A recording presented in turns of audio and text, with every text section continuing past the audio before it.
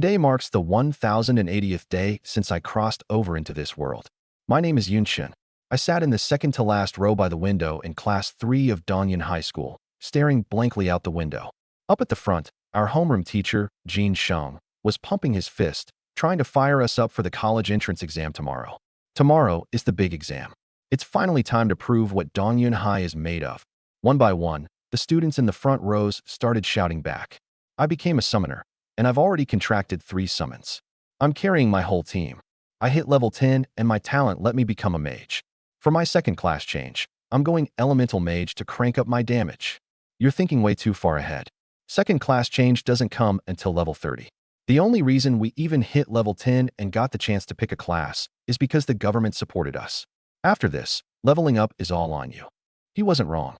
A few years ago, the Xianlong Nation launched something called the Double 10 Plan.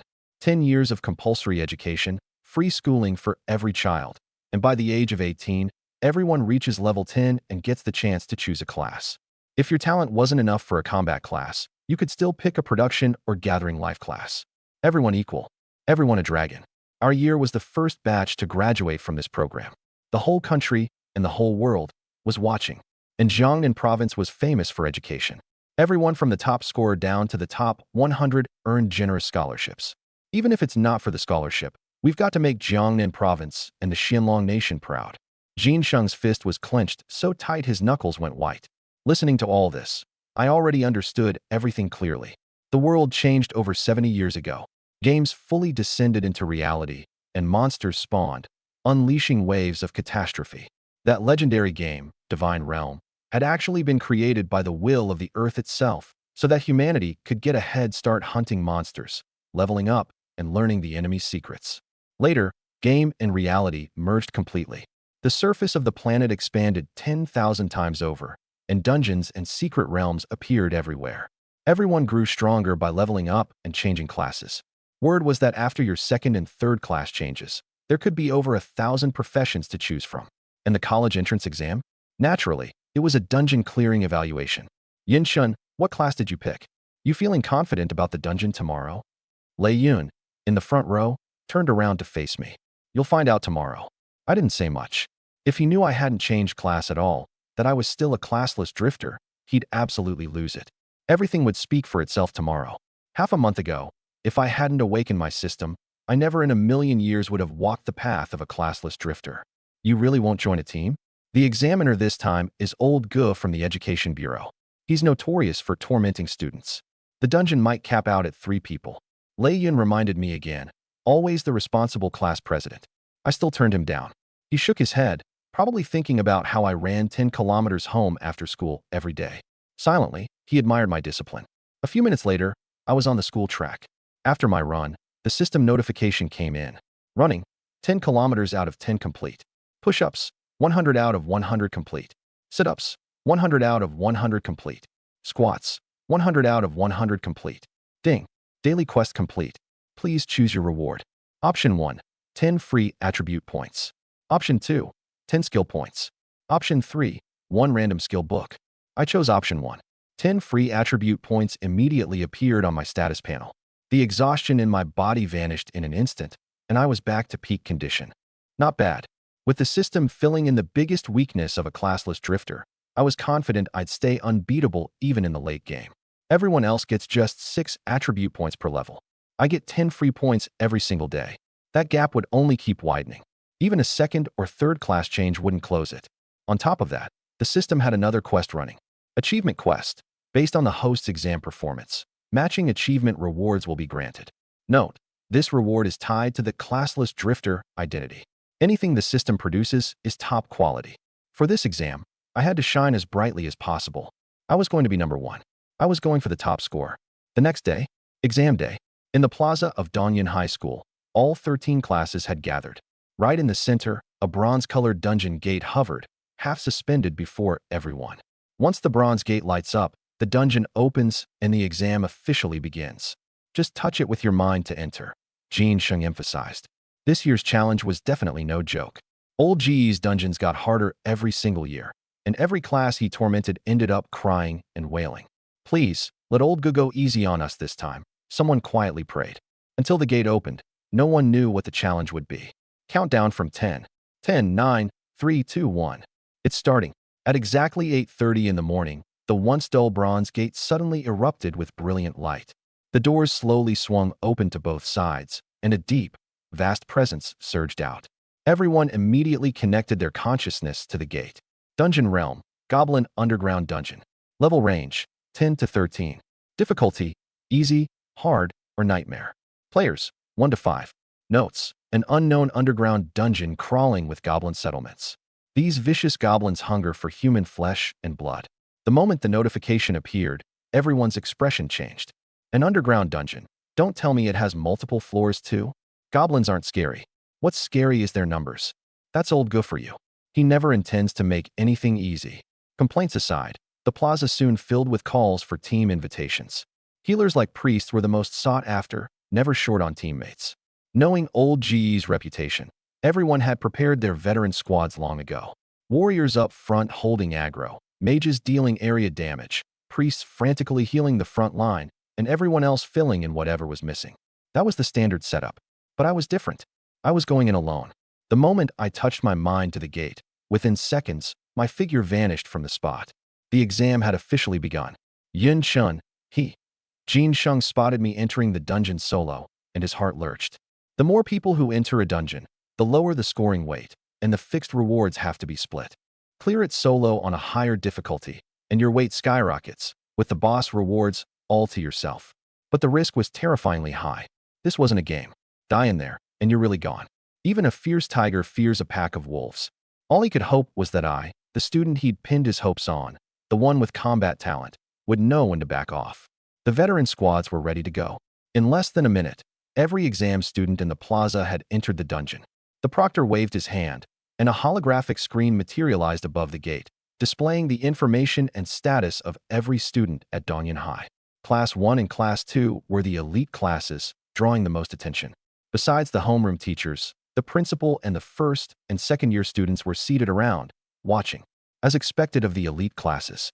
Aside from 3 teams, almost everyone's going solo. Wait a second. There's a solo player from Class 3 too, the honors class. But his class info says, none. That single sentence set the whole crowd off. A classless drifter.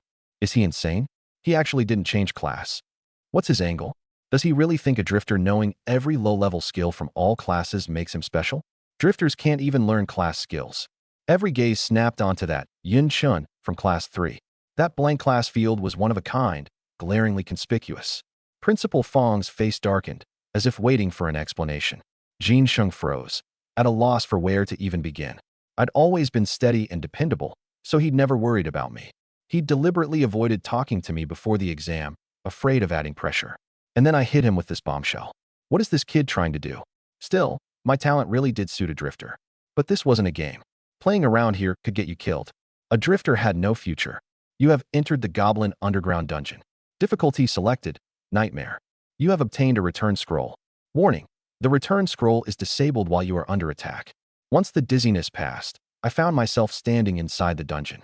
Stone pillars, wall murals, everything reeked of savagery and primitive backwardness. Human skeletons hung as decorations along both walls, and not far off sat a pile of charcoal and grilling tools, conjuring up some rather unpleasant images. Solo. The hardest difficulty.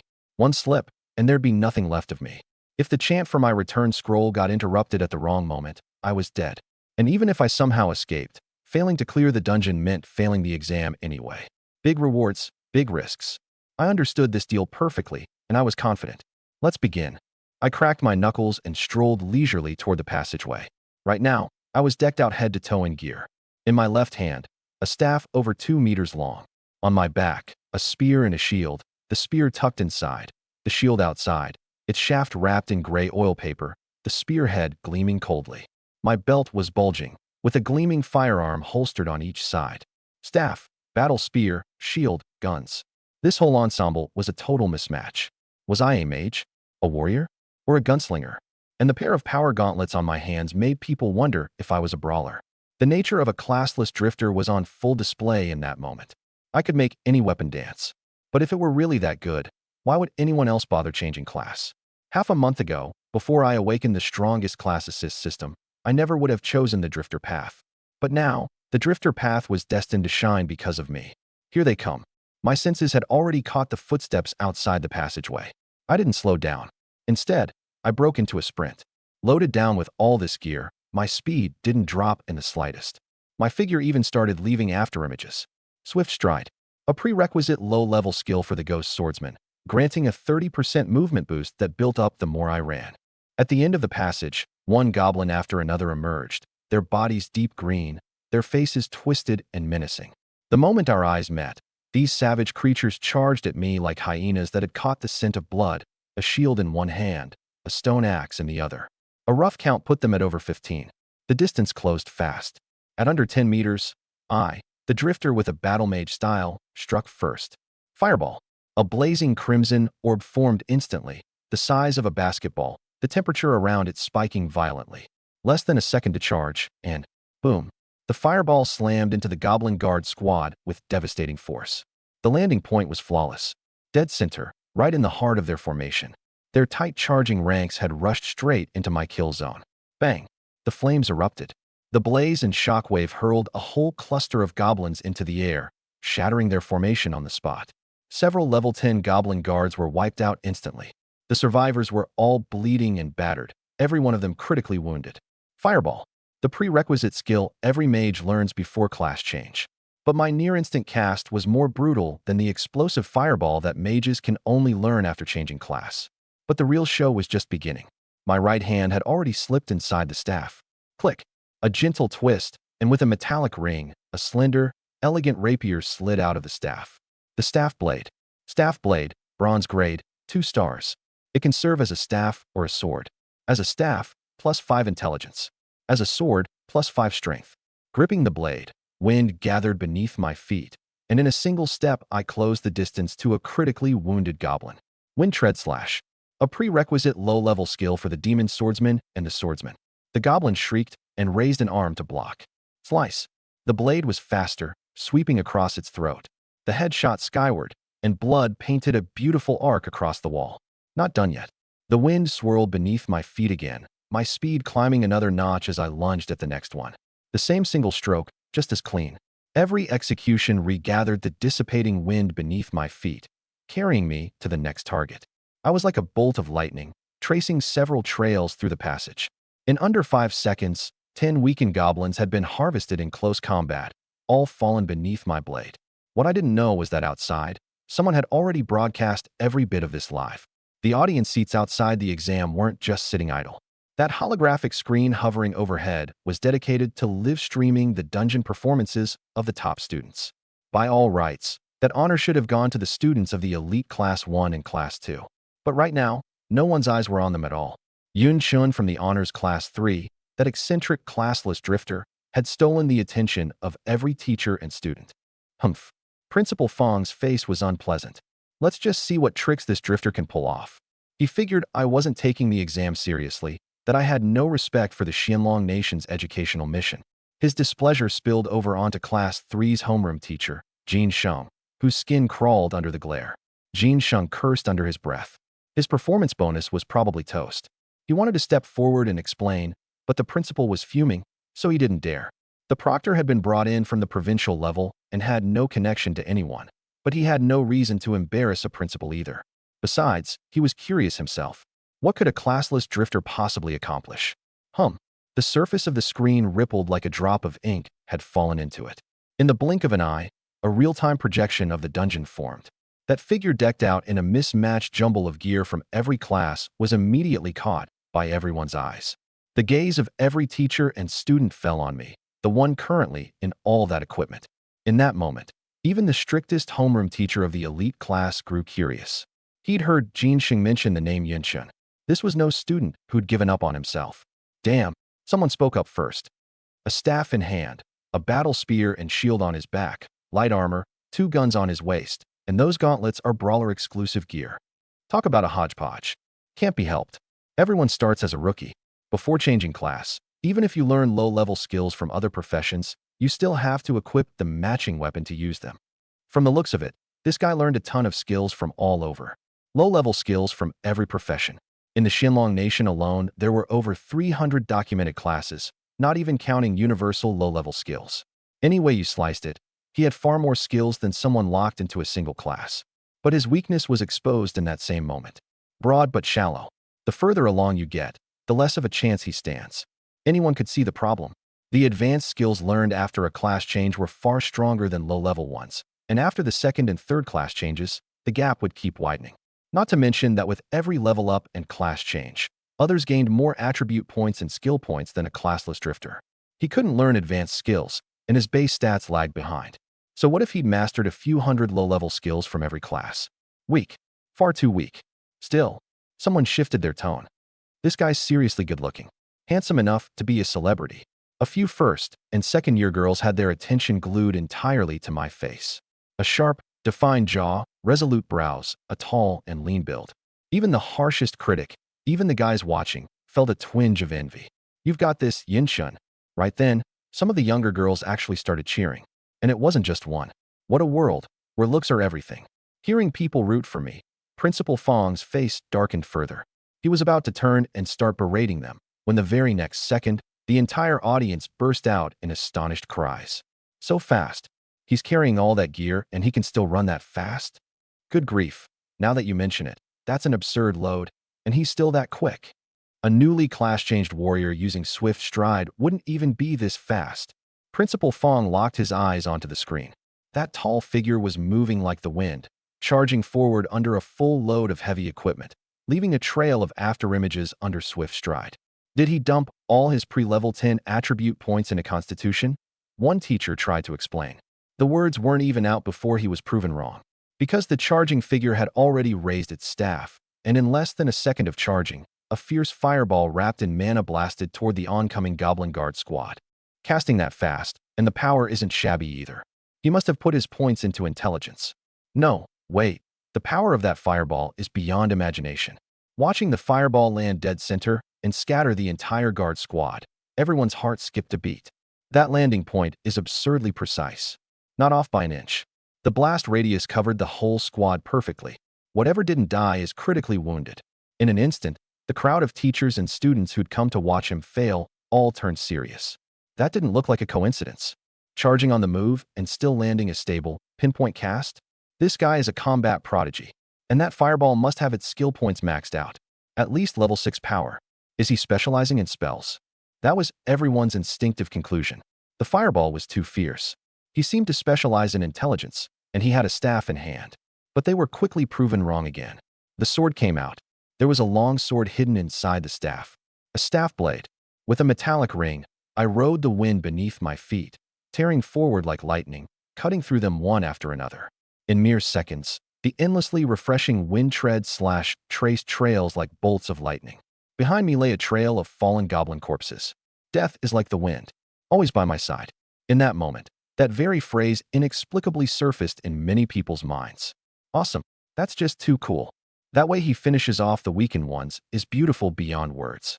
He wiped out over a dozen critically wounded goblins in a single instant. Unreal. Death is like the wind, always by my side. Carried by the wind, I came without a shadow and left without a trace. My blade rose and fell, sending over a dozen heads flying. Cool.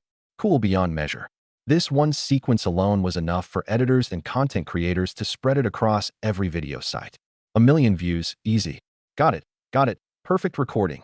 Up in the audience, first and second year students were already filming with their phones raised. A classless drifter taking the exam was rare enough, and they'd meant to capture some funny material. Instead, they'd recorded a jaw-dropping masterpiece. Something's off. Wind Tread Slash is a prerequisite low-level skill for the Demon Swordsman and the Swordsman, but it doesn't refresh its cooldown on a kill. And on top of that, the power of that Wind Tread Slash is way too strong. Among the students present who'd already settled on their class plans, plenty were going Swordsman or Demon Swordsman, and they could tell at a glance that my skill damage was abnormally high. That's not all. His swordsmanship is precise. Every stroke seals the throat. Every blow is fatal, not a single wasted motion. The homeroom teachers and instructors could see the seasoned skill too. Just like that pinpoint fireball landing, this student's technique was masterful, verging on divine. What on earth is going on with his skills? Principal Fong had straightened up long ago, his earlier annoyance replaced by curiosity as he asked Class 3's homeroom teacher. Jin Sheng didn't dare hesitate and hurried over. Yun Chen's talent, is all-rounder. It raises the grade of every skill by 2 tiers. However, it can only raise them to a maximum quality of C+. Between the ages of 12 and 15, some people reveal a talent. Those who reveal magic mastery or mana regeneration go into magic classes. Those who reveal critical strike or physical attack speed go into warrior or swordsman paths. Some awaken specific talents suited to life classes. Put simply, the talent you awaken determines, to a degree, your future class choice. What a shame, Principal Fong said. His interest had been piqued, but after hearing this, he silently shook his head. That talent won't take him far. No future. It won't do. With a single sentence, he passed his judgment. Beside him, Jin Sheng gave a bitter smile, not daring to argue. Truthfully, my talent really was awkward. It could raise skill grades by 2 tiers, but it capped out at C+. That ceiling was welded shut, leaving my prospects unclear. The class skills learnable after the second class change start at C- grade, so by then my awakened talent would essentially be useless, offering no positive benefit at all. No wonder he chose to be a classless drifter. Someone sighed inwardly. The low-level skills of every class are uniformly E grade. The more you learn, the better they mesh with this all-rounder talent. But what about the future? A classless drifter won't get far, just like that talent. Still, he was putting on far too dazzling a show. The screen was still streaming my dungeon run in real time. The long passageway, 5 waves front to back, all goblin guards. Under the fire columns lining both walls, these creatures with a shield in one hand and a stone axe in the other charged at me wave after wave. My steps never stopped. I cleared the path with fireballs, then used Wind Tread Slash for high-speed repositioning, riding the wind and harvesting these goblins one after another, killing or crippling every one. Wind Tread Slash, C+ grade. Charge toward a target on a gust of wind. Your next strike deals 30% more damage with 30% increased attack speed. Successfully executing an enemy refreshes the cooldown, so the wind keeps flowing and you continue charging to the next target. Nightmare difficulty. 5 waves, 100 goblin guards in total. In under a minute, they fell in swaths, like wheat being cut down. Gah! The last goblin threw down its weapon, both hands clamped desperately over its throat. But blood gushed out between its fingers. That single stroke hadn't just slit its throat, it had cut halfway through its neck. How could it possibly stop the bleeding? Thud! It couldn't hold on any longer and crashed heavily to the ground. Having long since left it behind, I came to a stop. I'd reached the end of the passage. Before me stood a sealed door. Push it open, and another fierce battle would be waiting. I wasn't rattled. Calmly and unhurriedly, I slid the blade back into the staff and cast mana restoration on myself. Every bit of this was being broadcast live for all to see. Wow, that's just too cool.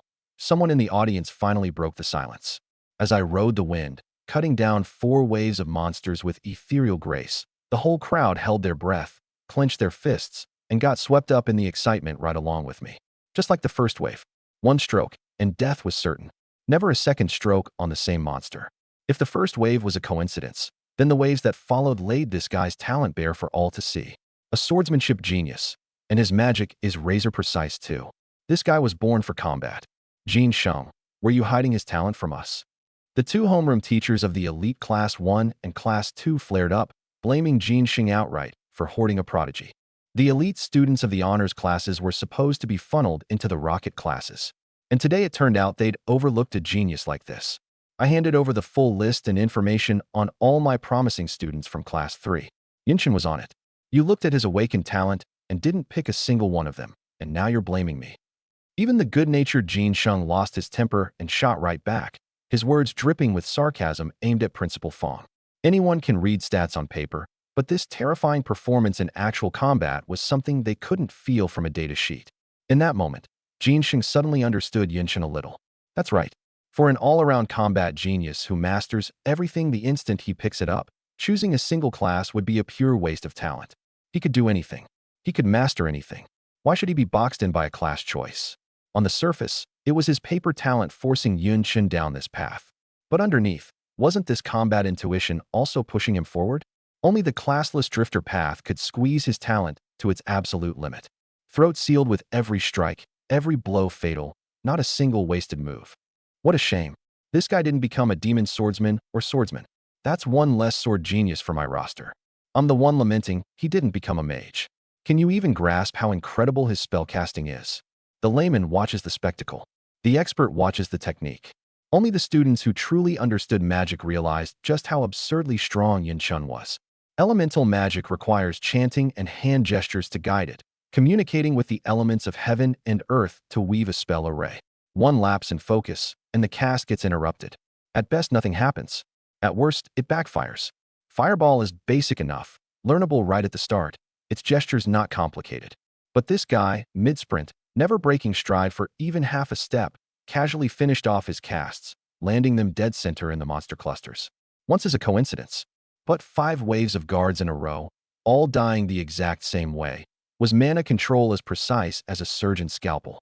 Watching him fight was like watching an artistic performance of slaughter. Keep watching. Don't change the channel. Many in the crowd egged it on. Earlier, the principal had declared he had no future and wouldn't get far, acting like he was about to switch off the stream. But now, having witnessed this frighteningly precise combat skill, Principal Fong fell silent. He was a little annoyed with himself for passing judgment too soon. Who could have imagined that beneath this young man's on-paper stats lay such an outrageous combat instinct? This was a rare, top-tier prospect. You two from the elite classes, how did you overlook someone like this? Principal Fong was an old hand at deflecting. With one sentence, he shoved the entire blame for the failure to spot talent onto the 2 homeroom teachers. Meeting the principal's icy stare, the 2 could only smile bitterly. It was over. Their performance bonuses were going to get slashed by this old man. Inwardly, they were cursing too. This time, they really had misjudged. Jin Sheng, on the other hand, quietly breathed a sigh of relief. At the very least, his bonus was safe. And on the contrary, this young man Yin Shun was probably about to deliver him even more surprises. Here it comes. He's opening the door. On the screen, after resting for just a few seconds, the leading man everyone was watching in awe pushed open the dungeon door. Creak. The dungeon door let out a teeth-grating groan, as if it hadn't been maintained in ages, dust drifting down from it. The 2 doors swung open, revealing a vast, boundless hall, and a floor covered in goblins of every shape, size, and color. Gruh. The commotion had disturbed the monsters inside. Eyes glowing red, drool dripping from their mouths. The goblins all fixed their gaze on the human who had barged in. I swept my eyes across the room and did a rough count. At least 100. Shadowy figures flickered down the various passages leading out of the hall, with sounds drifting in now and then. Clearly, there were plenty more inside. Monster, Red Goblin. Level, 12. Grade, Bronze, 2 stars. Skills, Fire Mastery, Fireball, Flame Barrage. Monster, Goblin Thrower. Level, 11. Grade, Bronze, 1 star. Skills, Precision Throw, Self-Frenzy. Monster, Goblin Centurion. Level, 14. Grade, Silver, 1 star.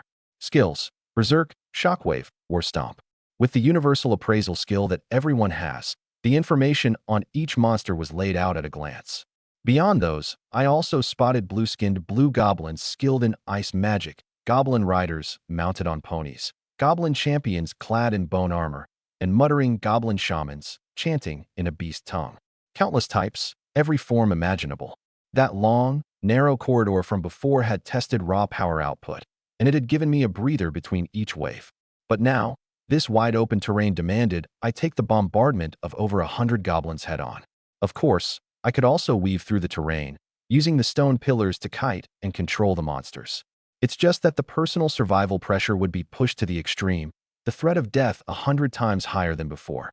Now this is interesting. A faint smile surfaced on my sharp, defined face, my momentum undiminished.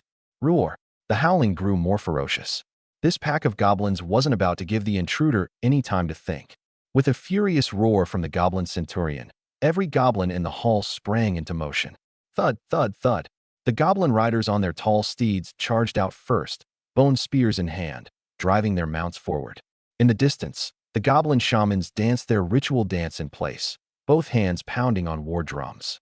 Amid the thundering drums came an inexplicable magic, layering buffs onto the riders. Not only that, but in the distance the red and blue goblins charged in coordination, raising their bone staves, each preparing their ice and fire spells. Riders charging up front, champions surging forward behind their shields, shamans in the back row stacking healing and buffs, spellcasters and throwers providing ranged damage. Each with its own role, working in seamless coordination. Would you believe these were brainless goblins? I raised my staff high. Flash of light. In an instant, a searing white orb rose from the tip of the staff. A blinding daylight erupted, searing the eyes of every goblin. The charging warhorses screamed in agony, throwing their riders clean off. The dancing, drum-beating shamans in the distance clutched their hands, their skills cut short. The red and blue goblins were all blinded by the intense light, temporarily struck sightless and weeping, their chants completely broken. Who could have imagined that this universal skill, flash of light, a skill almost no one bothers to learn, could be used to such deadly effect in my hands? In that vast hall, a brilliant daylight rose. Even with their eyes shut, the searing white radiance pierced through every goblin's eyelids. That entire coordinated assault was completely dismantled by a single level 1 flash of light.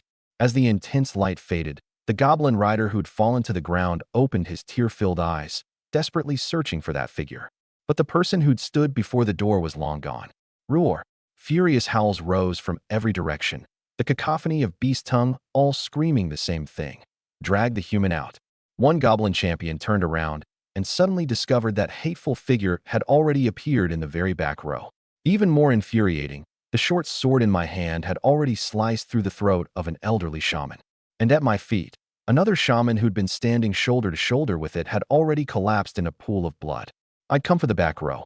Leaving the shamans, who could grant buffs and heals, alive would absolutely make this a grueling fight. So I cut them down first. The high-damage mage units were on the list too. Having watched their shamans get face-camped and executed, the strongest goblin in the hall, the centurion, let out a furious roar and activated berserk. Its already mountainous frame grew another notch taller. Corded muscles paired with a 2-meter-30 giant's build. Who would dare associate it with that pack of scrawny common goblins anymore? In its berserk state, the centurion, wreathed in blood-red waves of energy, broke into a run. Boom, boom. Every footfall sent the entire hall quaking like an earthquake. But its lunge hit nothing but air. I merely raised my right hand slightly. Stealth, an assassin's basic prerequisite skill. Silent and formless, hidden without a sound.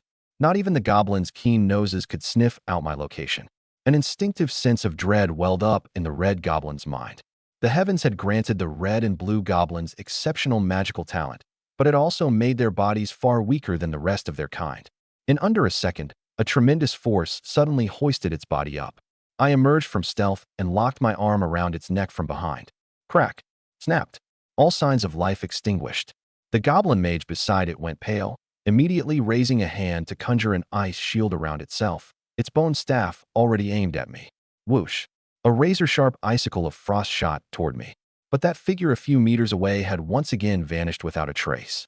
The blue goblin's eyes went wide, its head full of question marks. The next second, life instinct drove it to spin around. Too late. A figure had already completely enveloped its small, thin body. Backstab. Backstab. C-grade. Upon activation, circle behind the enemy. Your next attack gains 30% increased attack speed and 50% armor penetration. Another assassin's basic skill. The moment it triggered, I circled behind the goblin. Then the wrist blade extending from my gauntlet punched straight through its skull. By all rights, the blue goblin had raised an ice shield, and without breaking the shield you couldn't harm the body. But backstab comes with built-in armor penetration, and combined with my considerable strength, the blade pierced right through the ice shield and its skull along with it. Roar! Seeing this, the goblin centurion grew even more enraged. The blood-red berserk figure launched into a charge, barreling forward like a giant tank wrapped in massive force. My expression stayed cold. I had no intention of clashing head-on with this boss. My figure blurred, splitting into 4 clones that dashed off in every direction. Mirror image. An assassin's basic skill needs no explanation. The goblin centurion, furious to the point of boiling over, could only be led around by the nose. Its brain wasn't sharp enough to tell real from fake. It wasted 7 or 8 seconds before finally cleaving one down with its axe. A clone. Bang. The clone dispersed into blue smoke. The centurion was livid. In that window, its subordinates were falling in rows all around it. Goblin shamans, red and blue goblins, goblin throwers. These squishy targets, the ones I'd flagged as threats, all became ghosts beneath my wrist blade. The vicious backstabs, the untraceable stealth. It tormented this pack of dim-witted goblins to no end. The most absurd part was that even my clones, which inherited only 35% of my stats, were racking up a considerable body count. 20 seconds later, the squishy units in the back of the hall had been swept clean. and a few of those had been cut down by the berserk centurion itself, flailing in a rage and hitting its own allies. Time's up. The centurion's berserk had ended. The commotion was too great. More and more goblin riders came pouring in from the passages around the hall as reinforcements. Done kiting, I came to a stop and raised the staff in my right hand once more. Hum. 6-pointed star arrays materialized in midair one after another. Summon water elemental. The water elements in the air rapidly condensed, and water-formed elemental giants took shape one by one. Summon thunder war eagle. Beneath the array, the war eagle I'd contracted long ago descended from another dimension, wreathed in lightning. The most outrageous part was that I followed up with a summon goblin as well. Under the control of the summoning contract, kin turned on kin, and no one could stop it. Kill them all. I gave the order. I understood my situation perfectly.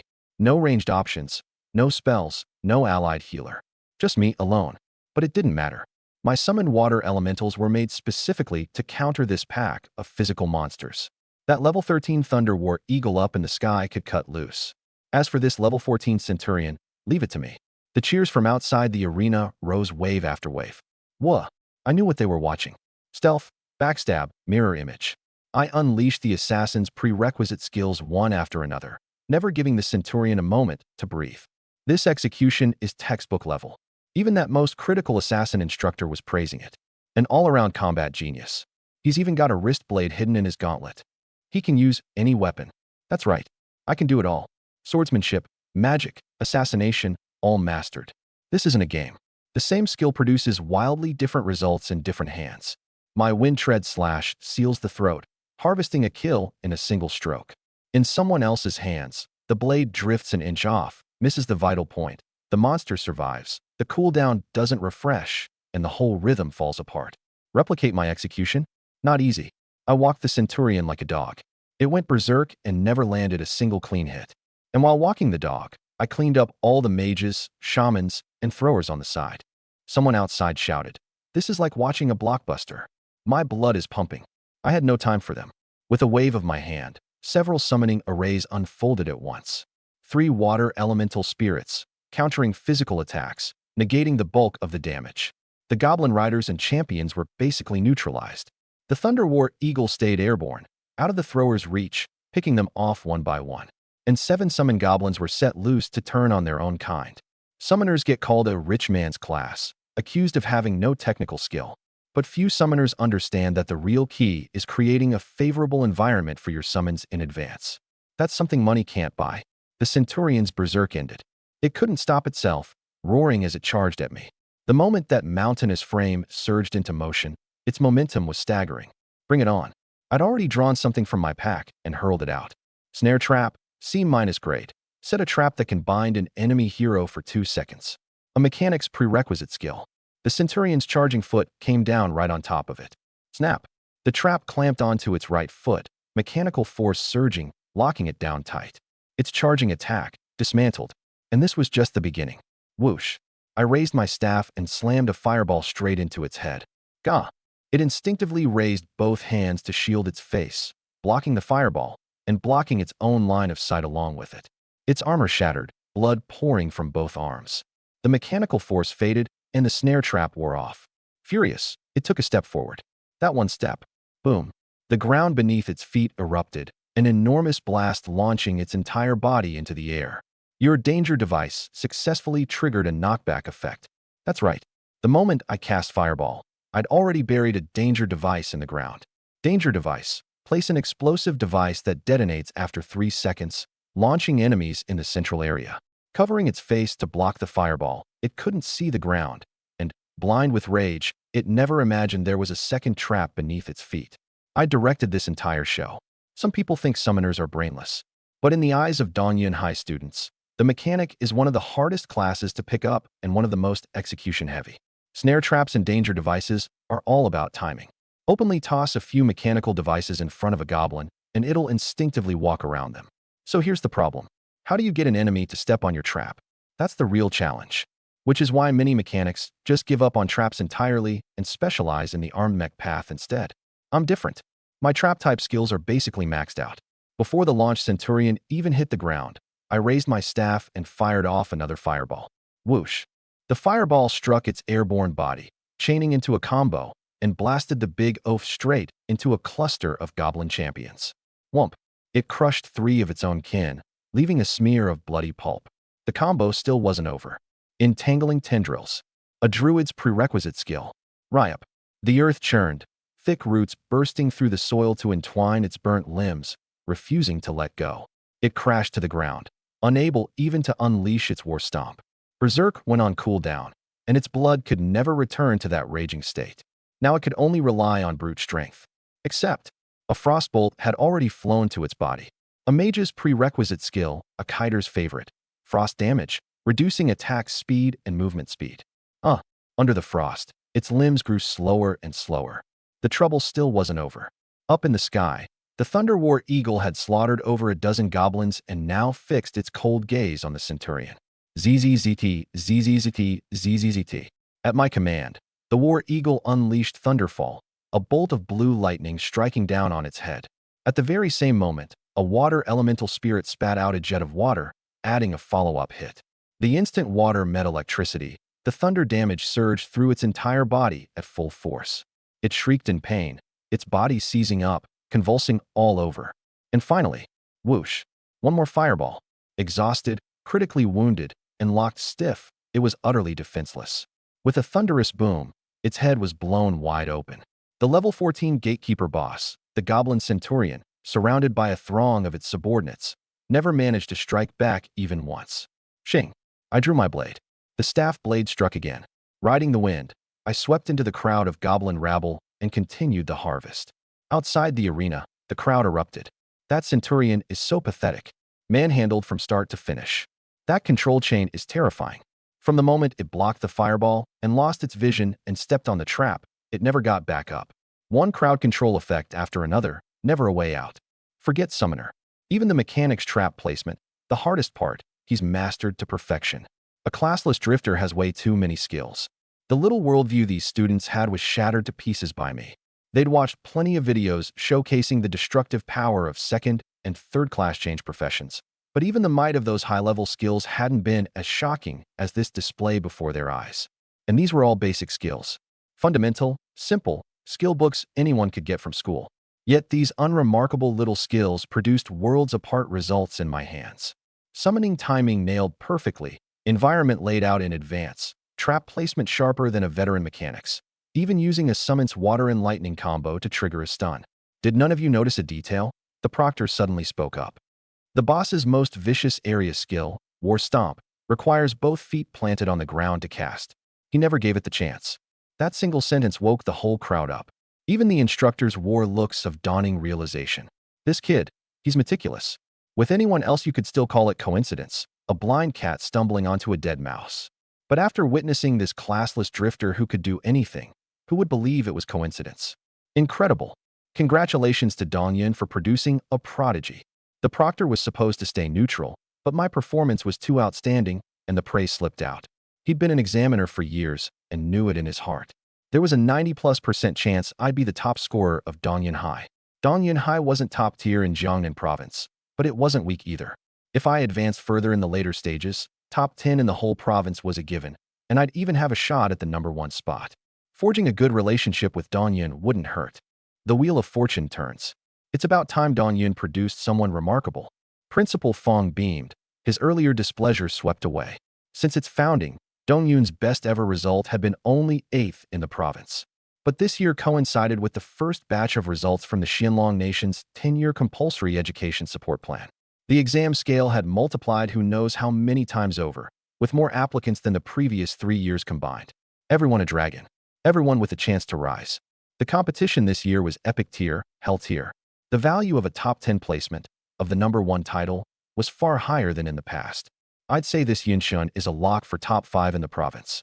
Old Yuan, you're being conservative. Top 3, absolutely. The best record in school history should fall this year. Little Jean, come sit over here. Principal Fong's expression shifted again and again, from smug to uneasy, all within the span of a few minutes. I couldn't be bothered with the chatter in the audience. Change to a mage? Follow the drifter trend? They hadn't even figured out why I fought the way I did. Those who learn from me live. Those who imitate me die. I didn't say it out loud, but that was the gist. What they wanted to copy was the drifter path. What I wanted was the top score. The black iron gate slowly swung open beneath my palms, heavy as a mountain. Put a mage in my place, and they'd probably struggle at it for ages. For me, it took no effort at all. Strength, 42. Constitution, 40. Agility, 40. Intelligence, 40. Over the past half-month, I'd poured every free attribute point from the system's daily quests into balanced development. Everyone else specializes. Mages stack intelligence, assassins stack agility. I don't, because I can do everything. The top 2 students in Dongyun Hai's elite class averaged only about 25 across their 3 stats. The best in the province averaged 30, and there were even prodigies destined to unlock a hidden class on their first class change. I didn't care. My skill count was several times theirs. My awakened talent, all-rounder, a natural combat instinct, plus my cheat system. However fierce the competition this year, the #1 spot was mine.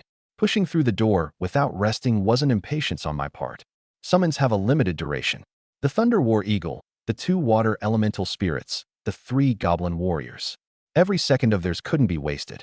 Creak. The door opened. The summons filed in. Roar. Howls exploded throughout the underground palace. Giant pillars 7 or 8 meters tall lined both sides, and the dozing goblins jolted awake one by one. This stage was different. The common champions and riders were gone, replaced by goblin shamans and goblin mages, a whole swarm of them. Now this is interesting. I raised an eyebrow. Lower margin for error, higher enemy damage. A single hit would spell instant death for anyone else. And my mana was nearly spent, which was exactly why the crowd outside was sweating on my behalf. But they didn't understand the Drifter.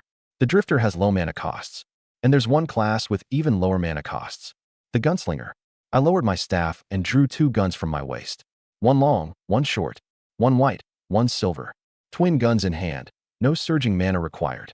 A bullet through the skull would do. All it tested was whether my aim was true. At that moment, the audience completely lost it.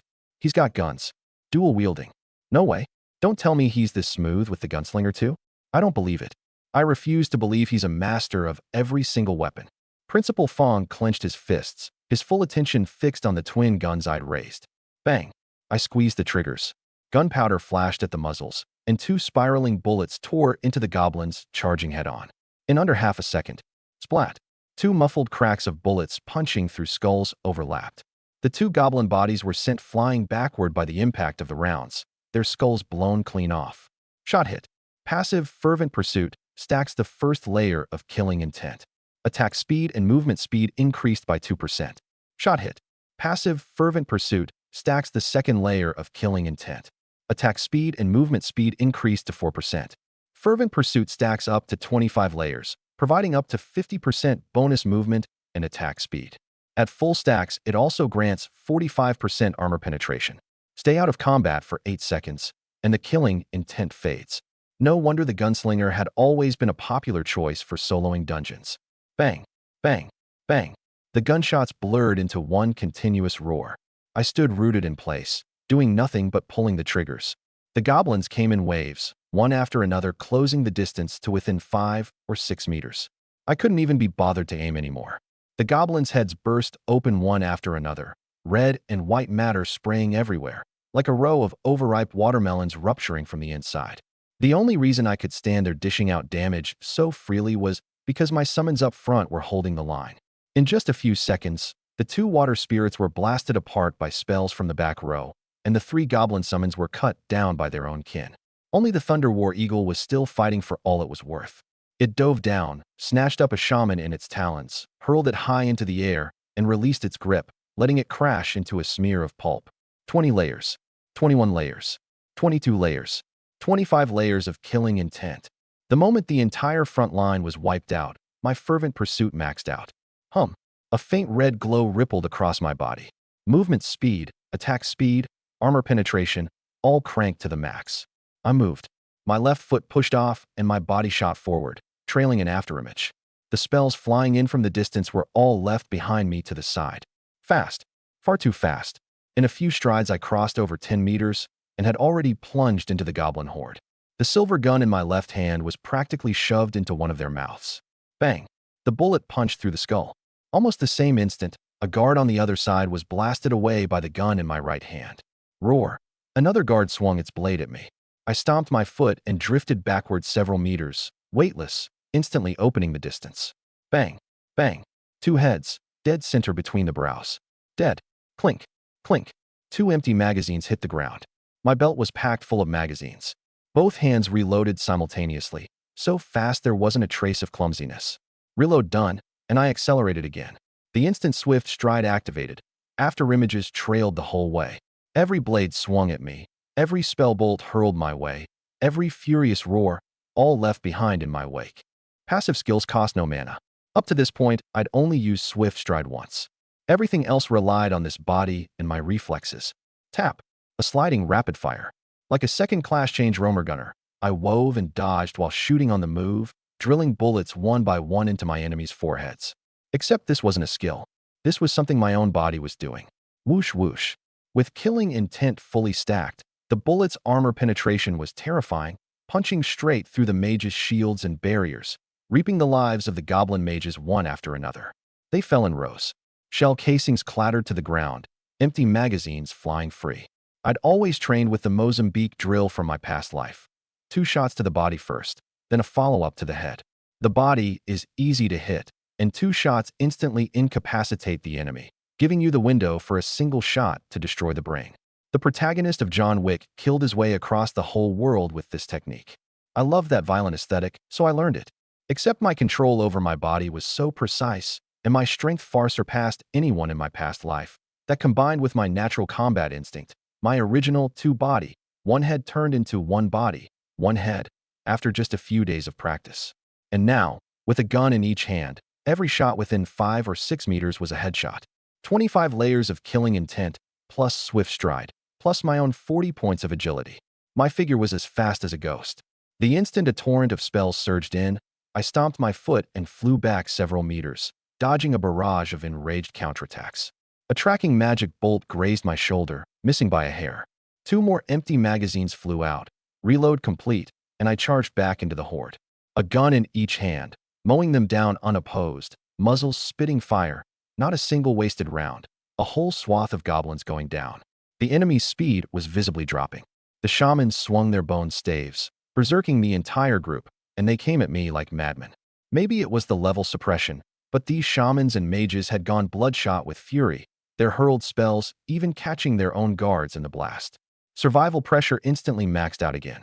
But by now, my mana had recovered more than halfway under mana restoration. Roll. I rolled to the side, dodging a shower of streaming fire from above. Several guards standing where I'd just been were melted on the spot by the searing flames. Another stream of fire crashed down from midair like a meteor. I lunged forward with a knee strike. Bang! I kicked a goblin skyward, and it caught that ball of fire head-on, serving as my scapegoat, exploding in the air. Surrounded and besieged in the dead center of the horde, I was like a dancer on the edge of a blade. Sliding to dodge, my airborne body could even squeeze off an aerial shot. Surrounded and pummeled, I wasn't the least bit flustered, dodging and firing back all the while. Not a single wound on my body. A few seconds passed, and the enemy tide grew weaker and weaker, all of them carried off by my headshot rounds. The monsters in the palace grew sparser and sparser. In the instant I reloaded, I did a slide tackle, sweeping a charging guard into the air, finished reloading in half a second, and gave the falling body a follow-up headshot. Outside, the crowd had already erupted. That's way too accurate. Every single shot's a headshot. As the dual gun-wielding classless drifter began his slaughter on screen, the teachers and students cried out in astonishment. He really has mastered marksmanship. This is a top-tier gunslinger prospect. Standing and firing under the cover of his summons, not a single shot wasted, everyone a headshot. Is he a training robot? Way too precise. Dead center between the brows, not off by an inch. The Class 5 homeroom teacher who taught the gunslinger profession was so excited he clenched his fists. 25 shots, all hits, fervent pursuit stacked to 25 layers. He saw through that ripple of energy on screen at a glance and worked out the buff I currently had.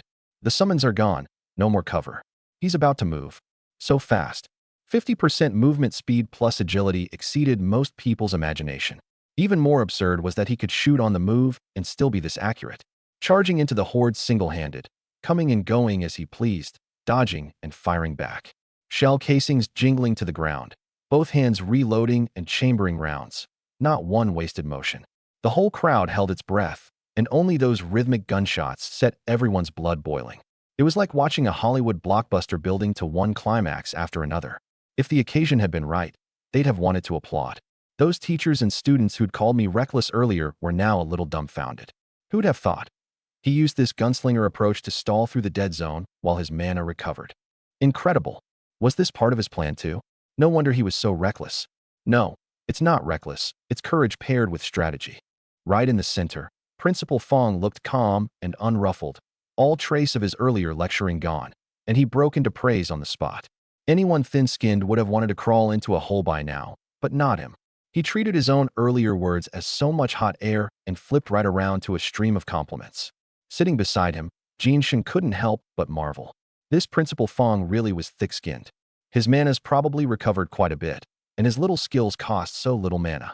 2 or 3 minutes of gunfighting hadn't consumed a shred of magic, relying purely on footwork and bullet damage. With mana restoration running this whole time, his mana was long since mostly refilled. The words had barely left his mouth. Here it comes. I know this one, the brawler's basic skill, roll. On screen, that man effortlessly dodged an area attack. Then came the marksman's slide, followed by an airborne aerial shot, firing back even while weaving and dodging, leaving his enemies in utter disarray. He's got so many minor mobility skills. This is the advantage of the classless drifter. Hundreds of basic abilities from every profession, an endless stream. Did you notice? This upperclassman Yun favors minor mobility skills. There are some gunslinger basic skills he doesn't bother with at all, like gunpowder splash. It hasn't shown up even once. Gunpowder splash is a spread shot, one bullet hitting a whole cluster. Most gunslingers take it. Maybe its splash damage isn't enough, so he looks down on it. He clearly loves that feeling of controlling everything. Gunpowder splash drains mana continuously, which clashes with his whole playstyle. A domineering man who controls everything. That's my favorite type. The students' conversation got derailed by that one line. No one wanted to admit it, but a tall, handsome, resolute-faced man really was attractive. Especially after that blade-edge dance of slaughter just now, which lent him a cold, ruthless, domineering, razor-sharp aura. The scene that followed sent a whole crowd of love-struck fans screaming. In the instant that man, the focus of the entire arena, reloaded, he swept a charging guard into the air with a slide tackle, finished loading a fresh magazine, and in under half a second, delivered a precise headshot to the falling monster. Whoa, so cool, so cool. Somebody help me. Let me die under his gun. I hereby declare he's my new husband. He really was cool. The male students could only smile bitterly, while secretly committing the technique to memory. How did I never think of such a cool combination? The audience was in an uproar, but the teachers were discussing my backpack. He didn't bring any potions. It's all either bullets or mechanics devices. Looks like it. He has the priest's heal and mana restoration, and he hasn't drunk a single potion the whole time. No, wait, he hasn't even used heal once. The teachers fell silent. In a dungeon of this level, few of them would dare go without potions, let alone clear it without a single heal from start to finish. He's got a pile of minor mobility skills. You could tell during the Centurion fight. He controls quite a few skills, and from beginning to end, not a single monster touched him. Beyond that, my backpack space was another thing the teachers had their eye on. In this world, once you reach level 10, everyone unlocks a 5-slot backpack. But each slot can only hold one type of item, and there's a capacity cap. You can't cram in even one extra. 3 of my slots were stuffed with magazines, 15 per slot, maxed out. Of the remaining 2, one held snare traps, the other danger devices. Potions? Didn't bring any. The exam forbids illegal potions. Anything that instantly restores health or mana is banned. The only drinkable items allowed are the 2 most basic potions. Bullet specs, weapon grades. There were red lines everywhere. I didn't bring any, and I didn't need to. Only a few scattered goblins were left in the palace, shuffling toward me half-heartedly. This was nothing. Just cleanup. 1 shot each. Simple, easy, 0 risk. And right about then, over on the exam side, Principal Fong couldn't sit still. Come on, Yunchun. This old man, normally thick-skinned enough to stop bullets, had actually started muttering under his breath, his eyes glued to the screen. Beside him, Jin Sheng was taken aback. Principal, this is... The academic director lowered his voice and dropped a single line. Only the last stage left. He's got a real shot at number 1. Jin Sheng suddenly caught on. Just moments ago, he'd been worried whether I was being too reckless, whether I'd get hurt. He hadn't even realized my clearing speed was already absurdly fast. Number 1. Those two words were something he'd never dared to even dream of before. It was too difficult. Since the school's founding, Dong Yunhai's best ever result was 8th in the province, separated from the top spot by a chasm of 2 minutes and 5 full seconds. But my run today had refreshed every teacher's understanding of what was possible. No wonder even Principal Fong, normally steady as an old dog, couldn't keep his composure. Who remembers who came in second, but claimed the top spot? And it's a case of one man ascending and his whole household rising with him. This year's exam was especially significant, being the acceptance review of the first batch of results from the 10-year compulsory education program. A milestone. The principal would get to share in the glory and go down in history. A sure thing. Just as he grew so excited he was about to stand up, the proctor split the holographic screen in half. Before the teachers and students could react, they looked closely and the whole crowd drew a sharp breath. A student had died. In the half screen, a senior had just entered the second stage and run headlong into a goblin centurion. One swing of its axe, and the person was cleaved into a spray of blood. The first to die, and certainly not the last. Oh my God, he didn't even have time to chant the return scroll. His casting got interrupted right away by the boss. This is what a real senior year exam looks like. Die in the dungeon, and there's no resurrection. Dead is dead. But painful as it was, no one was too terrified. Ever since the world changed 70 years ago and monster catastrophes ran rampant, Earth had long been dragged into an age of turmoil. That epic-defining game, Divine Realm, had merely been a dress rehearsal the will of the Earth gave to all humanity. Later, game data merged with reality. The surface expanded 10,000 times over, spatial rifts appeared everywhere, and gates to secret realms and small worlds emerged. These gates all interconnected, and if not dealt with in time, the monsters inside would come pouring out. 20 years ago, the U-City Rift wasn't handled properly. A beast tribe army poured through, and the entire city was plunged into catastrophe. And this year's examiner, Old Go, was a survivor of that U-City tragedy. He'd been discharged from the Iron-Blooded Army and joined the Education Bureau, and he'd always set brutal exams. Only those who've faced true calamity know how cheap life is and how hard mere survival can be. He held one philosophy. Don't be a sheep waiting for slaughter. Be a wolf forever sharpening its claws. Brother Yun is just too fierce. He made us all forget how hard this exam is. Right? Upperclassman Yun is almost at the 4th stage, and this guy died not long after reaching the 2nd. My way of dancing on the edge of a blade, clearing without a scratch, racing against the clock, was an exception. Ordinary people run dungeons steadily, one careful step at a time, and the more timid ones tremble and can't move for ages. Once the first casualty appeared, Dong Yunhai's casualty count began to snowball. On the screen above the bronze gate, one death close-up followed another. Some found the footage too cruel, but the teachers reminded them, and the first and second-year students committed it to memory, how these exam takers had failed to hold on. This was experience. Experience others had traded their lives and blood for. Another centurion. One charge, and it smashed the upperclassman who couldn't dodge into a spray of blood.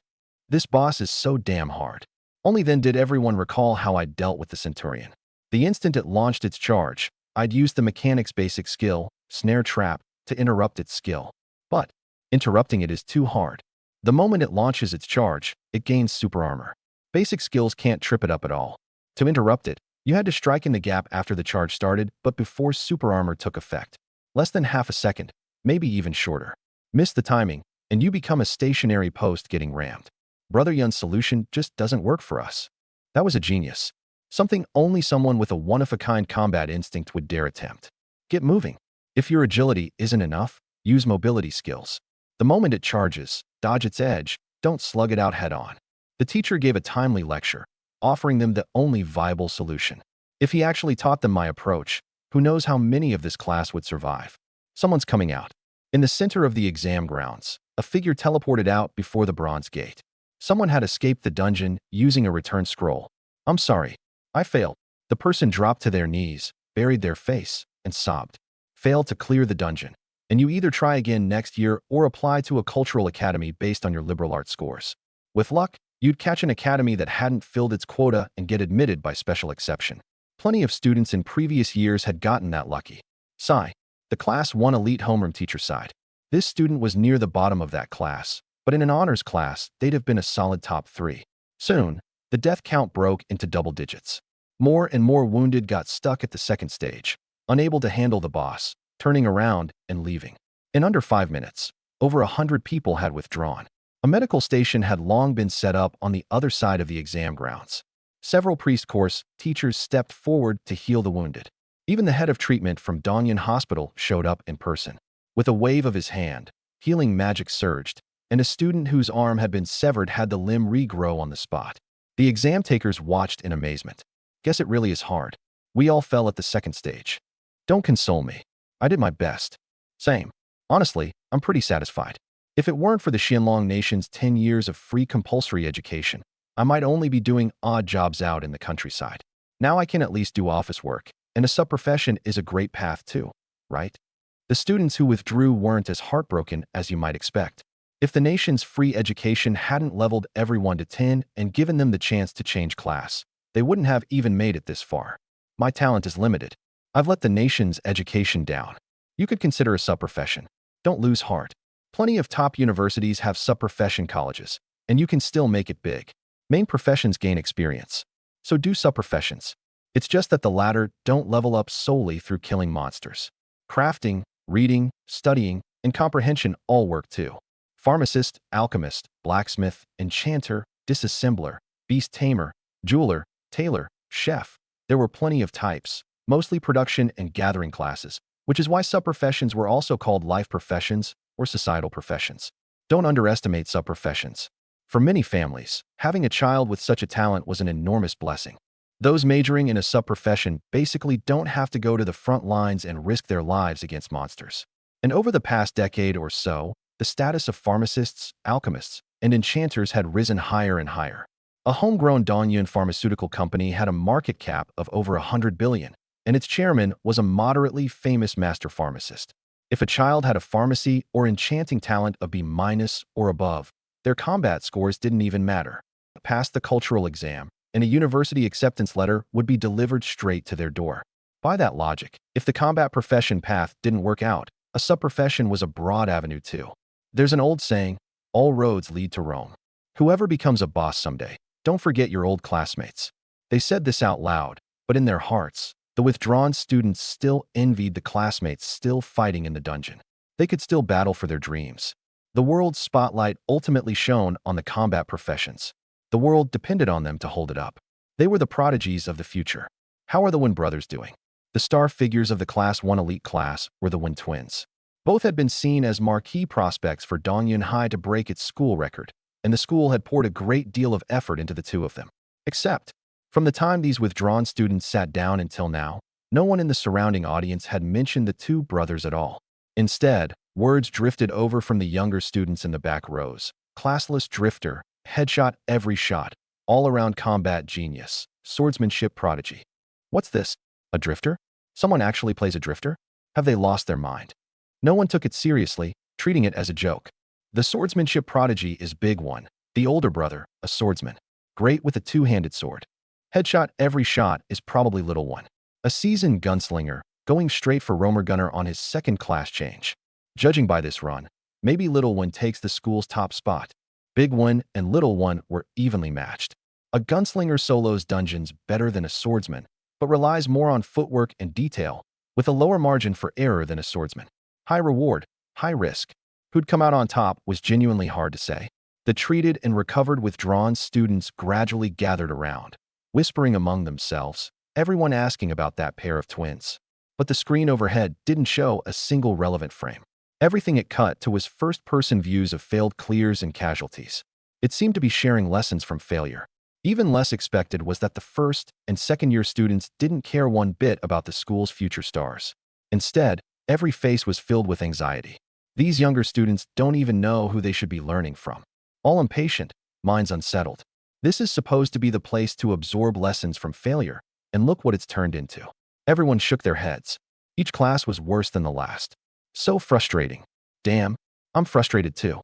At this critical moment, we're stuck in the failure lessons segment, and all the good footage is gone. The voices of the younger students in the back grew louder and louder, gradually turning the place into something like a vegetable market. Impatient. So impatient. It was like a Hollywood blockbuster reaching its climax, only to be abruptly cut off and forcibly switched to the education channel to share experiences with you. Who could stand it? They truly couldn't. By now, That upperclassman Yun had almost certainly cleared the third stage and was about to enter the final one. Everyone wanted to see how this classless drifter would chew through the final stage's boss. And instead, they were still sharing failure lessons and hadn't switched the channel? Bang! Finally, one younger student slammed his hand down and roared, "Proctor, switch the channel. We want to see upperclassman Yun. Save the failure lessons for later. Let us watch Brother Yun's final battle. Switch it. Switch it." Someone took the lead, and a single stone stirred 1,000 ripples.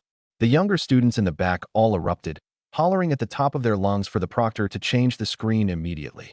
I couldn't hear these voices from inside the dungeon, but up in the stands, a farce was unfolding. Upperclassman Yun, Brother Yun. The withdrawn seniors looked bewildered, with no idea who everyone was even shouting about. Wait, why is Little One appearing at the Bronze Gate? He failed too. At this point in time, even the school's most capable could only have just entered the third stage. For Little One to be standing outside the Bronze Gate, there was only one explanation. This future star, whom Dong Yunhai had placed such high hopes in, had suffered a setback. It was over. Even Little One, of the gunslinger profession, had fallen. This year, Dong Yunhai was probably going to keep sinking. "I'm sorry, teacher." Little One didn't dare raise his head. "I was reckless. My mana consumption was too high, and to save time, I rushed the third stage without waiting to recover. And then, the third stage was packed with spellcasting units. With area damage cranked to the max drained of mana, he couldn't hold on. His arm was injured and couldn't lift the gun, so he had no choice but to withdraw from the dungeon." The Class 1 homeroom teacher sighed, his expression deeply conflicted. It was a shame, but he couldn't lay any blame. Because that equally reckless, classless drifter had already cleared the third stage long ago, daring to wield dual guns even while drained of mana, staging a feast of slaughter. Compare the two, and there was no comparison. Half of that sigh was also lamenting his own misjudgment, his failure to snatch that prodigy from under Jin Sheng's nose. "Hurry and give the entire screen to Yin Shun." A deafening shout rang out from the center of the audience. Principal Fong, the top seed, had been eliminated, and his heart was burning with anxiety, with no idea what state Yin Shun was in inside. The proctor was still going through the motions at a snail's pace, and it had him stamping his feet. Why is Principal Fong so worked up? The seated students were all dumbfounded. Yin Shun seems to be a top student from Class 3, so that's who Brother Yun is. Something's off. How did this guy suddenly overshadow the One twins? Little One abruptly stood up. As the school's top seed, having suffered such a major setback, he hadn't dared to raise his head. He feared seeing those hopeful yet disappointed gazes, feared hearing the younger students' cheers. That would only make him more ashamed. And yet, everyone had simply ignored him, as if he were insignificant, as if he didn't matter at all. That kind of being overlooked stung more than any disappointed gaze. "Teacher, this." Little One looked at his homeroom teacher, utterly puzzled. "Say no more. Come sit down and watch Yin Chen's final stage with us." The homeroom teacher had no time to explain. This stage would decide who claimed the top spot, and he wanted to watch this battle carefully too. The proctor finally showed some sense. The holographic screen overhead shifted, and the view returned to that man. Here it comes. The final boss battle. Goblin Underground Dungeon, third stage palace. I stood in a pool of blood. Shell casings littered the floor, mixed with black magazines. Goblin corpses were piled every which way, bodies strewn across the ground. The short gun in my hand had already been flung away. Weapons have a lifespan. I'd chambered rounds too hard and pulled the trigger too many times, and the chamber blew out. That black iron short gun, scrapped. The other one was still hot. 10 more shots, and its barrel would burst. "You've completed your mission," I said, patting the gun. The final harvesting phase had cost almost no mana. I'd even skipped the minor mobility skills. With mana restoration continuously topping me off, my internal mana had built back up to 80%. The final stage. At the end of the palace stood a bronze gate. No hesitation, no rest. I pushed the door open. Creak. The first stage was a long, straight passageway, the second a vast hall, the third a grand palace. The first thing I saw on the fourth stage was the shadow of a giant, seated cross-legged on an enormous stone throne. The instant the door opened, light from outside pierced in, illuminating it perfectly. Perhaps startled by the light, the slumbering giant opened its eyes. Blood-red pupils, cold and unnerving. One glance into them felt like plunging into a sea of blood. "Human," it spoke. "This is not a place for you to trespass. Those who come here die." It rose to its feet. With a shudder of its body, dust cascaded down from its corded muscles. Silver armor, a blood-red cloak trailing behind it like a pool of blood. I raised an eyebrow. Interesting. A goblin could actually speak the human tongue? Before this, even the centurion could only grunt out things no one could understand. This chiliarch, though, had opened its mouth. Appraisal swept over it, and the information came up. Monster, Goblin Chiliarch. Level, 16. Grade, Gold, 1 star. Skills, unknown. Notes. The blood-red cloak is the mark of a chiliarch. Its skills were hidden. The level gap was too large, so the key information was just a string of question marks. This was a difficulty the examination had set on purpose. Didn't matter. I entered my combat will state and stowed the staff into an empty backpack slot. Faced the enemy barehanded? Impossible. The battle spear on my back hadn't been used the entire run. From the very start I'd been saving it, specifically for hard targets, specifically for bosses. All my close-range, point-blank burst skills were built around it.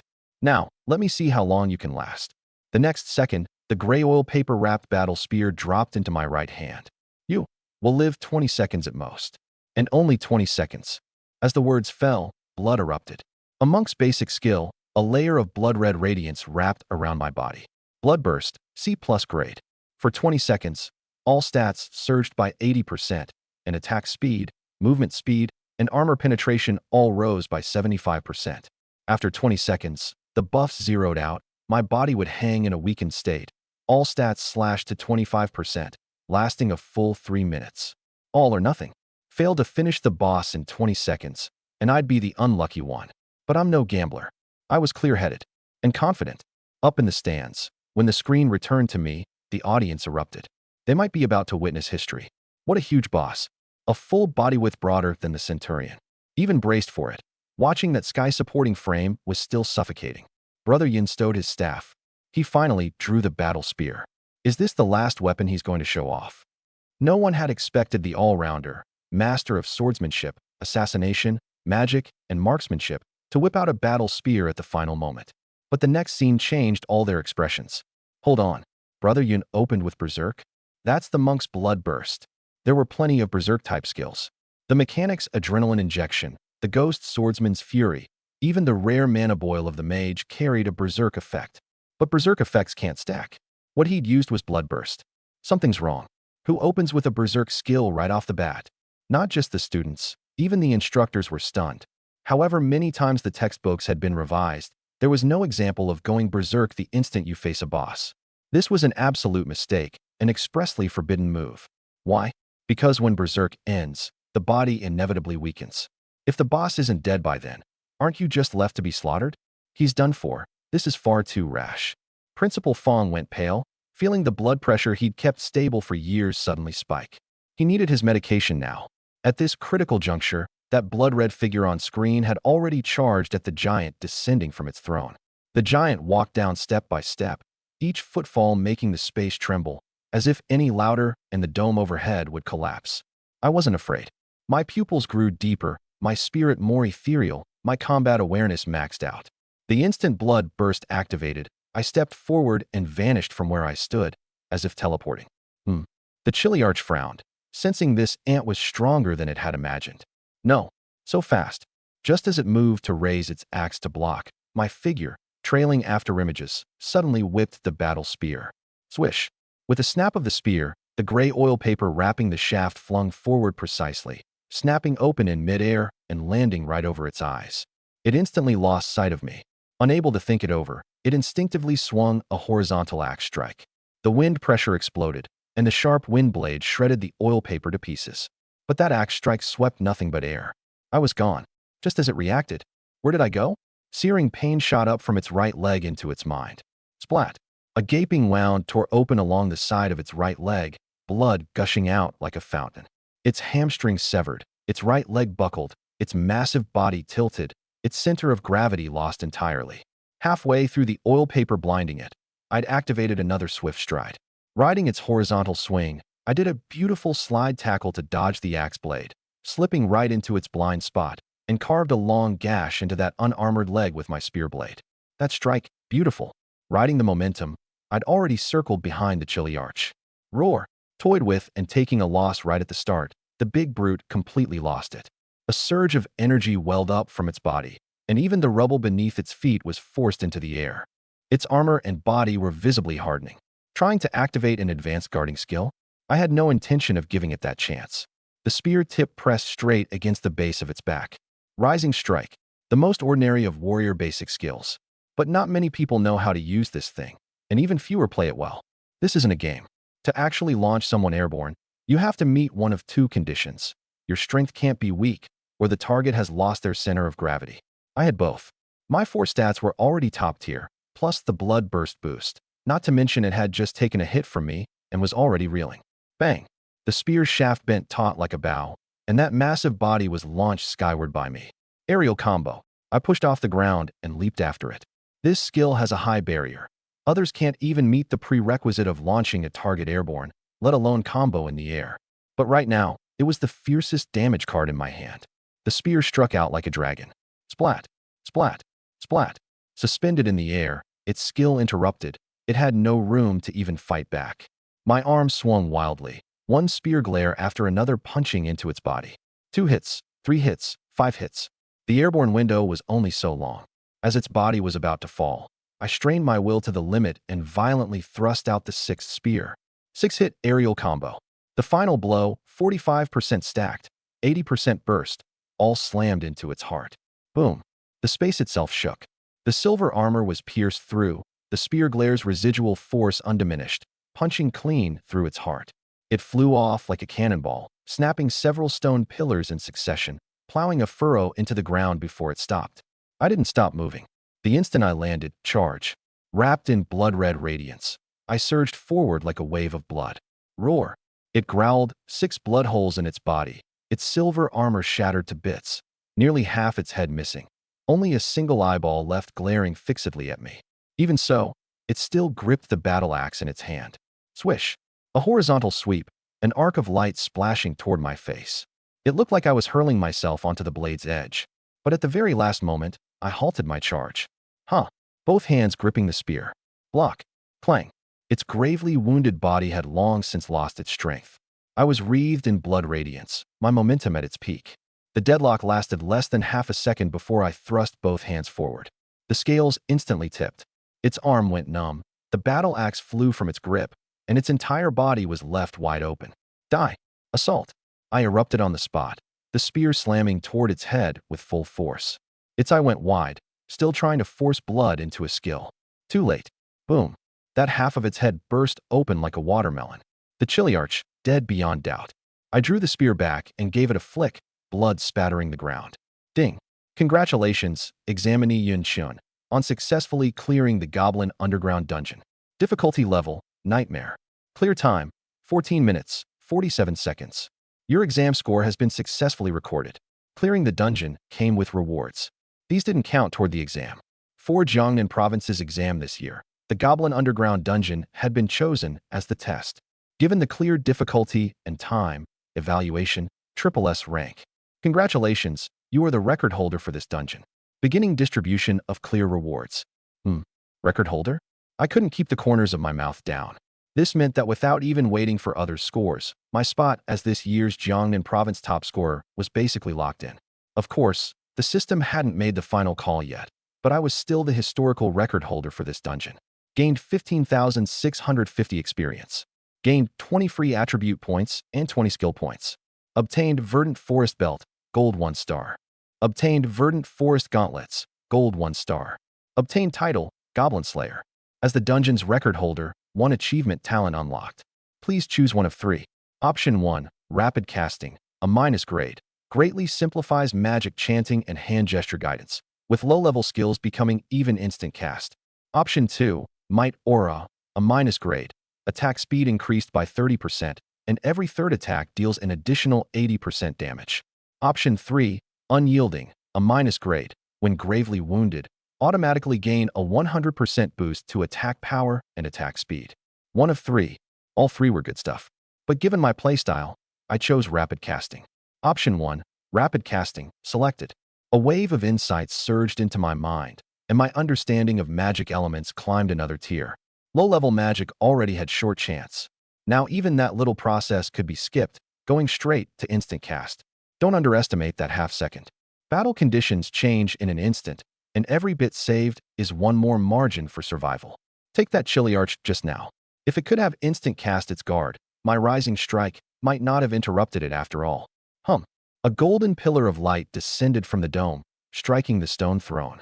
As the light dispersed, two pieces of equipment lay there.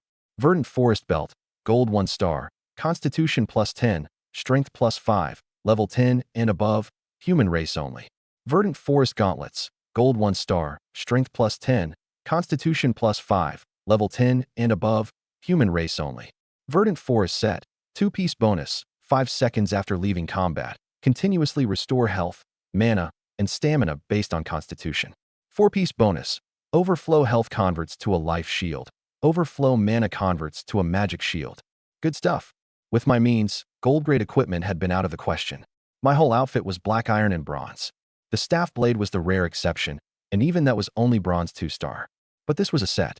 Its value alone utterly outclassed my rookie gear. Level 10. 15,650 out of 3,000. Experience could be shared with a sub-profession, but I had none, so I just leveled myself directly.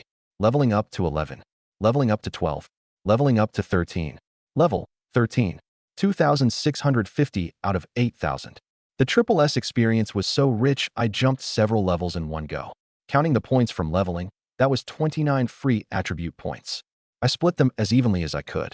Strength 49, Constitution 48, Agility 47, Intelligence 47. The moment I finished allocating, my body gave immediate feedback. Noticeably stronger. As for Goblin Slayer, it granted a 25% attack bonus against the Goblin race. A good haul. This opened up a new line of thinking. As long as I could clear a dungeon with a record time, I could gain more attribute points through this path, without having to grind against the system. The weakness after Blood Burst has shortened quite a bit. Slipping on the gauntlets and belt, my stamina surged back rapidly once out of combat, and even the after effects of Blood Burst were suppressed by more than half. It has this effect too? Not bad. Time to head back. Even I felt a little heated up over this result, eager to tell my little sister the good news. Half a month ago, I hadn't dared even dream I could make it this far. But just as I was about to use the return scroll, the stone throne suddenly collapsed inward. Cracks burst open like a spiderweb, revealing the entrance to an enormous cavern. I leaned over to look down. Below was another layer of the dungeon. A thought surfaced. Don't tell me this is the legendary, hidden stage. As for the exam, I'd essentially already turned in my answers. Whether I left the dungeon or descended to the next layer, it wouldn't affect my score. But this was living, breathing leveling experience. Missing it would be too great a waste. The bold are those with the skill to back it up. I'd venture in. Come to think of it, I'd probably spent less than a minute clearing the 4th stage. After all, when it came to handling bosses, I really was fast. The Blood Burst buff lasted 20 seconds. I'd used less than 8. When the spear punched through the Kiliarka's head, I actually found it a little boring. First a slide tackle to sever its center of gravity. It staggered, and I rode the moment with a rising strike, interrupting its skill and launching it whole into the air. Then came the 6-hit aerial combo. Before it landed, it swung one last axe strike, and I blocked, the counter shock knocking its arm aside, leaving it wide open. One spear, striking out like a dragon. Done. Out in the real world, the footage was lagging half a beat behind. By the time the teachers' and students' screens caught up to the action, I'd already punched through the boss's head. Dead silence. 1 second. 2 seconds. Then the entire audience erupted. Whoa! Yun Chun. God Yun. Under 8 seconds. How the hell did he do that? Principal Fong, a man over 70, threw all his composure out the window, grabbing his suit tie and waving it wildly around the whole grounds, shouting like a 200-pound, overgrown child. Decades of steady dignity crumbled clean away in a single moment. The elite class homeroom teacher went pale. He actually did it. He couldn't bring himself to be happy. That wasn't his student. Beside him, little one stared at the replay, dissecting it frame by frame. Slide tackle to break its center of gravity. Rising strike to interrupt the skill, 6-hit aerial combo, and at the end, a block, counter shock to disarm, and a finishing spear. His lips trembled. What kind of physical ability is that? Few could truly follow it. Most people only knew I'd torn the boss apart in a few seconds, and that was enough to send them into a frenzy. Little one understood it, which was exactly why he despaired. Because he knew he couldn't do it. This Yin Shun, who'd come charging out of nowhere, had stolen all his spotlight. Dong Yinhai has won. The top spot's a near certainty. Principal Fong was shaking with excitement. This old institution's best ever ranking was 8th, over 20 years ago, and under his watch it had only slid further down. This year's class outnumbered the previous two combined. And if Jiangnan Province's top scorer really did come from Dongyun, the Education Bureau's resources would tilt their way for years to come. He was over 70, discharged for over 20 years, and his own strength hadn't advanced a single step since. All he wanted was to leave his name in the history of education. And now, that name was almost within his grasp. Principal, a call from the Education Bureau. His secretary trotted over, cupping a phone. The news couldn't be kept under wraps anymore. Principal Fong cleared his throat, regained his composure, and took the call. Meanwhile, I was standing before a cavern that had just collapsed open. The stone throne had sunk downward, revealing a pitch-black passageway. A hidden stage. No one had ever been recorded triggering one in the Goblin Underground dungeon. The trigger condition? Probably a flawless clear on the highest difficulty. Whatever. I jumped down. The second layer. A long passageway, with a side hall at its end, packed with sleeping goblins. 70 or 80 of them. I drew my staff. Skipped the chant, skipped the gestures. Straight to instant cast. Fireball. One after another, over a dozen fireballs slammed into the side hall in the blink of an eye, turning the entire room into a sea of flames. The goblins melted into slag amid the surging fire. Outside, the crowd erupted again. Damn, what's going on here? The magic course teacher roared inwardly. Instant cast. Instant casting low-level magic. Something a mage can only do after their second class change. This bastard isn't even a mage. His clear rewards must have included a new talent, something to do with magic, someone realized. On the first layer, I'd still had to chant and gesture to cast. Now all of that was gone. Damn it, this talent is way too important for a drifter. All basic skills, all instant cast by default. That's just too good. A classless drifter who'd mastered several hundred basic skills from every profession had now acquired an instant cast talent. A tiger given wings. I'm sick with envy. A first-class change mage was ready to cry. He's a drifter playing a spell machine gun. Where am I supposed to file my complaint? Spell machine gun. The work of a second-class change elemental mage, in the hands of a mere drifter. Firing off spells like that, isn't he afraid of draining his mana dry? Little Wind's gaze was complicated. The verdant forest set. It restores health, mana, and stamina the moment he leaves combat. That set only dropped in the Goblin Underground dungeon. Priceless and unobtainable on the market, anyone who got their hands on it would become a name of note in the future. But at this rate of consumption, the set can't keep up, can it? Mana restoration, obviously. He's cranked up his skill levels. Besides, his intelligence stat is definitely high too. The elite class homeroom teacher scratched his scalp. Fast on his feet, quick to dodge, so his agility wasn't low. High damage, so his strength was considerable. He hadn't paused for breath this whole time, so his constitution was clearly there. And now his intelligence wasn't weak either. This guy is just a bug. He looked at his dispirited star pupil and patted his shoulder. Your future may not be any worse than his. The drifter path was far too hard to walk. Great advantages, but great weaknesses too. If it were really that strong, why hadn't a single major figure emerged from it in all these years? Every level he gains, he loses 3 attribute points and 3 skill points, the teacher said. If he doesn't change class soon, the gap will only widen after the second and third class changes. But Little One kept staring at the screen. Attribute points and skill points don't only come from leveling up, though, right? If he can get triple S in every dungeon, wouldn't that patch up his weakness? The homeroom teacher was stumped. Different dungeons targeted different professions. Some monsters had high magic resistance, and a mage wouldn't dare touch them. But a drifter didn't care. He could run any dungeon. Thinking about it that way, this all-around combat genius who seemed capable of anything might well sweep through every major dungeon in the future. That greatest of attribute weaknesses. Could he really end up erasing it after all? On my end, the second layer posed no challenge at all. There were plenty of goblins, but they shattered at a touch. The Goblin Slayer title, its effect was absolutely top tier. The crowd outside had already started to grow bored. Garbage time, nothing worth watching. Compared to steamrolling and flattening everything, they'd rather see the details of me fighting a boss the hard way. Sadly, there were none. By this time, quite a few Dongyun High students were clearing the dungeon and emerging one after another. Aside from the elite classes, most had chosen normal difficulty, or even teamed up, stumbling their way to the finish. An S-rank evaluation is enough to break the top university admission line. From the very start, no one had expected Dongyun to place many in the province's top 7, so there wasn't much dissatisfaction. What truly set the whole senior class abuzz was that the top scorer might be right there beside them. It's not those twin brothers. It's Yunshun. Yunshun from class 3. A classless drifter? He wiped the floor with everyone as a drifter. The hardest boss didn't even get to unleash its skills. He hacked it to death in a few seconds. Lei Yun, sitting in front of me, had always known I'd been torn over which class to pick because of my talent. Just yesterday, during study hall, he'd asked me about it. I'd only said one thing. You'll find out tomorrow. Drifter. That was my answer. Thousands of teachers and students were discussing me. Leaders from the Provincial Education Bureau had made a special trip to this little place. Some were joyful. Some were troubled.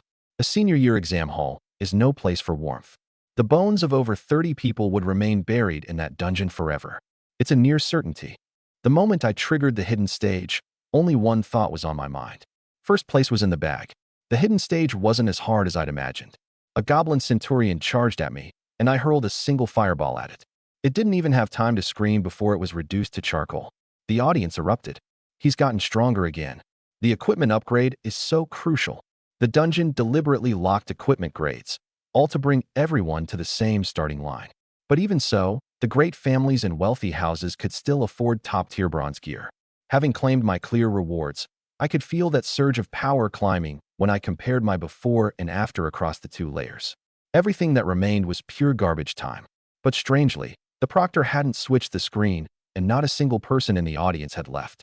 They were all waiting there for me to come out. In under 20 minutes, I'd cleared out the hidden layer and stood before the rewards. Another piece of the verdant forest set? He's glowing gold. He leveled up again. My God, this dungeon sent him soaring. The hidden layer must have extra free attribute points and skill points. That's exactly what a drifter needs most.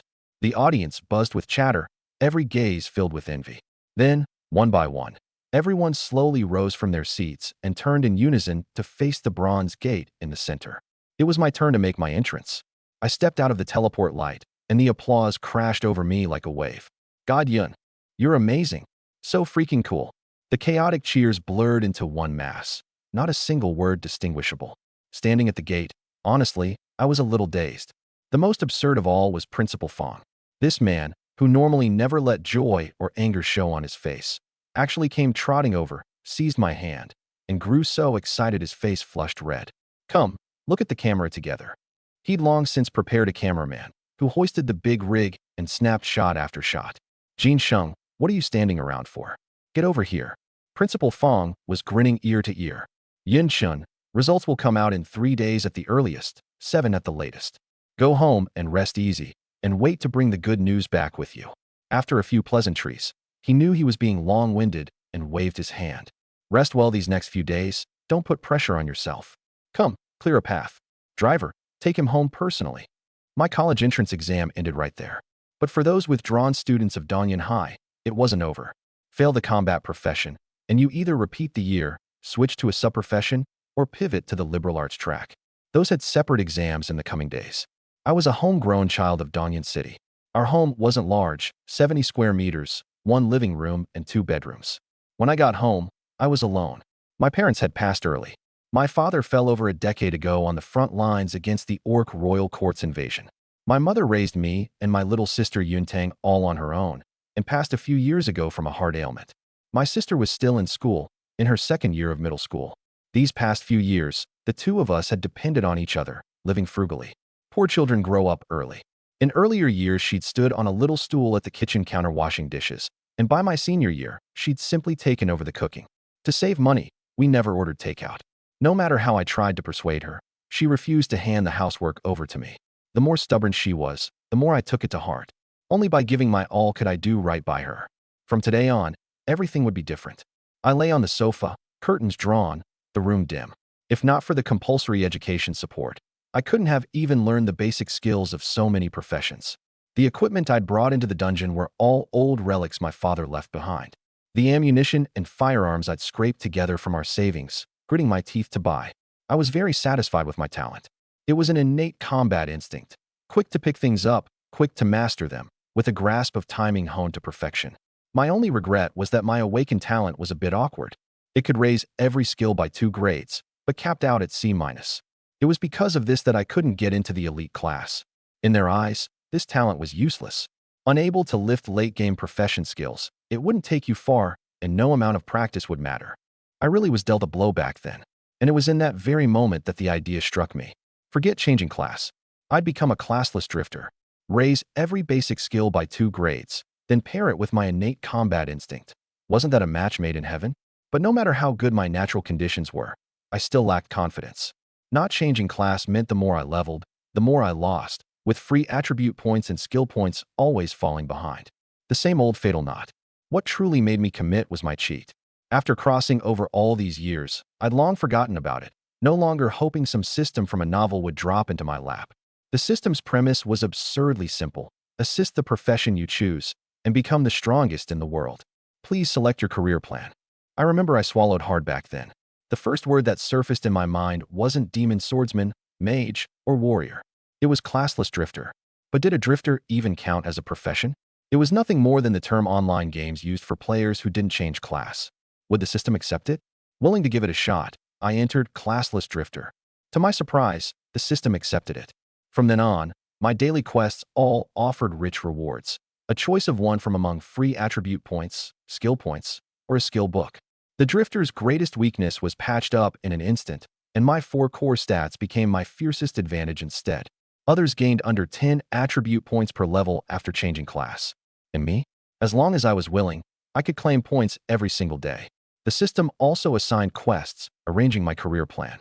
Right now, the first quest was still incomplete. Claim rewards matching my exam ranking.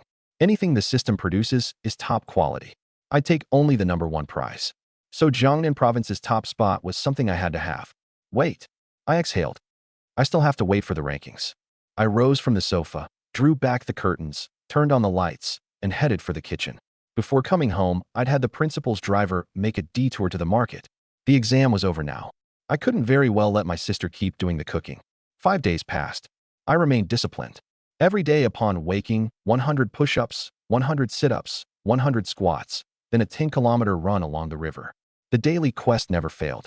Most of the time, I chose 10 free attribute points, splitting them across my 4 stats in a 3-3-2-2 pattern for balanced development. Skill points were precious too. Raising Fireball to level 8 cost 16 points, a poor value, so I was better off leveling other basic skills first. High-grade profession skills burned even more, costing 16 points just to raise a single level to level 2. I planned to save them. Once I got to university, I'd have access to far more universal skills and basic skills from every profession. Dongyan High was too small, its resources limited. The top 7 universities were different. Their skill book selections were complete, and they even held the class change routes for hidden professions and the class change books for obscure ones, never letting them leak out. 2 years ago, some media outlets blasted these 7 institutions as academic overlords. The school spokesperson smirked and invited them for tea at the Campus Heroes Memorial. Looking at the many heroes on the monument, all alumni of the school, the reporters all fell silent. The same principle as my past life. A good school meant good resources and good standing. Principal Fong had said 3 days at the earliest, 7 at the latest. When the 5th day came with no word, he was more anxious than I was, calling several times a day telling me to relax. I was actually quite calm. He was the anxious one. The morning of the 6th day, I went out for my morning run without my phone, and on the way back, I spotted my sister from afar, waiting for me at the entrance to our residential complex. She waved at me frantically, her pure little face glowing with excitement. "Brother!" She bounced in place twice. Then, unable to hold back, broke into a run and threw herself into my arms. She gripped my shoulders tightly and shouted at the top of her lungs. "Brother, you're #1 in Jiangnan Province. You're the top scorer." Jiangnan Province released the results that morning. First place, without a shred of suspense. Dongyan City, Yinchun. I hadn't brought my phone on my run. My sister was home, and seeing my phone blow up, she'd guessed it. Homeroom teacher Jin Sheng had personally reported who'd claimed the top spot, and she was so thrilled she'd run straight to the complex entrance to catch me. "Brother, you're the top scorer." She practically climbed onto me, announcing the good news to the whole world. At the same time, the system began its settlement. Detected that exam results have been released. This quest is now complete. Congratulations on placing first in Jiangnan Province. Quest rewards will be distributed to match a first-place result. Dongyan City had produced a top scorer, and the news swept through the whole city overnight. No wonder. In 70 years, Dongyan City had only this one key high school, and its best-ever record was merely 8th in the province. This year the heavens had opened their eyes, and this little place had actually produced a provincial top scorer. Outside Dongyan High's gates, media and reporters packed the streets. The exam was over, but first and second-year classes still had to go on. To meet their deadlines, some reporters politely pulled a few students aside for interviews, asking them to share their impressions of the top scorer. Describe God Yin for you? How should I put it? He radiates 30% confidence, 30% arrogance, and 70% nonchalance. The reporter blinked. Doesn't that add up to 130%? And the other 87% is cold, proud, and handsome. That makes exactly 100. The reporter went around asking, and cold, proud, and handsome became the consensus. Seemed this guy really was good looking. The reporter took the hint and jotted it down quickly. More importantly, he'd caught a title, God Yun. These younger students practically worshipped this person, eager to pile on every word of praise they'd ever learned in their lives. Most crucially, he'd learned that this person had actually dominated the entire province as a classless drifter. Ooh, the reporter's eyes lit up. He himself wasn't a combat professional and had never killed a single monster, but he knew all too well how to use the news to stir hearts and ignite emotions. God Yun, walk your own path and leave others with no path to walk. Pioneering the drifter's way, without predecessor, without successor. Shocking. Dongyun prodigy crushes the entire province's geniuses as a classless drifter. A Dongyun student did just one thing and became the top scorer. The drifter was the ignition point. The view count would absolutely explode. In that instant, the reporter had already drafted a stack of headlines in his head, tossed his first draft into the editorial office, and scrambled to be first to publish. In the principal's office, TV reporters and a cameraman were conducting an in-depth interview. Principal Fong, dressed in a formal suit, wore a genial smile, with a photo of him and top scorer Yin Chun hanging on the wall behind him. The story of Yin Chun and me goes back 3 years. He talked for a full 10 minutes. Finally, he solemnly announced that, on behalf of Dongyun School and the entire Alumni Association, he would present Yin Chun with a grand gift. Well, awarding the province's top scorer was an old tradition to begin with. Congratulatory messages and lavish gifts from the province, the city, and various enterprises came flooding in like a tide. 10 million yuan, A-grade skill books, A-grade heavenly treasures, a luxurious villa, enchanted equipment, contracted summons, luxury cars. I didn't take any of it to heart.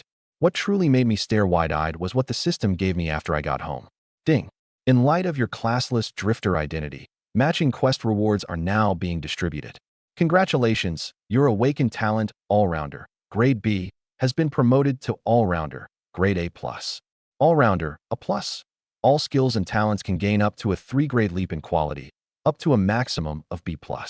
Congratulations, you have obtained the Divine Tier skill Divine Blink, grade S-. Congratulations, you have obtained the S-grade Divine Artifact Rebirth Cross. Congratulations, you have obtained the new talent Transcendent Self-Healing, grade S+. Congratulations, you have obtained 50 free attribute points. Congratulations, you have obtained 50 skill points. Rich. Far too rich. The 50 attribute points and 50 skill points each seemed almost trivial by comparison. Most crucial of all, my awakened talent, the very foundation of who I was, had been promoted too, up to a 3-grade leap in quality, and this time even talents were included. For now, I couldn't gain much of an edge on the talent front, but there were E-grade talent potions for sale on the market, and that added plenty of possibilities to my drifter's offensive approach. Fireball had been an E- spell. Now it was raised straight to B-. The most intuitive sensation, the blazing red flames had transformed into a faint purple radiance. The temperature was higher, and it had gained a new effect. After burning through a body, it could scorch the soul, inflicting intense mental agony. As expected, I said, piling skill points to raise levels, like taking Fireball from level 7 to level 8, was only a quantitative change, the entry numbers ticking upward, bonus damage from 20 to 25%, splash from 35 to 45%, and nothing more. But All-Rounder was different. It could qualitatively transform every basic skill I'd mastered, dragging them up to B- or even B+ in one fell swoop. Earlier, when Wind Tread Slash, an E+ skill, transformed to C+, it had already changed. A killed target refreshed the cooldown, letting me charge onward without stopping. Without that one skill, I couldn't have smoothly strung together over a dozen kills and blitzed the dungeon's first stage. Now that it had reached B+, a new transformation arrived. The wind wreathing my body formed a layer of wind bridal garment, with a chance to knock incoming attacks clean away. Following the thread from these two skills, every other skill had risen too. The druid's entangling tendrils could now drain energy and life. Flash of light carried a mental shock effect. The warrior's aerial combo had a chance to split damage. Charge and assault super armor was strengthened, making me harder to interrupt during the process. The gunslinger's fervent pursuit gained a faint lifesteal. The assassin's mirror image, backstab, and stealth had all transformed. I won't list them one by one. The best part was that transformation aside, the mana cost hadn't risen. It was still that small consumption of a basic skill. Thinking about this, I suddenly realized my cheat might be able to keep pushing my awakened talent even higher.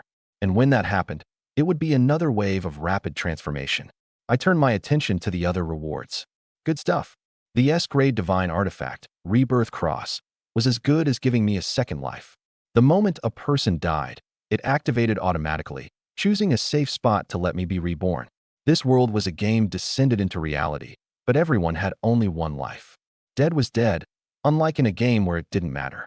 Divine Blink, S-, a divine tier secret art, capable of traversing space, providing an ultra-long-range blink.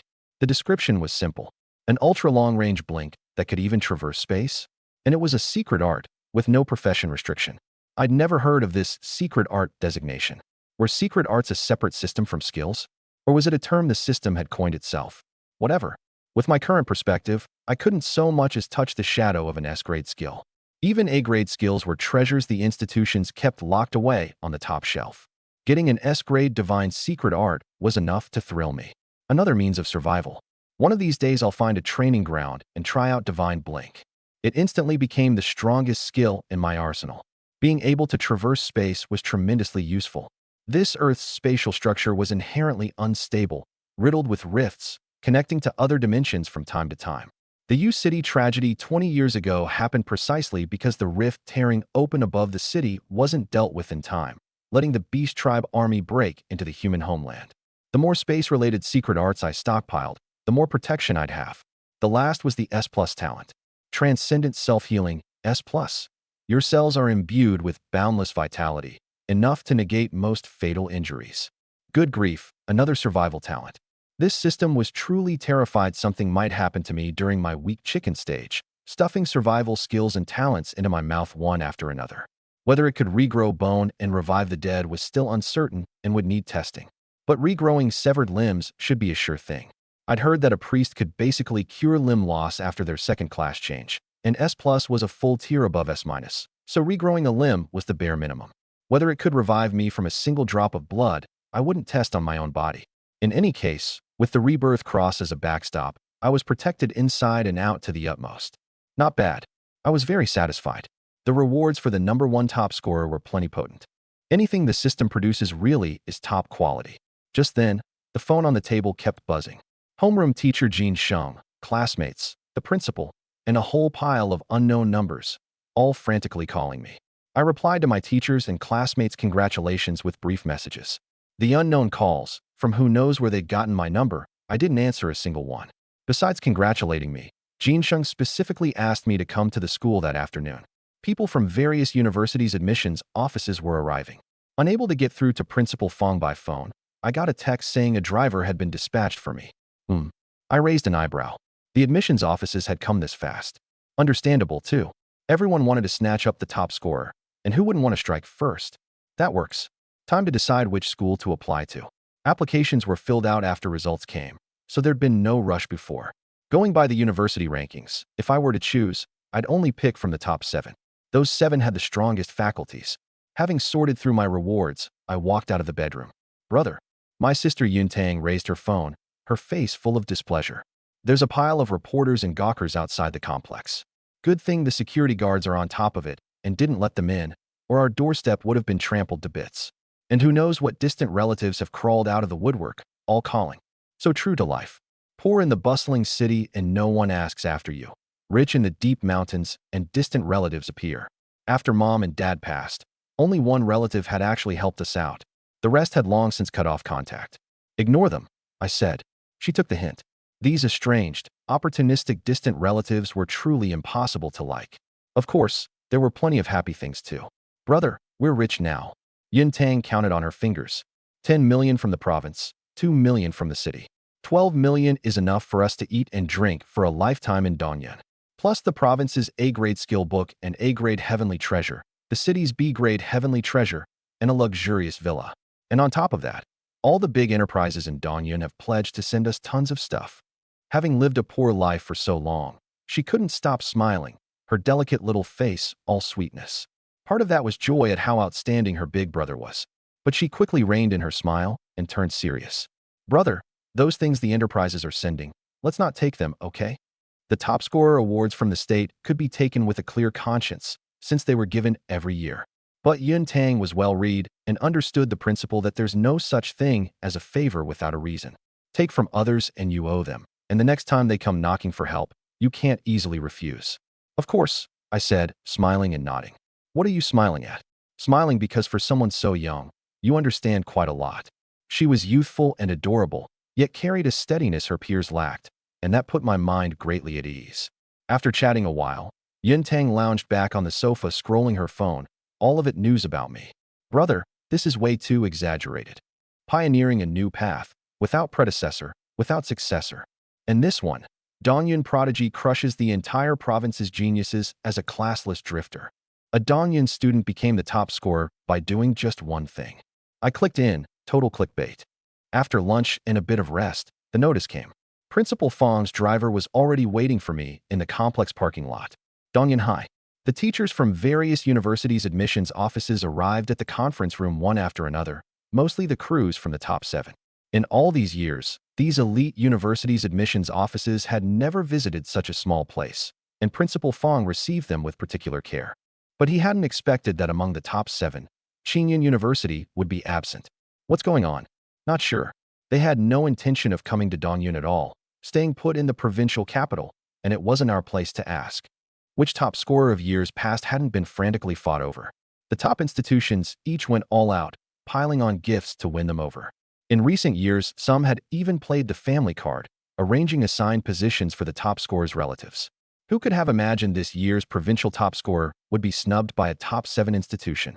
Even more unexpected to Principal Fong was that the admissions teacher from Qing University wore a rather unfriendly expression. Sure enough, the man set down his teacup and abruptly raised his phone with a laugh. I came across one of your local news pieces.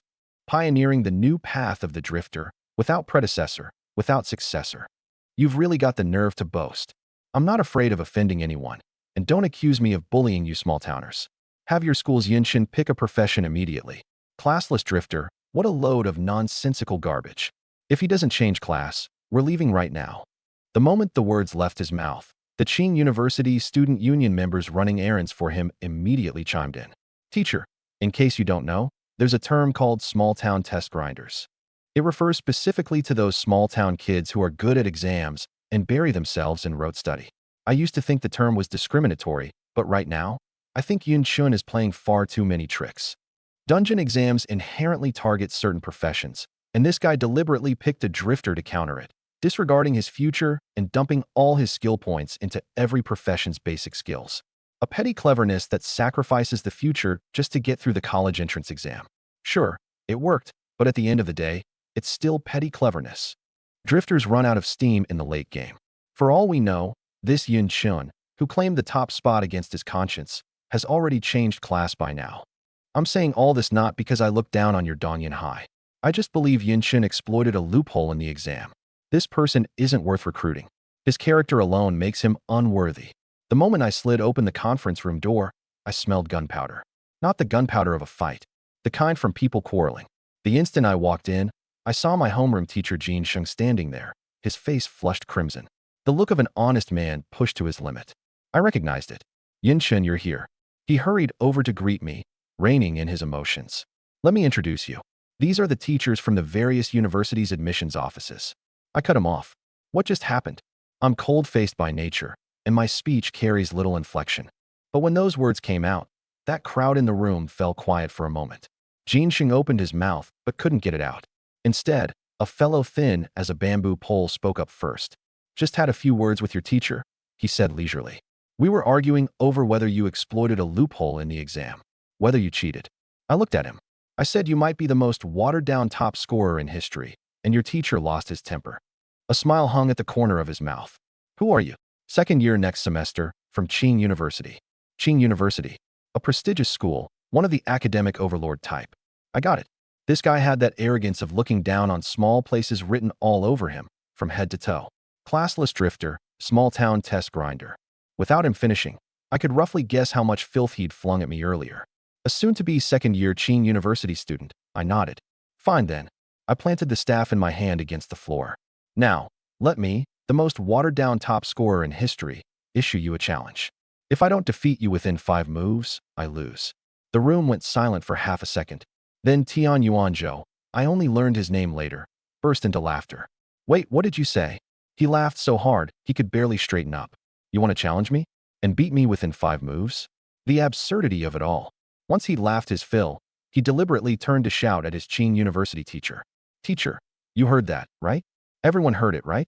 This guy challenged me first. A younger student of a lower year challenges me, a Qing University student, and declares he'll beat me within 5 moves. If I refuse, where do I put my face?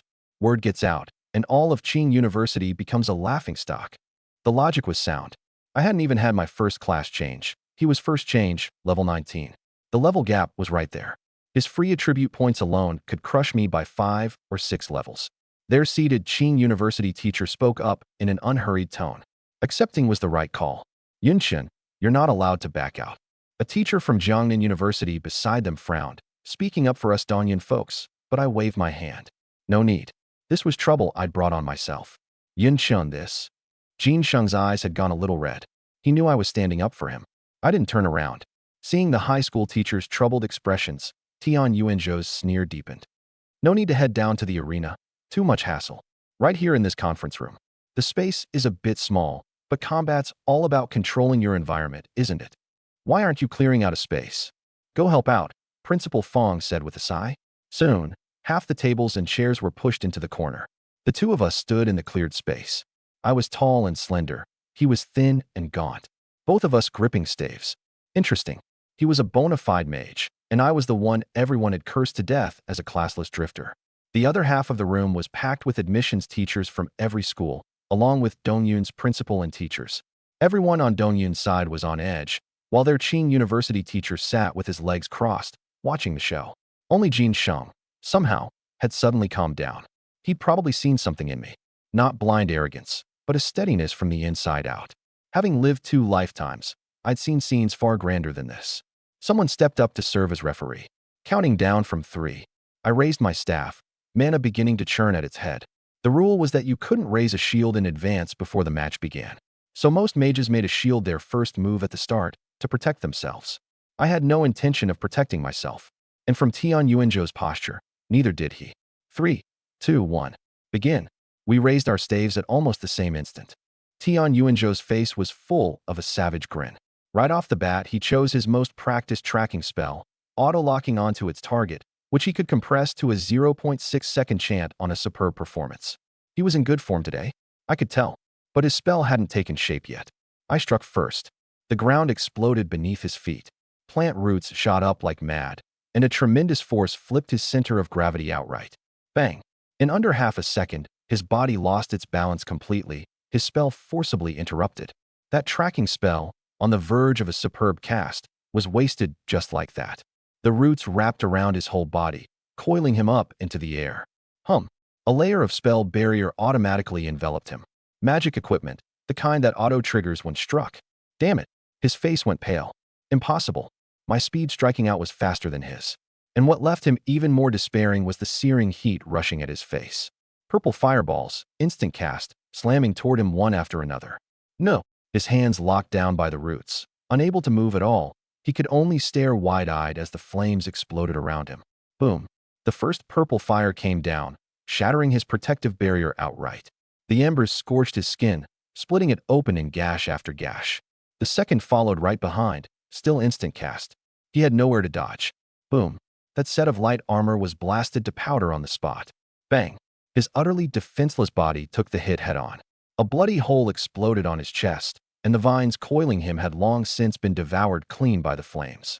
Freed of his bindings, Tian Yuanzhou was launched clean off by the impact, smashing through the conference room window and crashing onto the floor 6 meters away. Charred all over, purple flames still dancing on his body. He clutched his head and rolled on the ground, screaming inhumanly. I knew why. My purple flames, after their transformation, carried a mental scorching. That one hit didn't just burn his skin, it burned his nerves. A one-on-one, start to finish, in under 2 seconds. I stood in place without moving, drawing back my slightly raised staff. Seems I still talk too much, I said flatly. 3 moves, just 3. He's even less durable than I expected. Good. Very good. Teacher Jin Sheng's voice was trembling with excitement. You got him. Good lad, I didn't misjudge you. The teachers on Dongyun High's side all breathed a triumphant sigh of relief. The admissions teachers on the other side were all dumbfounded. This. I understood their expressions.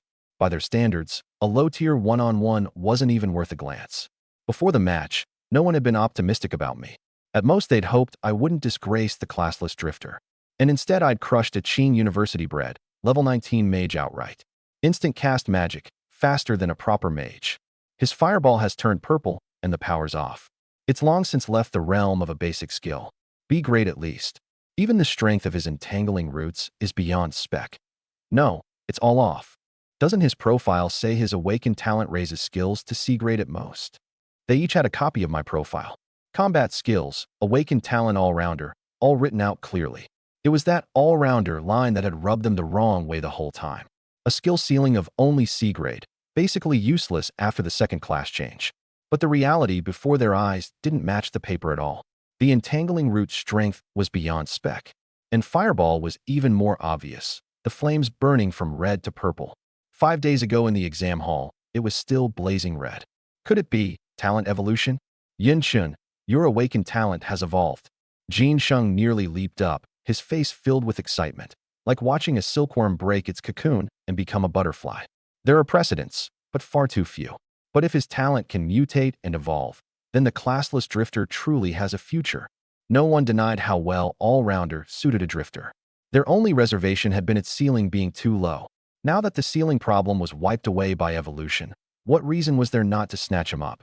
With no time to spare for a more presentable venue, this crowd started fighting over me right there amid the wreckage. Yinshen, come to our Dongfu University. We'll give you 3 A-grade resources up front. Tianwu University offers 3 gold-grade equipment pieces, plus a guaranteed A-grade resource every year if you meet the grade requirements. Jing University sets no conditions whatsoever. As long as you're willing to come, 5 A-grade and 5 B-grade resources, straight up. Hey, old he, you looking to pick a fight? Aren't you laying it on way too thick? No one was looking at that figure collapsed in the distance anymore. Qing University's Europeanized teacher's face had turned purple with rage. His student had lost face, and the man himself was being ignored on the spot. He finally couldn't hold back and slammed a palm on the table. Bang! A table was split clean in two, and the entire vegetable market of a conference room instantly went silent. What is it, Teachero? Jiangnan University's Li Yage was the first to look over. Your Qing University student lost face all on his own. Surely you won't stoop to bickering with a youngster? He's still screaming on the ground, and there's no priest present. Shouldn't you take him for treatment first? Right? What are you still standing here for? Still hoping to contend for this top score? You came in and pressured him to forcibly change class, and your student cursed him as the most watered-down top scorer in history. What are you staying here for? The crowd of teachers had a distinctly show-watching tone, needling him one line after another. The top 7 were never of one mind when it came to recruitment. Since it was a competition, disgusting one rival into leaving while scoring some goodwill in front of me. Why not? You people. Oh Hua gritted his teeth, shaking with anger. A fight was out of the question. He wouldn't dare touch me even less. If word got out that he'd flown into a shameful rage and struck a youngster, even Qing University itself wouldn't let him off. Ganged up on and needled by the whole crowd, he held it in, and finally, without a backward glance, walked out of the conference room alone, his face black as thunder. That Tian Yuanzhou, burned to a black crisp and twitching in pain, still lay on the ground. Sorry, no one from Dongyun's medical department is on hand. I've already called for someone from the hospital. Principal Fong came over, his face full of apology. You don't strike a smiling face. Whether the medical department was truly unstaffed, no one could say. But if this crowd secretly dragged their feet and had the ambulance come slowly, Tian Yuanzhou would keep on burning, and a large area of scalding might well send him straight into shock. What a vicious fireball, able to burn the mind too. Oh Hua frowned, never having imagined a fireball could transform into such an effect. He gritted his teeth, and to keep the man from going into shock, He had no choice but to carry him off himself. With that man squeezed out, the discussion on the other side grew even fiercer. Qingyun, which hadn't come, and Qing University, which had been squeezed out.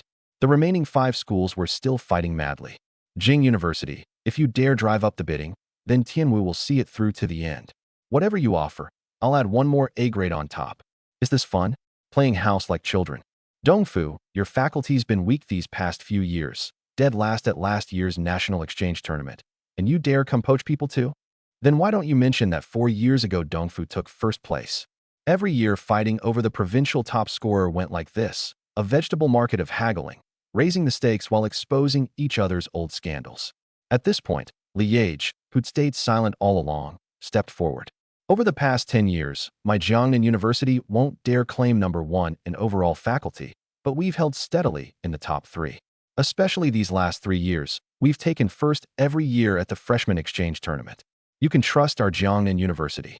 Jiangnan province was an education powerhouse, its top schools faculty strong, and these past 3 years they'd stolen the spotlight entirely. No one could refute it. Your Jiangnan University is recruiting so many provincial top scorers this year. How will you divide internal resources then? Exactly. I don't believe you dare write a blank check. Slots have expanded this year, and resources are only so plentiful. Give him one, and someone else gets one fewer. Don't go making reckless promises. The spearhead suddenly all pointed at Jiangnan University. This was Dongyan City, Jiangnan Province, and I was Jiangnan Province's top scorer. To poach from Jiangnan University, you'd need genuine sincerity that fell far short. But Mage had witnessed my talent evolution and had seen my ability to instantly kill a Qing University student. She knew perfectly well in her heart, this person had to be secured. Well worth the investment. Yun Chun, she spoke up, I promise you the basic skill books of every profession, not just those of the Xinlong Nation. Fusang's ninja, on my OG, and samurai too. Even the West's witcher, sorcerer, and vampire, all included. If your grades are good enough, I can also vouch to push some hidden professions basic skills to you. Not just these. She paused. The alchemy workshops and forges behind us, our senior enchanters and alchemists, ready anytime to meet your needs for self-crafted weapons. And finally, we can give you more channels to acquire free attribute points and skill points. That part you'll have to fight for yourself. So, please trust the strength of our support for you walking the drifter's path. The conditions were dumped out all at once. The expressions of Principal Fong, Jin Sheng, and the others all changed. Now this was prescribing the right medicine for the illness. Basic skill books for every profession, reaching abroad for foreign-specific professions, daring to bring out even hidden professions. Self-crafted equipment for the drifter, more channels for attribute and skill points. All of it was exactly what I, a classless drifter, lacked most. The other schools were still fussing over a few A-grade resources and a few gold-grade equipment pieces, and Mage had opened with a heavy-duty bomb. Damn it, someone was stunned. How did I not think of that? Mental inertia is a killer.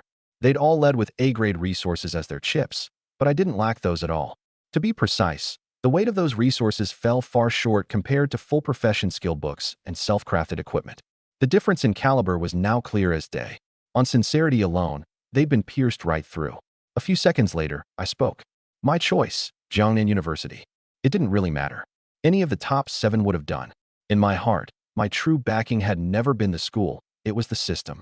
Having seen several S-grade talents and skills stuffed directly into my lap, I didn't need to fuss much over school selection. Jiangnan University wasn't far either. If something came up at home, I could return any time to see my sister. What's more, Mage's sincerity really was the greatest. She understood what it took to move a classless drifter. Once the outcome was out, the other schools, who hadn't held out hope to begin with, offered a few congratulations and left one after another. Everyone left the wrecked conference room and moved to the principal's office. Rest assured, Qing University won't retaliate against you in private. When your skill falls short, you accept the wager's outcome. That's the nation's rule, Mage assured me. But they'll challenge you in compliant settings. Watch out at the national exchange tournament. That batch of Qing University freshmen will absolutely want to win back their face. This world revered combat, but everything had to follow procedure and rules, or it would have descended into chaos long ago. Qingyun University's people are utterly blind, even worse than Qing University. They didn't so much as show their shadow. Principal Fong also began to complain. Once they learn Yun Chen's talent has evolved, they'll be sick with regret. Mage looked at me and said solemnly, talent evolution isn't an isolated case. There's even a small chance of a second evolution. In my view, you absolutely have the qualifications to contend for the top 3 at the freshman grand tournament right now. During the stage when others are on their second class change, you'll most likely stay in the lead the whole way. But if you want to go further, extending your advantage to the third class change, that depends on you working even harder and on opportunity too. Oh, right. The first batch of things I promised is already on its way and will reach your hands within the day. Jiangnan University wouldn't welch on the deal. Hundreds of skill books obviously couldn't be shipped all at once. The rest would be opened up in the library archive in the form of waived credits. As a show of sincerity, the first batch would arrive first. The good news is, the drifter weapon you need most is inside, she said with a smile. That bronze-grade staff blade of yours can take a rest. And next exam, you won't have to specially carry an extra battle spear. Today was absolutely a day of bumper harvest for me. The meeting gifts were still on their way, and the various top scorer awards had already begun arriving. Jiangnan Province's Education Bureau has transferred 10 million to your Jiangnan bank account ending in 9527. Dongyan City's Education Bureau has transferred 2 million to your Jiangnan bank account ending in 9527. The A-grade skill book from Jiangnan Province was mine to pick. I chose a universal skill, Weaken, a minus. Weaken, a minus, weakens a single target unit, reducing its physical and magic resistance by 30%, and its movement speed and attack speed by 35%. For the A-grade Heavenly Treasure from Jiangnan Province, I chose the Fire Spirit Ganoderma. Taken orally, it could enhance fire-based output, boosting fire damage by at least 35%. It was just that its medicinal properties were too potent and needed auxiliary materials to neutralize it. Jiangnan University has a full set of supporting facilities. Just take the medicine to school and have a pharmacist prepare it, Teacher Mage said, pausing. But the auxiliary materials and preparation fees will have to be offset with credits. For the B-grade Heavenly Treasure from Dongyan City, I chose the Spirit Overlord Pill. A finished pill, swallowed directly, +2 to all stats. The alchemical pills gifted by Dongyan High and the Alumni Association were also all stat boosts. Taking more of the same medicinal effect was useless, so I planned to save it for my sister Yuntang. Resources are limited. I'm truly sorry, we could only manage a B grade, Principal Fong said, feeling a little apologetic. I smiled and didn't take it to heart. Dongyan was such a small place, and squeezing out a single B-grade material had cost the officials a great deal of effort.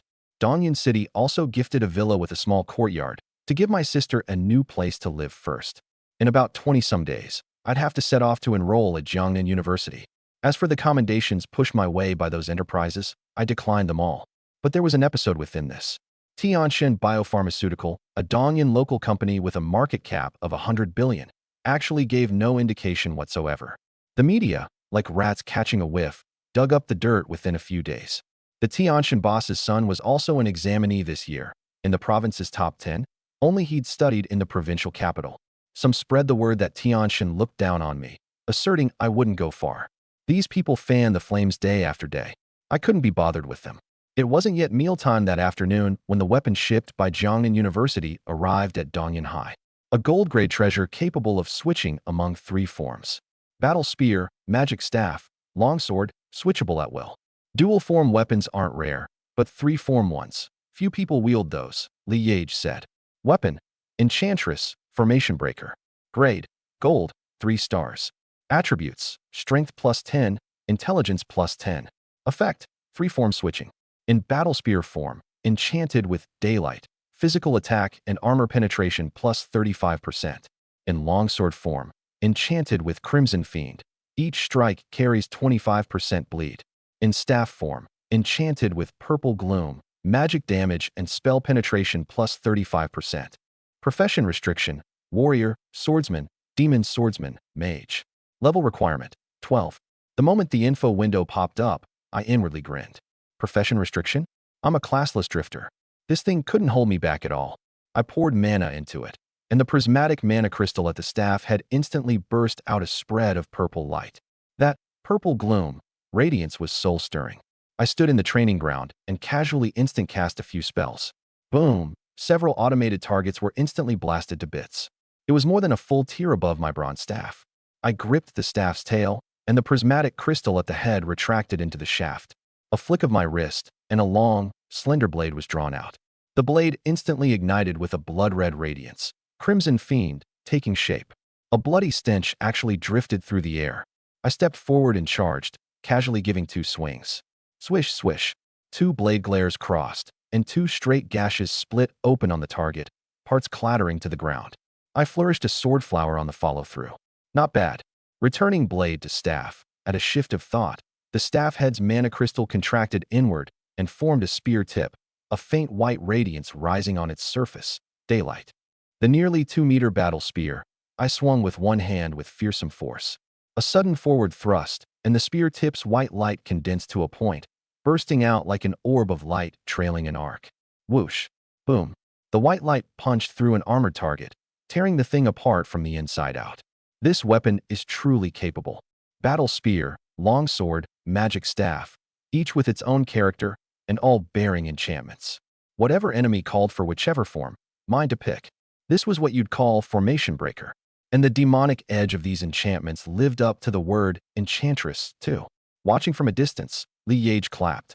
Beside her stood a Jiangnan University teacher in charge of escorting the supplies, his eyes shining. A rapid casting talent that even a mage might not have. The teacher murmured. No wonder that Qing University student was killed in 3 moves. His swordsmanship and spearmanship are both presentable too. A genuine, all-around combat genius. The freshman Grand Assembly this year will be worth watching. We'll see then whose top scorer title holds the most weight. This weapon sat idle at the school for a long time. It's finally found its master. The Jiangnan University teacher turned to me. There's never been such a strange demand on the market. So just treat this enchantress, formation breaker, as a fresh weapon blank. Gather enough enchantment materials and find a master to help you upgrade its stars. With enough credits, it can all be done at Jiangnan University. He also specifically reminded me that enchanting was high risk and ordinary people couldn't afford to play at it. Fail, and at best you'd lose stars in grade. At worst the weapon would shatter outright. Plenty of people traded a lifetime savings for a single main weapon. They couldn't afford to gamble. Arriving alongside the weapon was the first batch of skill books. A top scorer's meeting gift couldn't be shabby. Fusang Nation's 3 on my OG basic skills. Shikigami, Earthbound Spirit, deploys an Earthbound Spirit, and enemies who step into it are bewitched, unable to move from the spot. A bit like the mechanic snare trap. Shikigami, Wind Spirit, a continuous buff.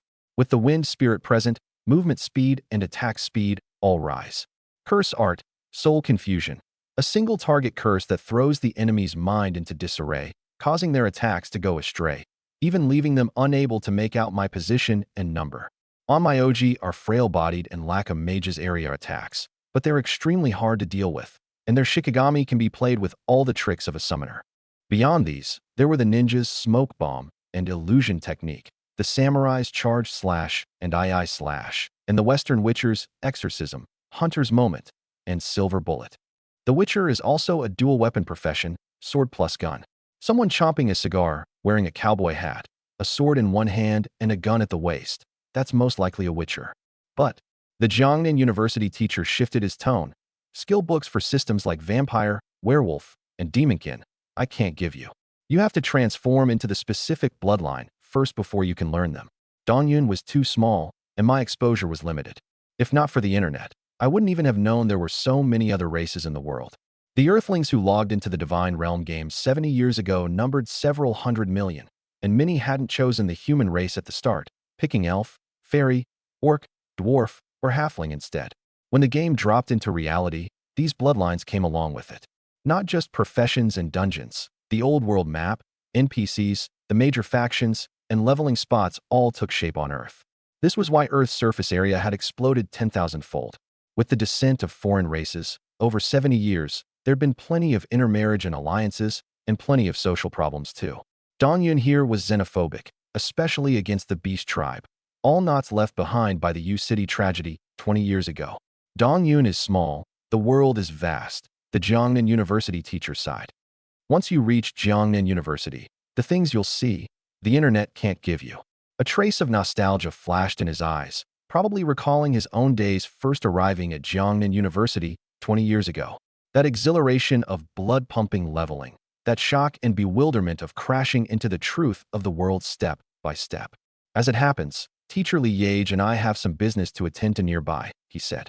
In half a month, will personally escort you to Jiangnan University. In an age of peace, no matter how precious a top scorer is, no one makes a special trip to escort them. It just so happened our tasks coincided, so we'd head back together. There were still some days before enrollment. I began drilling like my life depended on it, mastering Enchantress, Formation Breaker. Its 3 enchantment attributes. I had to know them cold, so I could use the right move for whatever enemy I faced. I never fight a battle I'm not sure of. Everything has to be calculated clean, just like that exam dungeon. Not resting even after burning through my mana, racing against the clock to charge the next stage, while the stands rang with doubt. But they didn't know I'd figured it out long ago. Used the gunslinger's bullets to sweep the whole place clean. The bullets had filled 3 slots of my backpack. Then, against the final stage's chilly archboss, I opened with a blood burst, interrupting its skill outright. A chorus of controversy, but I didn't care. I was 100% certain I could interrupt it, and 100% certain my output would hold. This wasn't luck. It was something I drilled out day after day. Besides using the new weapon to hone my combat feel, the most important thing was still the daily quest. Running, 10 of 10 kilometers. Push-ups, 100 of 100. Sit-ups, 100 of 100. Squats, 100 of 100. Ding. Daily quest complete. You may claim a reward from the following options. Reward 1. Gain 10 free attribute points. Reward 2. Gain 10 skill points. Reward 3. A random skill book. I chose 2. 10 skill points, in hand. A new skill book came too. Looks like from now on I'd have to shift more towards skill points in my daily rewards. Luckily, basic skills cost few points, so I could sustain it. Over half a month later, Dongyan City, Yunding Manor, the training ground of my villa. My figure was fast as a phantom. In the blink of an eye, I blinked over a dozen times across the grounds, even passing straight through ironclad walls. To me, those walls were no different from air. Divine Blink. A divine tier secret art. The top tier reward from the system. Over this half month, I'd more or less mastered it. As long as I have the mana, wherever my line of sight reaches, I can teleport there. I calculated inwardly. But the limit's just under 2,000 meters. The fiercest part was that it had no wind-up. No matter the distance, it arrived in an instant. For someone like me who prizes timing in a fight, this zero startup ability was tailor-made. Then there was that S+ talent, transcendent self-healing. A few days ago I steeled myself and cut a wound into my arm, nearly to the bone. And before the blood could even spurt, the wound healed in a second, not even leaving a scar. From then on I understood. Taking my life with a fatal wound wouldn't be so easy. My 4 core stats. Strength 80, Constitution 80, Agility 78, Intelligence 79. Not counting any weapon bonuses. Beyond the 10 points from daily rewards, several heavenly treasures deserved credit for these. If I didn't have to feed skill points too, my 4 stats could be even higher. Put simply, at the same level, Dongyan Hai's top seed Little One was now getting blown out of the water by me in every stat. Even if he dumped all his attribute points into one, he couldn't match my all-around panel. Those ordinary second-year Qing University students, I'd put them all down within 3 moves. I was about to head to Jiangnan University. I rather wanted to see just what these prodigies from all corners of the land were really made of. Yun Tang. On the living room sofa, my sister and I sat side by side. School or life, whatever the trouble, just call me directly. I know, brother. She hugged her knees, her fair little face buried against them, the loss on her youthful face impossible to hide. It's you out there who should be more careful. Tomorrow we'd part. Neither of us boarded, so we normally saw each other every day. Now, for the sake of studies, the 2 of us siblings who depended on each other were about to part for so long for the first time. I looked at her reddened eyes and reached out to ruffle her hair. Don't worry, I'll come back at least once a month. The provincial capital isn't that far from Dongyan. I'd already paved the road ahead for her. She was only in her 2nd year of middle school, her talent not yet awakened. But I wanted her to live the best life and have the best educational resources. Within a year, I'd establish myself firmly at Jiangnan University, then bring her over to attend the best high school in the provincial capital. While her talent was still dormant, I had to find good elixirs to draw out her potential. Luckily, this girl was stronger than I'd thought, her self-reliance far beyond her peers. Leaving her alone, I could rest fairly easy. The next day, a black sedan stopped at the entrance to the villa's small courtyard, the luggage already loaded in the trunk. Yun Tang waved at me with red eyes. I finished my last few words of advice. The car started up, and Yunding Manor grew ever more distant in the rearview mirror. From Dongyan to the provincial capital, you definitely can't go by car. It's too far. I gazed out the window. Though it was the same province, That was an administrative line drawn 70 years ago. After the world changed, the geography transformed entirely, and today's Jiangnan province was far larger than before. Where we were headed wasn't the airport, it was a faster way to leave Dongyan. The car didn't head toward the airport.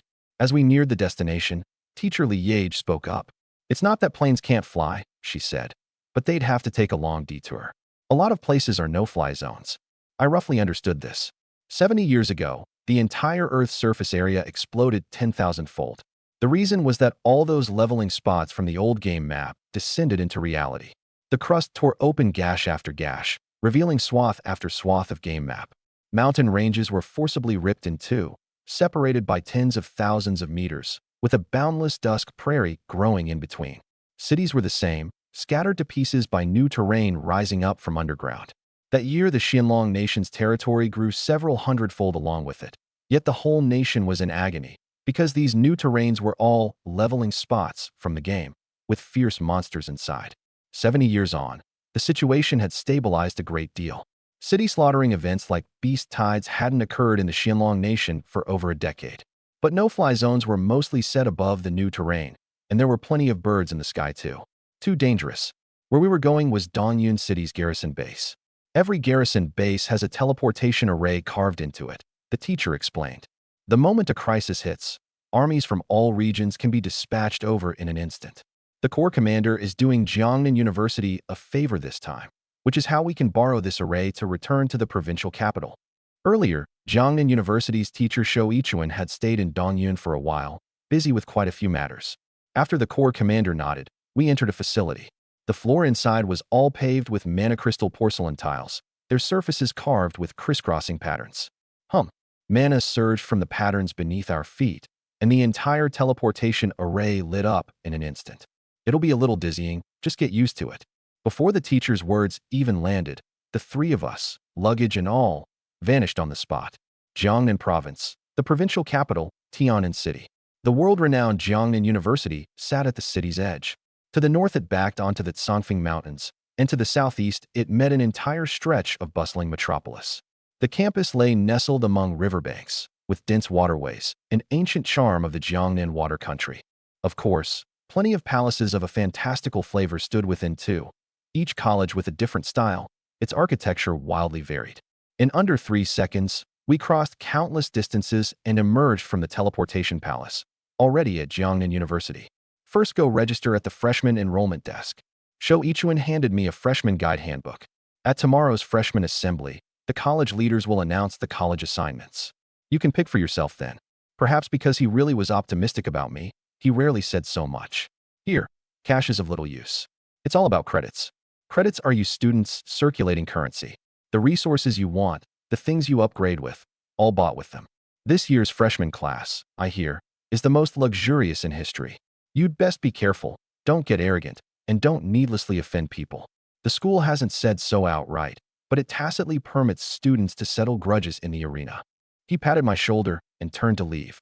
Beside him, Mage, heading back to the admissions office, looked a little amused.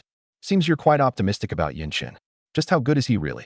"Tomorrow's freshman assembly seat grab ranking," Shou Ichuan smiled, "should show at least where he stands right now." Jiangnan University was truly vast. The freshman enrollment desks alone had 18 stations set up across campus. Following the handbook's directions, I dragged my suitcase to the nearest one. "Over here, Junior." "Wow, a tall, handsome freshman's arrived. Go greet him quick." Every enrollment period, the students at these reception points got most excited seeing handsome guys and pretty girls. The moment my tall, sturdy frame and passable face appeared, 2 girls came trotting over. The one on the left was so excited she wanted to carry my luggage. The one on the right took my profile, turned, and ran back to have the student union members at the workstation register me. First, name, Yinshin. HM. The one in charge of registration froze, then abruptly looked up at me. "Yinshin." Her voice changed. "My God, isn't this Jiangnan province's top scorer, the legendary classless drifter?" The moment those words fell, all the student union members and volunteers at the registration desk turned in unison to look at me. Even the other freshmen around went stiff-faced, twisting to stare at me. Seems my reputation had already spread across the whole school. For all these years, Jiangnan province's top scorer had always been monopolized by the provincial capital and the 2 neighboring economic powerhouse cities. Now a guy from a small place like Dongyan City had risen against the odds, snatching away the top spot. That was me. Jiangnan Province was an education powerhouse, and its provincial top scorers of years past were of solid caliber, most destined to become people of standing. The martial ones could guard a region and keep it safe. The civil ones could govern a region and benefit the people. A provincial top scorer was already brimming with talking points, the most eye-catching presence among the freshmen. And I'd even broken tradition on top of it, from a small place, and claiming the top spot through the controversial identity of classless drifter. So this is the legendary classless drifter. Our province's top scorer is here. But this guy's genuinely tall and handsome. Good enough to be a star. Amid the whispers, that senior holding my profile finished being shocked and continued the registration. Her gaze fell entirely on the profession line. Blank. None. Not a single word filled in on the profession line. Exactly like at the exam results announcement. This person had no profession. Online games did indeed have the no-class drifter playstyle, hence classless drifter. But this wasn't a game, this was reality. Going by the level 14 written on my profile, this meant I'd lost at least 12 free attribute points. Same for skill points, a fair amount lost too. At Jiangnan University, they'd seen far too many examples of someone getting utterly dominated over a tiny stat difference. A slightly shorter attack range, a bit less agility, and you'd get kite by a mage locking down your positioning, unable to land a single effective hit all the way to a crushing defeat. A bit less intelligence, casting half a beat slow, and plenty lost that way too. A hair's breadth off, and you miss by 1,000 miles. They were all prodigies from every region, and a single misstep, a bit of a stat gap, one detail not quite in place, could all cause a wipeout. Jiangnan University had far too many talented students. By the look of it, he really didn't plan to change class. The senior sighed inwardly.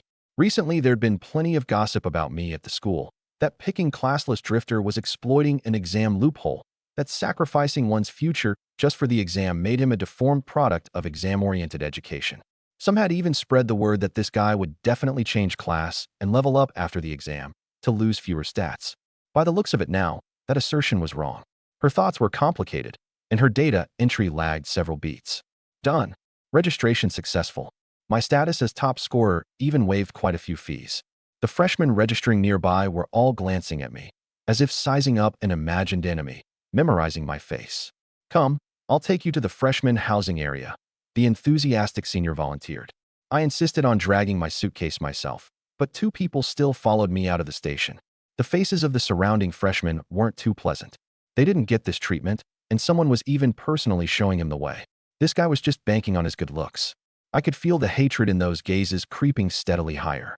Not everyone's arrived yet. The freshman assembly is tomorrow, the senior said as we walked. Oh right, Yinshun, have you decided which college to go to? Jiangnan University has 5 major colleges: war, elements, weapons, tactics, and subprofessions. The war college folks are all headed for the front lines, born for slaughter, no profession restrictions.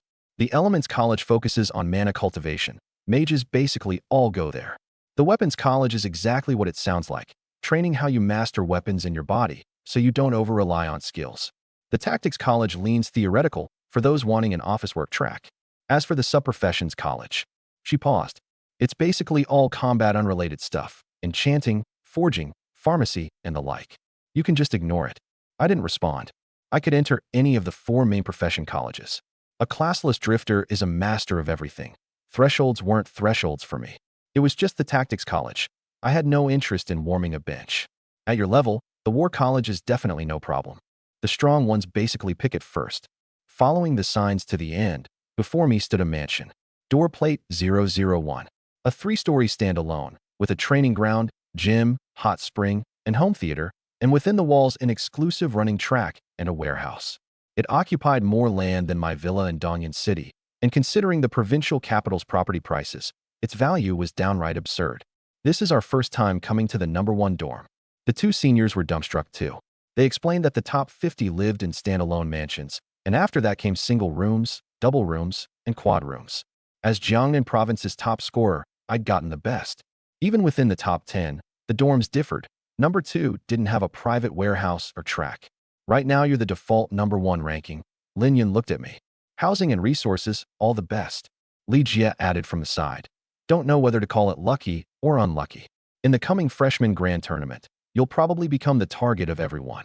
They'll all want to drag you down. By their account, the tournament would be held soon, 10 days at the fastest, half a month at the slowest, reshuffling everything. The enrollment desk was still busy, so the two chatted a while and left. That day, freshmen from the Xianlong Nation's 37 provinces poured in one after another. The whole of Jiangnan University was like an ocean, with so many people entering, it couldn't even stir up a ripple. As night fell, I stood on the mansion's rooftop terrace, gazing down. This house wasn't just large, it was on the highest ground. The scenery all around took in a full view, and a feeling of looking down upon the mortal world welled up naturally. No wonder the wealthy and powerful all loved standing on high ground. The city below like something trod beneath their feet. About everyone's arrived. The dorm lights down the hill lit up one by one. Maybe because this rooftop house was too conspicuous, I'd sensed those faintly flickering gazes from far away. This I accepted. I was the most glaring target of all. The next day, I rose early as usual. 100 sit-ups, 100 squats, 100 push-ups, then a long run on my own track. Ding. Daily quest complete. Please claim a reward from the following options. 1. 10 free attribute points. 2. 10 skill points. 3. A random material. Random materials I never touched. Gambling on odds wasn't my style.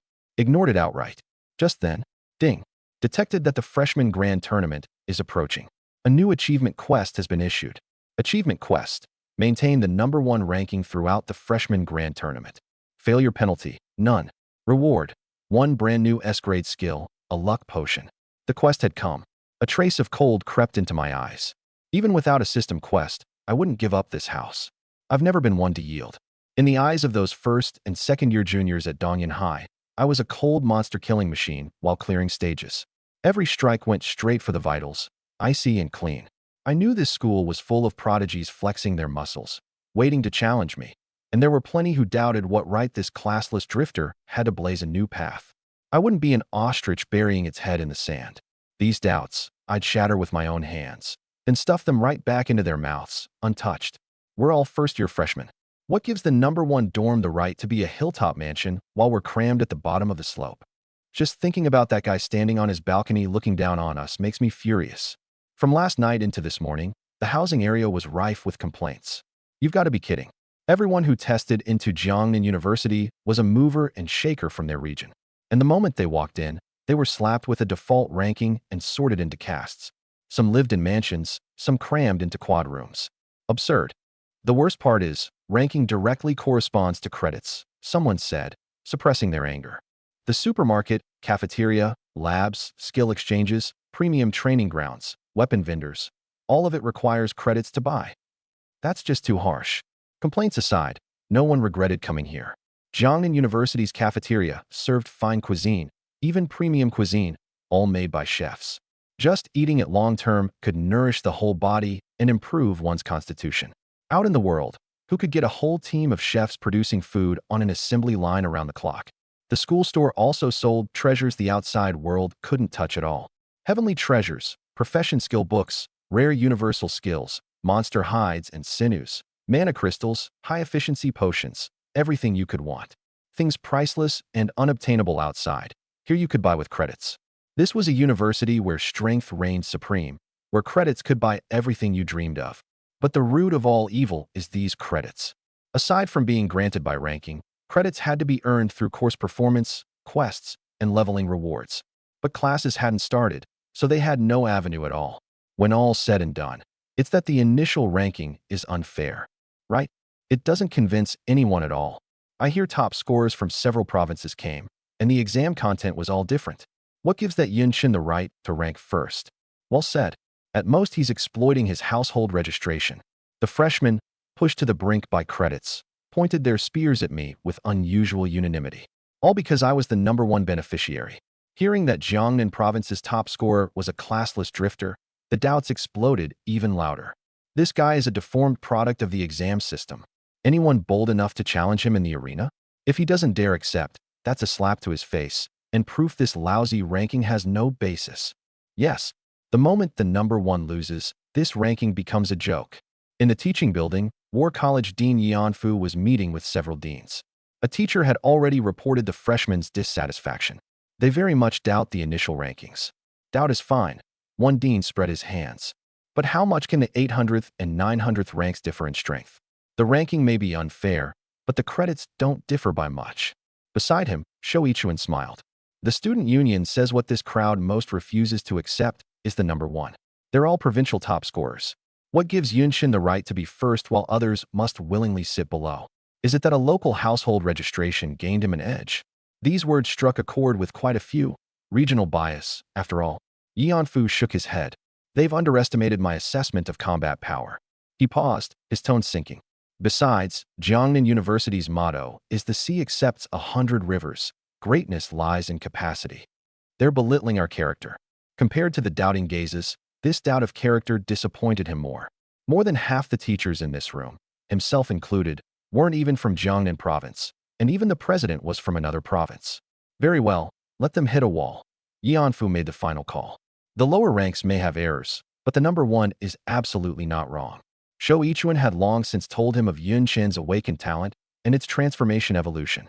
Each province's top scorer had a different exam dungeon, but after watching the footage, the profession style, combat skill, and detail control were plain to see. Yunshin was the most outstanding performer of this batch, outstanding to a fault. This year's freshman scale is doubled or tripled, and the subsequent rankings really are hard to make comprehensive. Yanfu swept his gaze around. Then let's move up the freshman grand tournament to today. He had the highest seniority in the most years, and no one refuted his words. The teachers below immediately began drafting the notice and preparing to open the dungeon. At the thought of college assignments happening tonight, several deans couldn't sit still. That Yunshin has fine combat technique, and like me, he's got an innate combat instinct. Why not let me teach him? The Weapons College's Dean Xia stepped up directly. 26 years old, the youngest present. Clad all in white, of peerless grace. However loose the college uniform, it couldn't suppress her figure, tall as a Victoria's Secret model. That's not quite right. A voice picked up. His rapid casting talent is rare, his instant cast magic is fast, and his foundation isn't weak either. Even if the classless drifter path doesn't work out, he can switch to mage or demon swordsman anytime. The Elements College's Dean Wu couldn't sit still either. These deans gathered together for the very purpose of poaching people. And Yunshin, the number one, had long since been in their sights. No rush, Yanfu smiled leisurely. Once tonight's freshman tournament ends and the rankings are reset, let them pick for themselves. The War College had held the top seat among the institutions for years, and its philosophy best suited the appetites of young people eager to charge to the front lines. So he was the least anxious of all.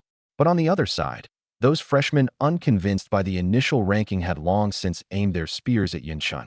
The classless drifter thing was heretical to begin with, brimming with controversy. Put the two together, and it was like pouring oil on the fire. Come on, someone waved. Let's all go up the hill and open our eyes and see what gives that so-called classless drifter the right to call himself number one. Classes hadn't started anyway, and idle was idle. A crowd marched up the hill in a mighty procession and hadn't gone far before running into an access barrier. Damn it, someone cursed. Unauthorized personnel can't go up the mid-slope. At an ordinary school, an iron gate couldn't stop these people with a single finger. But this was Jiangnan University. Access barriers here often meant a mechanic's danger device, or a mage's restrictive array. No one dared court trouble. The dozens of them just stood there awkwardly in place. Lucky him. Just then, the school broadcast sounded.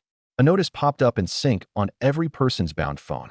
Please bring your equipment and weapons at 2 o'clock this afternoon, maintain peak condition, and arrive at Nanyang Square. Bring equipment. Every freshman's mind buzzed. The freshman grand tournament was being moved up. Good, excellent. The rankings are getting reshuffled. At the same moment, up in the mansion district the freshmen couldn't enter, the top 100 residents were all brimming with fighting spirit. Good. Now we can drag that so-called classless drifter down from first. The top 10 among them were uniformly provincial top scorers or provincial runners-up. A few prodigies even planned to issue arena challenges directly to make this number one ranking unworthy of the name. Dare to refuse, and they'd leave him unable to save face in public. Dazhou Province's top scorer Shin Tairan, ranked second, below Yunshin alone. He said not a word, his gaze drifting from time to time toward that standalone mansion higher up the slope. This was a man disciplined to the extreme, aloof and proud. After checking all his weapons for zero wear, he ate a simple lunch and immediately went to sleep to meet the tournament in his most robust condition. Number one, he was set on having it. At 2 in the afternoon, Nanyan Square was already packed with a sea of people. The assembly time hadn't even come, and quite a few freshmen were so excited they skipped their midday rest, dressing neatly and arriving early, just waiting for the tournament to begin. It's a dungeon, the Silver Secret Realm Gate. A secret realm gate, silver-white through and through, hung suspended in midair. People in the crowd began sharing secret lore. These successfully enrolled scions of great families knew plenty of things ordinary people didn't. Put it this way, a lanky one lowered his voice. Leveling resources are limited. Even with the Xianlong nation's compulsory education support, sadly the vast majority of people can forget about reaching level 20 in their lifetime. It turned out that in the game, leveling spots would respawn once the monster kill refresh timer was up. But after the game descended into reality, monsters at leveling spots never respawned once killed. Resources were limited. Then what about this dungeon? Someone questioned. Once you clear a dungeon, you can go back in and farm it again, right? The number of dungeon secret realms is limited too, and once you pass the required level, you can never enter again. The further you go, the fewer dungeons there are. The lanky one spoke mysteriously. Unless a new dungeon gate falls from the sky. The crowd looked up at the sky in unison. Wasn't it the so-called creator god who fabricated the Divine Realm game 70 years ago and shaped the world's current landscape? Rumor had it humans could still trade sacrifices for boons. The most widely spread account, with video corroboration, was that 10 years ago a pillar of light descended above a certain Western nation, and a secret realm gate glinting with golden light fell from the sky. The price was that some mega-guild had sacrificed the remains of a demon sovereign from a rift and its core crystal. You're quite the show-off. Someone shot the lanky one a sidelong glance. The lanky one swallowed and didn't dare say more. Brother Shui. He shrank his neck. Shui Hongfang, Jiangnan Province's exam runner-up, ranked 4th, sitting above 4 out-of-province top scorers. He ignored this relative of a different surname, his pair of cold eyes already fixed with keen interest on the tall figure walking toward the square's edge. It was him, Yun Chun. This was the very person who'd snatched away his top scorer title. In all those high school mock exams, Shui Hongfang had placed first in the province every single time. And the moment the official exam ended, the top scorer spot he should have locked down vanished into thin air. He'd pulled strings to check, and found he was a full 11 seconds behind the other guy. A classless drifter with no future whatsoever. What right did he have to be mentioned in the same breath as his hidden profession? This is Yun Chun. The relative of a different surname had already trotted over, throwing his weight around on borrowed authority as he peered at that distant figure. I have to admit, this aura of mine really could hold down a crowd. I wore light armor, my figure tall and powerful, my features hard-edged. As I walked over, the chatter all around unconsciously tilted my way. Yin Chun, he's here. Those prodigies who regarded me as a formidable rival muttered and stayed wary in the shadows. Some felt the classless drifter approach was too broken at this stage and saw me as a great threat. Some thought me shameless and despicable, not worth mentioning, and some were weighing whether to win me over. All manner of appraising gazes swept over me, some admiring, some disdainful. They all say he's a small-town test grinder, only good at exams and buried in rote study. Someone muttered under their breath. But how does he look more like he's from a noble clan than these family signs sitting here? Second-ranked Shun Tyrant shot me a glance, then closed his eyes to rest. In his mind, he was already simulating a duel with me. To take me, the classless drifter, seriously, he'd even crammed hard on the basic skills of every profession. He didn't believe the gossip. Since Jiangnan University had given me first place, I surely had something extraordinary.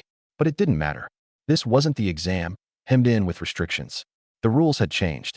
The number one can only be me, he thought. I only hope you don't fall too far behind.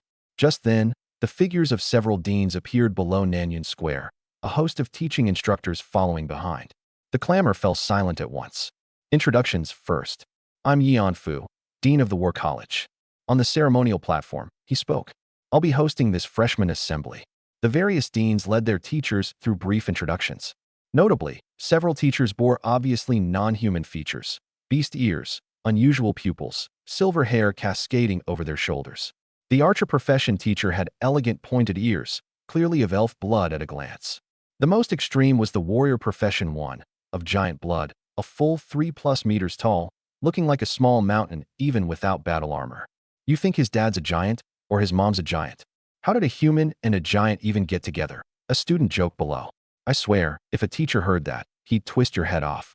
There were also freshmen who hadn't seen the world sighing quietly. My God, Only after coming to the big city did I realize how many people intermarry with other races. That beast-eared girl type from fantasy films is a straight-up blessing for shut-in nerds. You can tell they're from the countryside. The big city freshmen began to mock. 20 years ago, the Beast Tribe Royal Court's Golden Lion family betrayed the New World and threw themselves into darkness, using a rift to descend upon you city and bring about a bloodbath. From then on, voices rejecting foreign races arose all across the Xianlong nation. Small places were conservative, so mixed bloods were rarely seen. Introductions done on the platform, they went straight to the point. This freshman class is the largest in history. Yanfu swept his gaze across the whole grounds. Since everyone's fighting spirit is running high, let's start the freshman grand tournament early today. Let me be clear up front. Tournament results relate to your personal credits and dorm amenities. How important credits are, you know in your hearts, so I won't say more. Your results also determine your college assignment to a degree. So if you don't put your heart into it this time, or slip up, your university career might well begin from a failed start. Also, note the rules. This dungeon exam has no prohibitions whatsoever. The moment those words fell, the crowd below erupted. The exam dungeon had no end of restrictions. Single-use recovery potions, quality mana and health potions, weapon grades. Even the caliber of bullets was locked down tight. The exam achieved maximal fairness, filtering out external aids and leaving only those with genuine talent. But reality is merciless, and enemies won't grant you so many rules. They're cruel, despicable, sinister. Handle them with the ways of civilization, and sooner or later you'll die. So the freshman tournament had no restrictions at all. Of course, with levels being what they were, no matter how high the equipment grade, it couldn't power creep too far. I'll give you 1 minute to prepare, Yanfu said. 1 minute later, the dungeon opens. In that 1 minute, freshmen all over the square instantly turned solemn. Some wiped their weapons, some counted their ammunition, some stretched their muscles, and some even downed stimulant potions in advance, all to save that 1 or 2 seconds inside the dungeon. Outsiders might not understand, but that 1 second might decide the ranking, decide the final credits. Even the previously most slovenly freshmen wore serious faces. This was a university where talent from across the nation gathered. Those who looked lazy and ranked beyond the 1,000th spot might well have been the unshakable number 1 back home. Prodigies raised on applause since childhood. On the ceremonial platform, several gazes fell on me. Now this is genuinely one of a kind, a teacher's side. In my hand I gripped a long, slender silver-white staff, its inlaid mana crystal glowing purple, looking like a mage's. Yet a tactical dagger was hidden in my battle brace, and 2 brand new guns hung at my waist. This hodgepodge, truly worthy of a classless drifter. That battle spear of his is from the Enchantress series. It sat idle in Jiangnan University's treasury for so many years, and finally a master has come for it. The perennially cold and taciturn weapons college dean, Xia Qingcheng, grew interested. I said this guy suits the weapons college. The countdown began. Silently counting to 5, the silver-white gate in midair suddenly burst with thick light, its 2 doors flinging open with a roar. The next moment, everyone's mind was drawn upward, and the same pop-up surfaced in each person's head. Dungeon Secret Realm, Troll Nest. Level, 12 to 15. Difficulty, selectable, easy, hard, nightmare. Party requirement, 1 to 5 people. Note, trolls dwell in colonies within this dim, gloomy old lair. Rumor has it the thicker the darkness, the higher their fighting spirit. The square had been packed with a sea of people, and in under a second, every figure vanished. Difficulty, nightmare. Party size, 1 person. Everyone at Jiangnan University chose exactly this. Prodigies from all across the nation, not one willing to bring a teammate, uniformly soloing. The 653rd rank mechanic went in first, darkness all around, and pairs of scarlet pupils surfaced in the night. Without a second thought, he raised a hand and summoned his mech. Woohoo, takeoff! The moment he settled into the 2.5-meter mech, he cackled while squeezing the trigger, the machine guns on both mechanical arms spewing bullets like they were free. A textbook mech build. Elsewhere, the 213th ranked priest had just landed when he suddenly burst out laughing. Heaven aids me. A priest daring to solo? A priest able to enter Jiangnan University was more than up to it. He was a dark priest build, able to convert his own healing directly into percentage-based erosion. The harder he healed, the more it hurt. Darkness was itself a major buff for a dark priest. In this moment, the all-soloing freshmen each displayed their prowess. Outside the dungeon, a holographic screen projected onto the silver gate, 30 windows tiled together, every freshman's view laid bare. Not bad. This freshman class can hold its own. Dean Xia Qingcheng watched a couple of seconds, then turned to urge the teacher operating the screen. Switch a window to Yunchun. These words hit the mark for quite a few. It was high time to bring up the footage of this provisional #1 drifter. Most present hadn't yet seen how a classless drifter actually played. Then fine. The War College dean gave the word, and no one below dared slack off. Soon, among the 30 windows, one belonging to Yunchun appeared. Only, that window was a blinding white mass, nothing visible at all. What's wrong? Malfunction? The crowd was startled. No.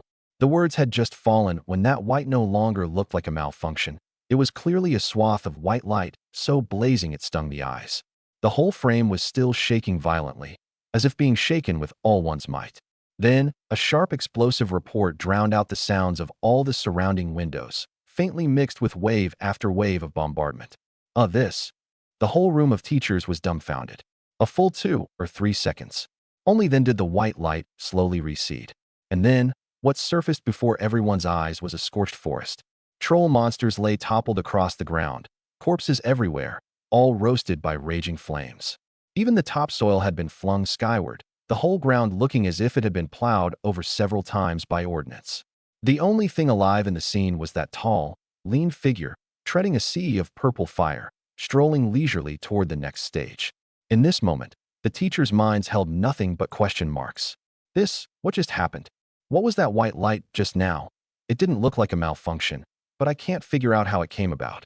That fire behind should be fire-based magic. But isn't this guy a classless drifter? When did he become a mage? It's flash of light. War College Dean Yi Anfu stepped forward. Even with the answer, some still hadn't come around. You couldn't blame them either. Who could have imagined that a universal skill, flash of light, a skill most people didn't even bother to level, had been forcibly piled up to B- by this kid, with a heap of skill points dumped in, producing an utterly unexpected effect. Also, Yi Anfu continued, that explosive report under the white light just now was most likely Sonic Boom. A third change practitioner, he hadn't even leveled the skill himself, deducing it purely from the result. Sonic Boom plus blinding white light. The whole combo is a super enhanced flashbang. That's the very first thing that kid did on entering. What he didn't say aloud was that, if not for having watched Yun Chin's exam footage beforehand, he wouldn't have imagined offhand that anyone could play Flash of Light to this degree. For this, he'd even gone and dug up a few obscure minor skills. Flash of Light, Sonic Boom. 2 junk skills basically no one leveled, and no one was willing to invest in, had been shaped by this drifter into a combo, played to dazzling effect. Someone actually leveled a skill as obscure as Sonic Boom? The magic teacher shook his head. He hadn't learned it himself, and in all the classes he'd taught, he'd never seen anyone level it. Flash of Light could at least be put to some use in specific dark scenarios, but Sonic Boom? Unheard of. Keep watching. The Elements College teacher stared at the screen, deducing. There are elemental traces lingering in the air too. This guy instant casts magic, producing the effect of a mana machine gun. This whole ground burning is basically classic fireball. And the flames turned purple. Even the fireball's grade has mutated. To be honest, rather than the Weapons College, he should come to our Elements College. Xia Qingcheng replied coldly. Keep watching, and we'll know. In the 30 windows, Yun Chun was one step ahead, having stepped into the next stage. This freshman class's quality was genuinely high. The first batch after the Xianlong Nation's education support, and to squeeze into Jiangnan University from such a massive scale, none were pushovers. In the tiled windows, mages kite with impressive skill, dragging a whole swarm of monsters with 0 mistakes. Soon, a mage casting spell torrent also entered the next stage. In under a dozen seconds, more people broke through one after another. Everyone raced against the clock, not resting a moment. Not bad. Yi Anfu was genuinely gratified. But then he shook his head. The performance is flawless. But someone cast a high-consumption advanced spell, like Spell Torrent, on the very first stage, and someone nearly emptied their mech's firepower. Next up, it'll be rough. By contrast, that classless drifter, while looking ahead, actually didn't hold much of an edge. But everything he cast on the first stage was minor skills, his mana consumption far lower than a proper mage's. This was the trait of a classless drifter who only played basic skills. Next, it depends on whether Yun Chun can hold steady on the second stage. Not necessarily, someone cut in. The drifter's skills are economical, sure, but firing off so many instant cast fireballs can't be cheap either, right? Profession skills mana consumption really was a notch higher than their prerequisite basic skills. But looking at that forest before them, burned into a hell on earth, could the consumption really be small? Yeon Fu, contradicted, wasn't annoyed. The school atmosphere was good, with superiors and subordinates speaking their minds face to face. Actually, he was deducing from the conclusion too. He'd watched Yunshin's exam footage and knew all too well what a steady, cautious person this was. This was only the first stage. There was no way he'd wring his mana to the limit right off the bat. But he couldn't easily explain it. Unless Yunshin had specially prepared an absurdly expensive single-use major recovery potion. But this crude, blunt, technique-free way of fighting was exactly what Yeon Fu looked down on. In his eyes, Yunshin was the kind of all-around combat genius who dealt lethal blows, never wasting an extra strike, meticulous to perfection in the details. In gaming terms, watching him last hit was a joy to behold. After all, this drifter had gone into the exam dungeon carrying not a single potion, cleared it without a goblin touching him once, and forcibly triggered a hidden stage on top. Someone who nailed the details down to the marrow. Would he squander his mana recklessly the way they said? No one knew the answer. Flash of Light had the view sealed off tight. To know the truth, one could only ask Yunshin in person. They'd guessed right on the outside. I opened with Flash of Light plus Sonic Boom. The latter was a minor skill I'd newly learned, specifically to produce a flashbang effect. To be honest, this combo turned out fiercer than I'd estimated. My talent raised Flash of Light to B grade, with an added mental shock. I developed Sonic Boom precisely to create an illusion of dizziness and disorientation through a massive blast. That's the principle of a real stun grenade. With Awakened Talent All-Rounder pulling it up, Sonic Boom produced severe visual disorientation plus intense mental shock. Stack the two together, and it's a double torment of sight and hearing. The moment I entered the troll nest, I sensed a large group of trolls lurking in the darkness, staring at me. Without a word, I opened with the combo. Blazing White Light plus Explosive Report, instantly robbing them of their eyes and ears. A wave of mental shock bore down, and a group of trolls froze on the spot, some rolling violently on the ground. But what came next wasn't as simple as that crowd of teachers thought. That magic teacher was right. Fireball, instant cast mindlessly, really could sweep a battlefield clean, and most mages did exactly that. But the consumption was too great. This was only the first stage, and it wasn't my style. Only in an inconsequential hidden stage would I cut loose with a wave of spell machine gunning, just for the thrill. In fact, over the whole process I only cast 2 fireballs. Yes, just 2. The teachers outside surely wouldn't believe it if they heard. A whole forest burned into hell, from just 2 fireballs? Impossible. This raging inferno sweeping the whole field would take a dozen at the least, any way you looked at it. The reason for that scene was that before it, I'd first cast a skill, Eye of the Wind.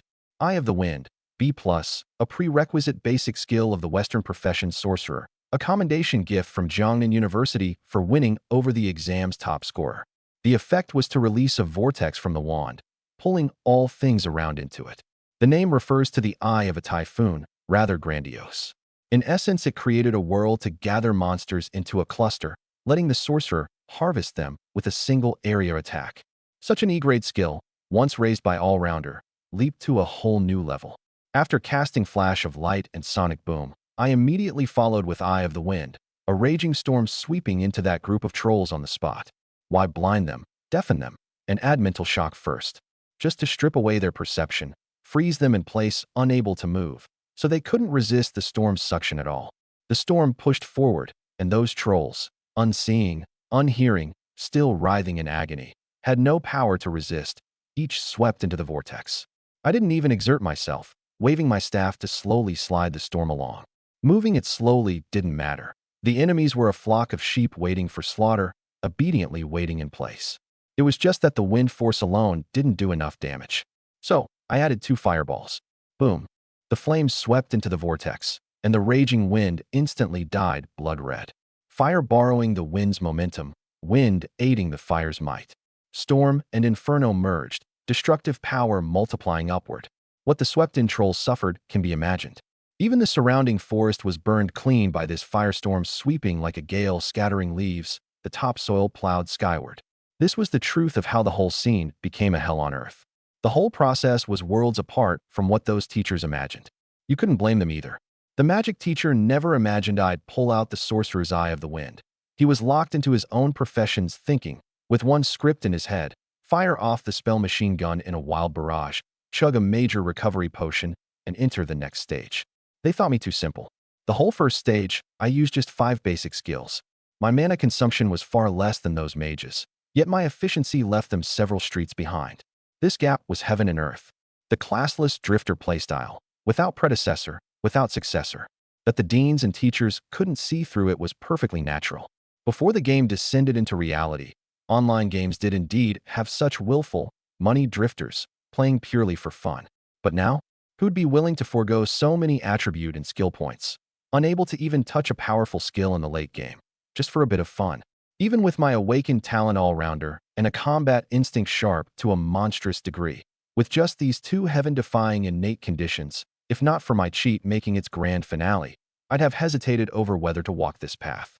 So, the teachers misjudging me was no injustice. I'd already passed through that charred, withered forest. That gale-scattering barrage just now had flung city bricks skyward, and beneath the grass roots and soil, the mottled traces of a city wall were exposed. The troll nest, it turned out, was built inside an ancient castle abandoned for 1,000 years. Vines and roots had crawled over its former grandeur, the whole city swallowed whole by the greenery. Thud! As my footsteps neared, the next stage triggered. With a rumble, the floor tiles ahead, along with the earth and sand, collapsed downward, and a pitch-black underground passage yawned open before me. Without much thought, I jumped straight down. A 7 or 8 meter drop, and both feet landed steadily, without a trace of a wobble. A gloomy, rotting stench rushed at my face. The passage was pitch black, unable to see my own hand, unable to even discern direction. Vision limited. Perception, too, was dulled as if mired in a bog. Dungeon debuff. I saw through it at a glance. This debuff only targeted the intruders. For the trolls who lived here, it was a buff instead.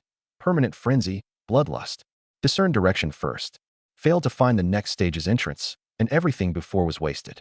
The thought had just formed when a wave of perception rippled out from my mind, like sounding the resonance of the surrounding environment. The whole tunnel, covered in tree roots, moss, and fungal mats, instantly established some indescribable connection with me. Nature affinity. The druid's starting skill, letting them converse with forests and prairies. This minor skill, forcibly raised to B- grade in my hands, now linked me and the surrounding plants into one. I only want to know where the next entrance is. At a shift of thought, the fungal mat beneath my feet trembled slightly, and a vine poking out from a wall cracked gently stretched toward the rear. Understood. I turned and charged into the depths of the darkness. With nature affinity on, the green energy flowing through the plant roots all took shape out of the darkness, as good as a full map hack. Those lurking trolls were revealed one by one in their true forms. My steps didn't stop. That silver-white staff in my hand, the staff form of Enchantress, Formation Breaker, tapped lightly at the void beside me. Growth. At E grade, this skill amounted to little more than hastening seedlings. In my hands at B- grade, the effect was frightening. SHHHK. The roots throughout the whole tunnel abruptly surged, vines thick as pythons coiling and strangling the trolls in the darkness. Ugh, they never anticipated this end. Vines locked their limbs, and a mighty force cinched tight, necks cracking, the sound of snapping bones rising one after another. This place was born for a druid. Abandoned for 1,000 years, long since pierced through by forest roots, gloomy and damp, exactly to the trolls' liking. They'd made this their lair, never imagining the most comfortable spot would become a death sentence. This is just an underground maze. I understood as I ran. Many paths that should have been passable were blocked by cave-ins, forcing detours, winding through twisting little paths to the destination. Second stage, testing perception. Lose your sense of direction, perception failing, and jumping down you might plunge headlong in the wrong direction, going ever farther. Farther wasn't just a matter of distance. More trolls waited for you, wasting your resources. This torment of finding no way out in the darkness wears at one's will the most. Luckily, nature affinity was absurdly perfect here. With just this one skill, the green light dispelled the darkness and pointed out my path too. The stage gate, found it. Rounding a bend, casually clearing a few lurking trolls, I came to a straight passage. At its end, a 2.4-meter forest troll sat cross-legged at the gate, the stage guardian boss, blocking the entrance. The moment I appeared, it slowly woke from its slumber. But before it could even rise, from the end of the passage, fireball after fireball came roaring, flinging it clean off the ground. The mighty impact wrapped around its tumbling figure, smashing through the underground gate behind it as well. Boom. Ugh. The troll, purple flames blazing all over its body, toppled to the ground roaring, hands frantically slapping, trying to put out that gaudy purple fire on its hide. The ferocity of this purple flame lay in that it scorched not flesh, but soul. That pain burning up from the depths of the spirit was the true reason for its heart-rending howls. Having finally beaten out the fire before it could rise. Bang! A tremendous force pressed onto its waist, pinning it back to the ground. Its eyes snapped wide.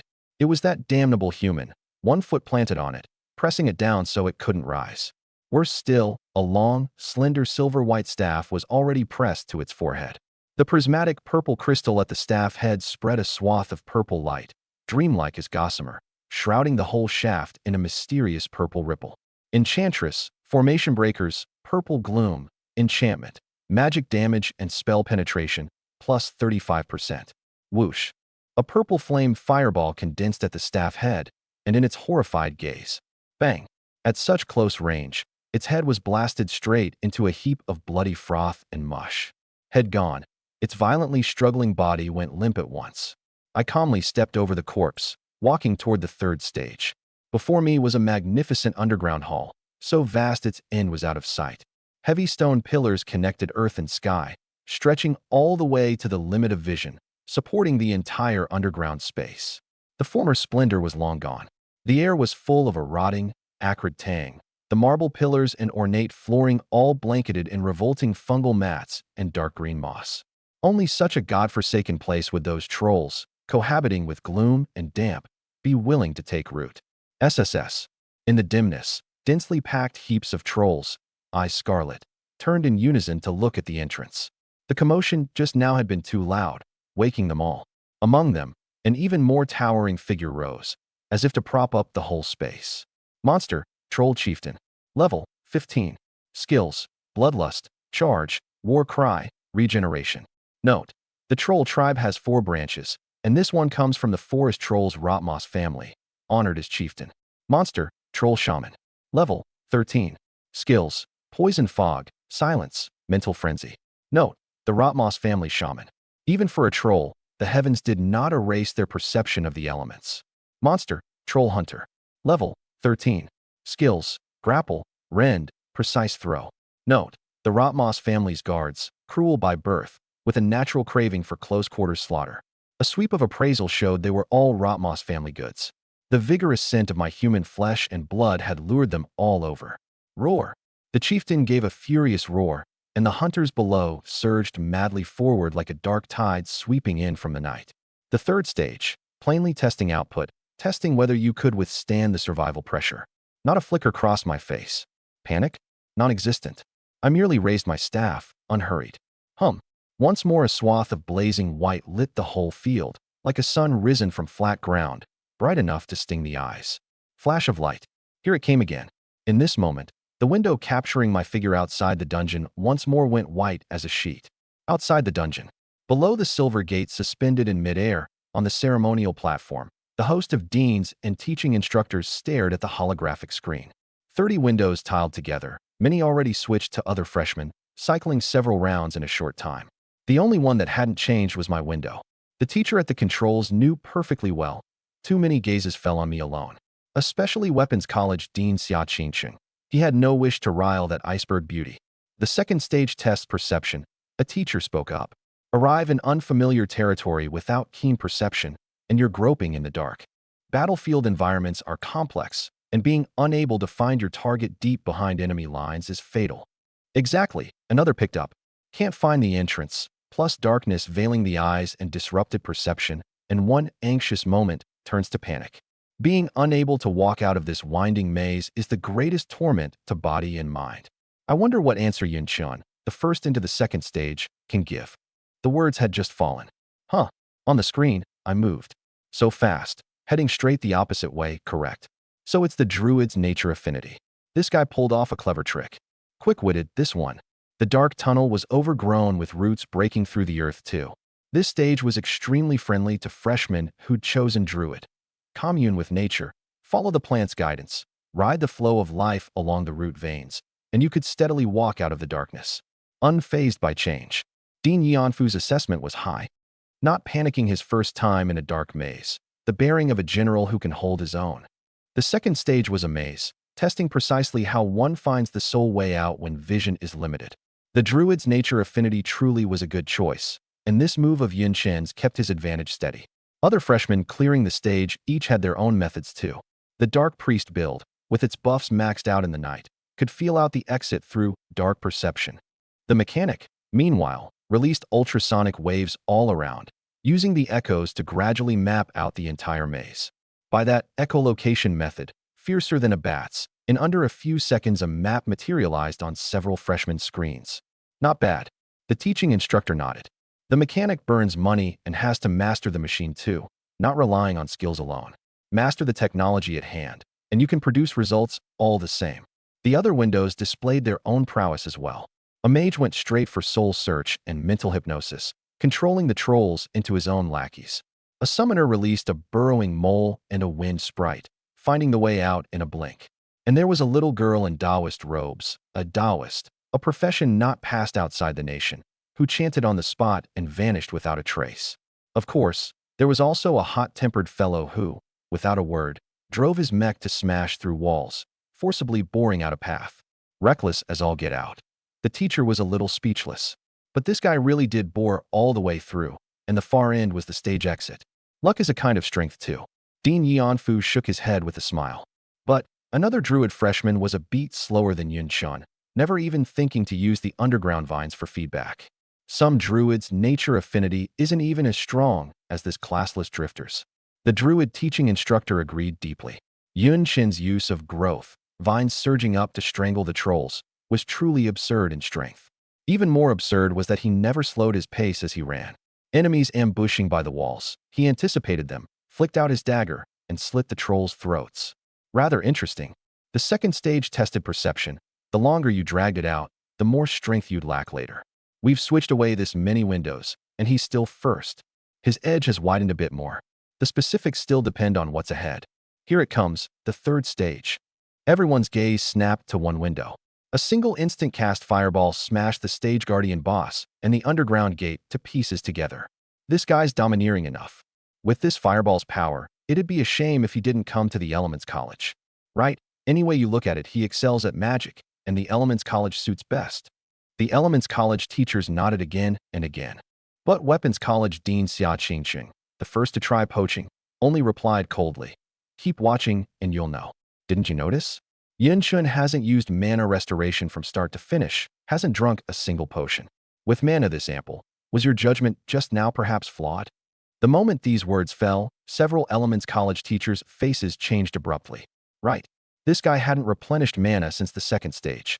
Not drinking potions, not restoring mana, meant he still had more than enough mana in his body, which ran completely counter to the consumption isn't small conclusion. Then what on earth had he done on the first stage to save so much mana? Several mage teachers felt a touch of shame. They couldn't guess offhand. It's definitely another profession's skill. But saying that was as good as saying nothing. Between basic skills and universal skills opened up to secondary schools, there were several hundred kinds, and the minor skills in Jiangnan University's skill library alone numbered over 2,000. Far too many. Dean Yanfu's brow suddenly eased.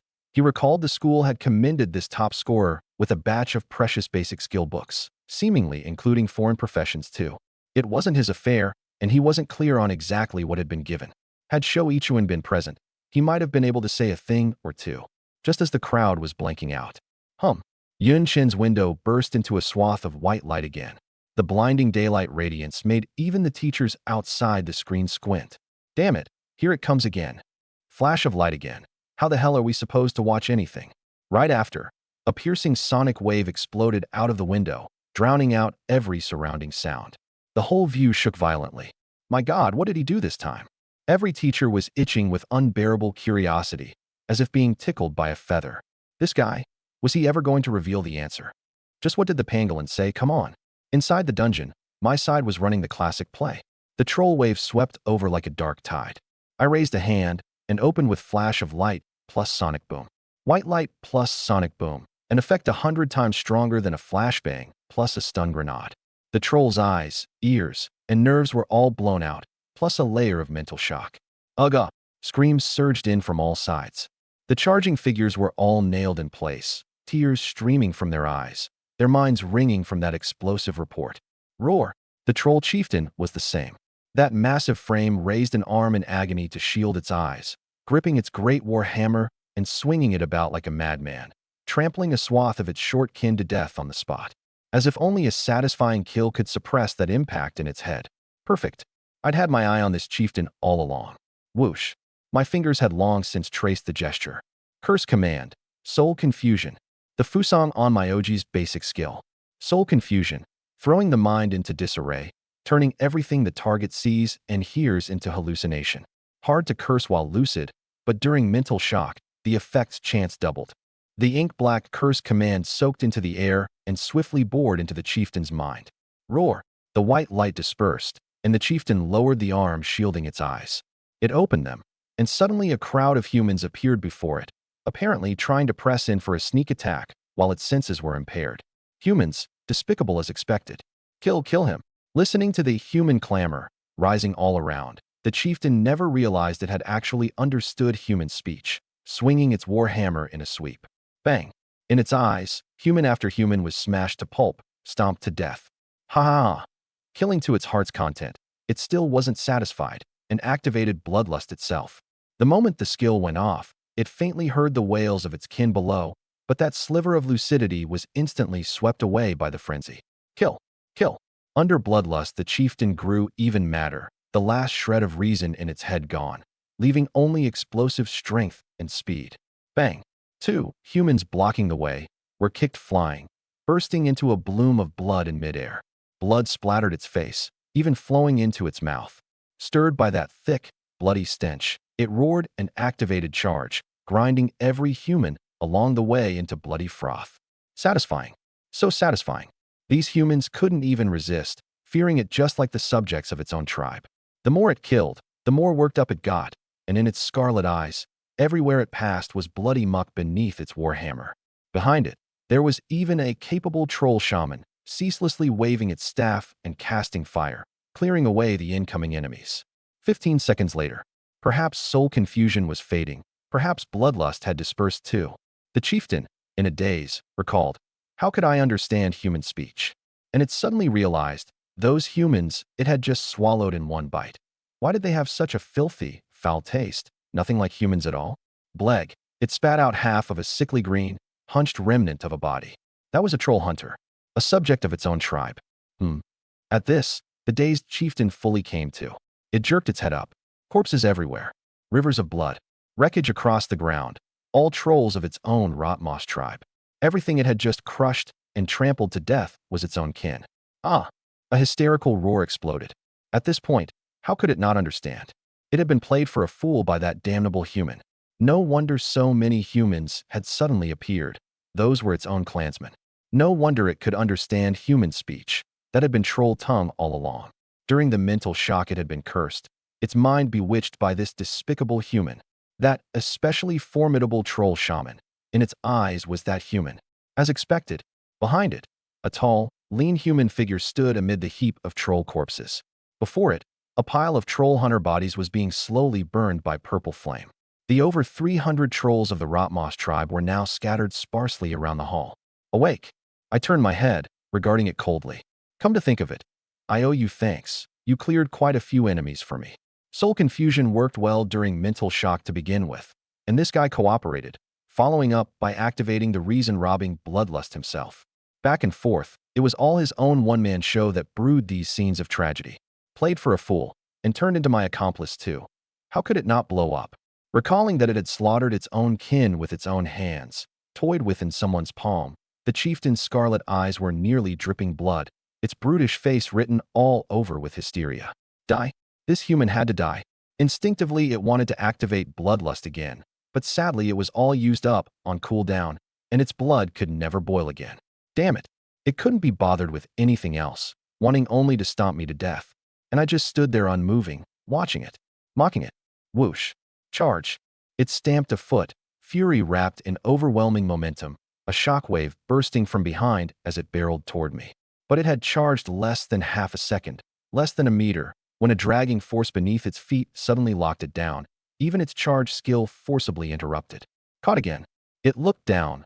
Pale, ghostly arms reached out from the ground, as if extending from hell, gripping its feet tight. And they were spreading. Those pale arms stretched inexplicably, madly coiling toward its waist and both arms. The more it resisted, the tighter that force pinned it down. What the hell was this thing? In fact, these really were ghosts. Shikigami, earthbound spirit. The effect was similar to the mechanic snare trap. Deploy earthbound spirits in an area in advance, and a target that steps in is bewitched, unable to move. Of course, that E+ minor skill had been forcibly raised by me to B+, its binding effect multiplied several times over. The troll chieftain now couldn't move at all, its whole body nailed in place. But I knew this thing wouldn't hold for long. Bosses all carried magic resistance, and it itself had a passive called tenacity, specifically boosting its resistances. It sensed it too, that binding was loosening bit by bit, dropping away. But the one who set this trap was me. Would I not know the timing? The moment it stepped into the trap, I was already no longer where I'd stood. Tap. One step out, dragging a trail of afterimages behind me. Having dashed out a few meters, the afterimages vanished too. Backstab. The assassin's prerequisite basic skill, a burst displacement to circle behind an enemy. Forcibly boosted by the all-rounder talent, this displacement of mine was a good bit longer than standard. The troll chieftain saw me lunge over, its hands still frantically wrestling that nearly dispersed binding, and instinctively raised an arm to shield its face. But through the gap in its arm, it saw my charging figure, 3 meters out, vanish into thin air. Where'd he go? Not good. The survival instinct at its back went off at the same moment. Too late. Squelch. The dagger flicked out from my tactical brace, punched steadily through its back, into its heart. Puffed. Blood spurted. The dagger sunk in more than halfway. Bone-clinging venom. Also an assassin prerequisite skill, injecting a toxin into a vital spot, paralyzing the whole nervous system, leaving one stiff and unable to move. The heavier the wound, the fiercer the venom's onset. A fatal wound maxed out the effect directly. The next second, black patterns crawled across its whole skin. The earthbound spirit had just worn off, and this armored, helmeted, massive chieftain became an ice sculpture again. It's over. I couldn't be bothered to turn and see how much despair and hatred were in its eyes. Clang.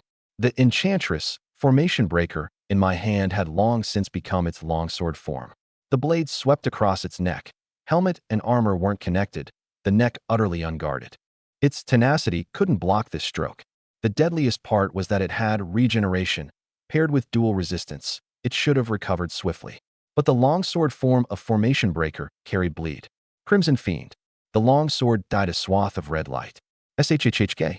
Ignoring regeneration, ignoring dual resistance, one stroke severed its head from its neck. Whoosh. A fine head flew up into the air. The Rotmoss tribe's troll chieftain, toyed with by me, offered up its head with both hands. From start to finish, it hadn't touched me once, couldn't even get close, locked in place, and then ended its wicked life. Ugh. In the hall not far off, the trolls scattered about all blew up. It was this despicable human who'd turned the chieftain into a machine that slaughtered its own. The whole tribe was now united in shared hatred. Roar. A shriek, and finally a troll hunter took the lead and charged. The formation breaker longsword in my hand, strength poured in, lit up once more with a dazzling red light. Wounds swept by Crimson Fiend. Even regeneration struggled to heal. Wind tread slash. I surged forward to meet the lunging enemies. Worth noting, my wind tread slash was now B+, with a new added effect. Whoosh. A hail of blades and axes hurled by the trolls was all deflected by the great wind wrapping my body. This was the new change. Mid-displacement, minor attacks were basically deflected, unable to harm me in the slightest. There was a ceiling, of course. Attacks with strength beyond the threshold could still pierce the wind flurry. But these trolls didn't make the cut. Squelch. One stroke sealed a throat, taking out a hunter. The wind flurry hadn't dispersed, the cooldown refreshed, and I immediately raised the great wind again, surging into the next. Charging into the monster pile, I changed this basic attack into a swordsman skill, Fury Slash. Whoosh. A blade glares several meters long slashed straight out, completely covering a whole swath of hunters directly ahead. Crimson Fiend dyed the blades ripple red, tearing them, figures and all, to shreds. In the blink of an eye, multiple hunters were slain, and wind tread slash refreshed again. Another one-sided slaughter. Back at the exam dungeon, my 4 stats were still generally stuck around 40. Now strength, agility, constitution, and intelligence were all around 80, plus the all-rounder talents bonus. Same-level monsters weren't even worth a single exchange before me. Slicing them like melons and vegetables, I easily hunted down the remaining hunters. But just then, the third stage wasn't so easily wrapped up. From the two corridors leading into the underground hall, densely packed trolls poured out. A sweep of appraisal, and their makeup came out. One batch from the Vicious Fong tribe, the other from the Burning Thorn tribe. The ones I'd just slaughtered were the Rotmoss tribe. Seems it's not as simple as I thought. But close enough. Whoosh. I sheathed the blade into the staff, switching to staff form, the prismatic mana crystal at the head popping out. Before the enemy's main force fully emerged from the corridors, I'd hit them with something big. A blazing fireball burst from the staff top, instant cast, streaking straight for the corridor entrances. Mana was still plentiful, so for now I disregarded consumption. Holding the terrain, I opened up the fireball machine gun. Whoosh, whoosh, whoosh. Purple light fireball after fireball slammed at the corridor mouths. Hunters yet to emerge were blasted to powder on the spot. Fiercer still, the fireballs raised an energy impact on landing, the blazing shockwave flinging swaths of them away. I fired left and right, and the two corridor mouths were gradually sealed off by the inferno, the reinforcement army thus blocked inside. Ugh, The 5 or 6 meter wide corridor mouths burned into a sea of purple fire. The trolls not yet dead were aflame all over, wailing in agony, screams unceasing. The flames spread along the corridors, swallowing the whole passages. Roar! An even more violent roar came from within the corridors. Two towering figures charged out treading fire, two more chieftain bosses. Banking on their regeneration and the dual resistance-boosted tenacity, these two didn't retreat, barreling out engulfed in flames, utterly indifferent to the burning. But they'd have to pay for this recklessness. This purple flame carried mental scorching. This wasn't a flesh and blood wound. Regeneration couldn't save them. The two chieftains severely underestimated the fire, flustered and slapping at the flames the moment they arrived, in pain. One was even worse off, the mental scorching hurting so much it slammed a knee to the ground. Brainless is brainless in the end. The machine gunning had drained me hard, so I gave myself a priest's mana restoration, then switched the formation breaker form again. Naturally to the one that hard-countered regeneration, the longsword form. Crimson Fiend's red light soaked into the freshly drawn blade once more.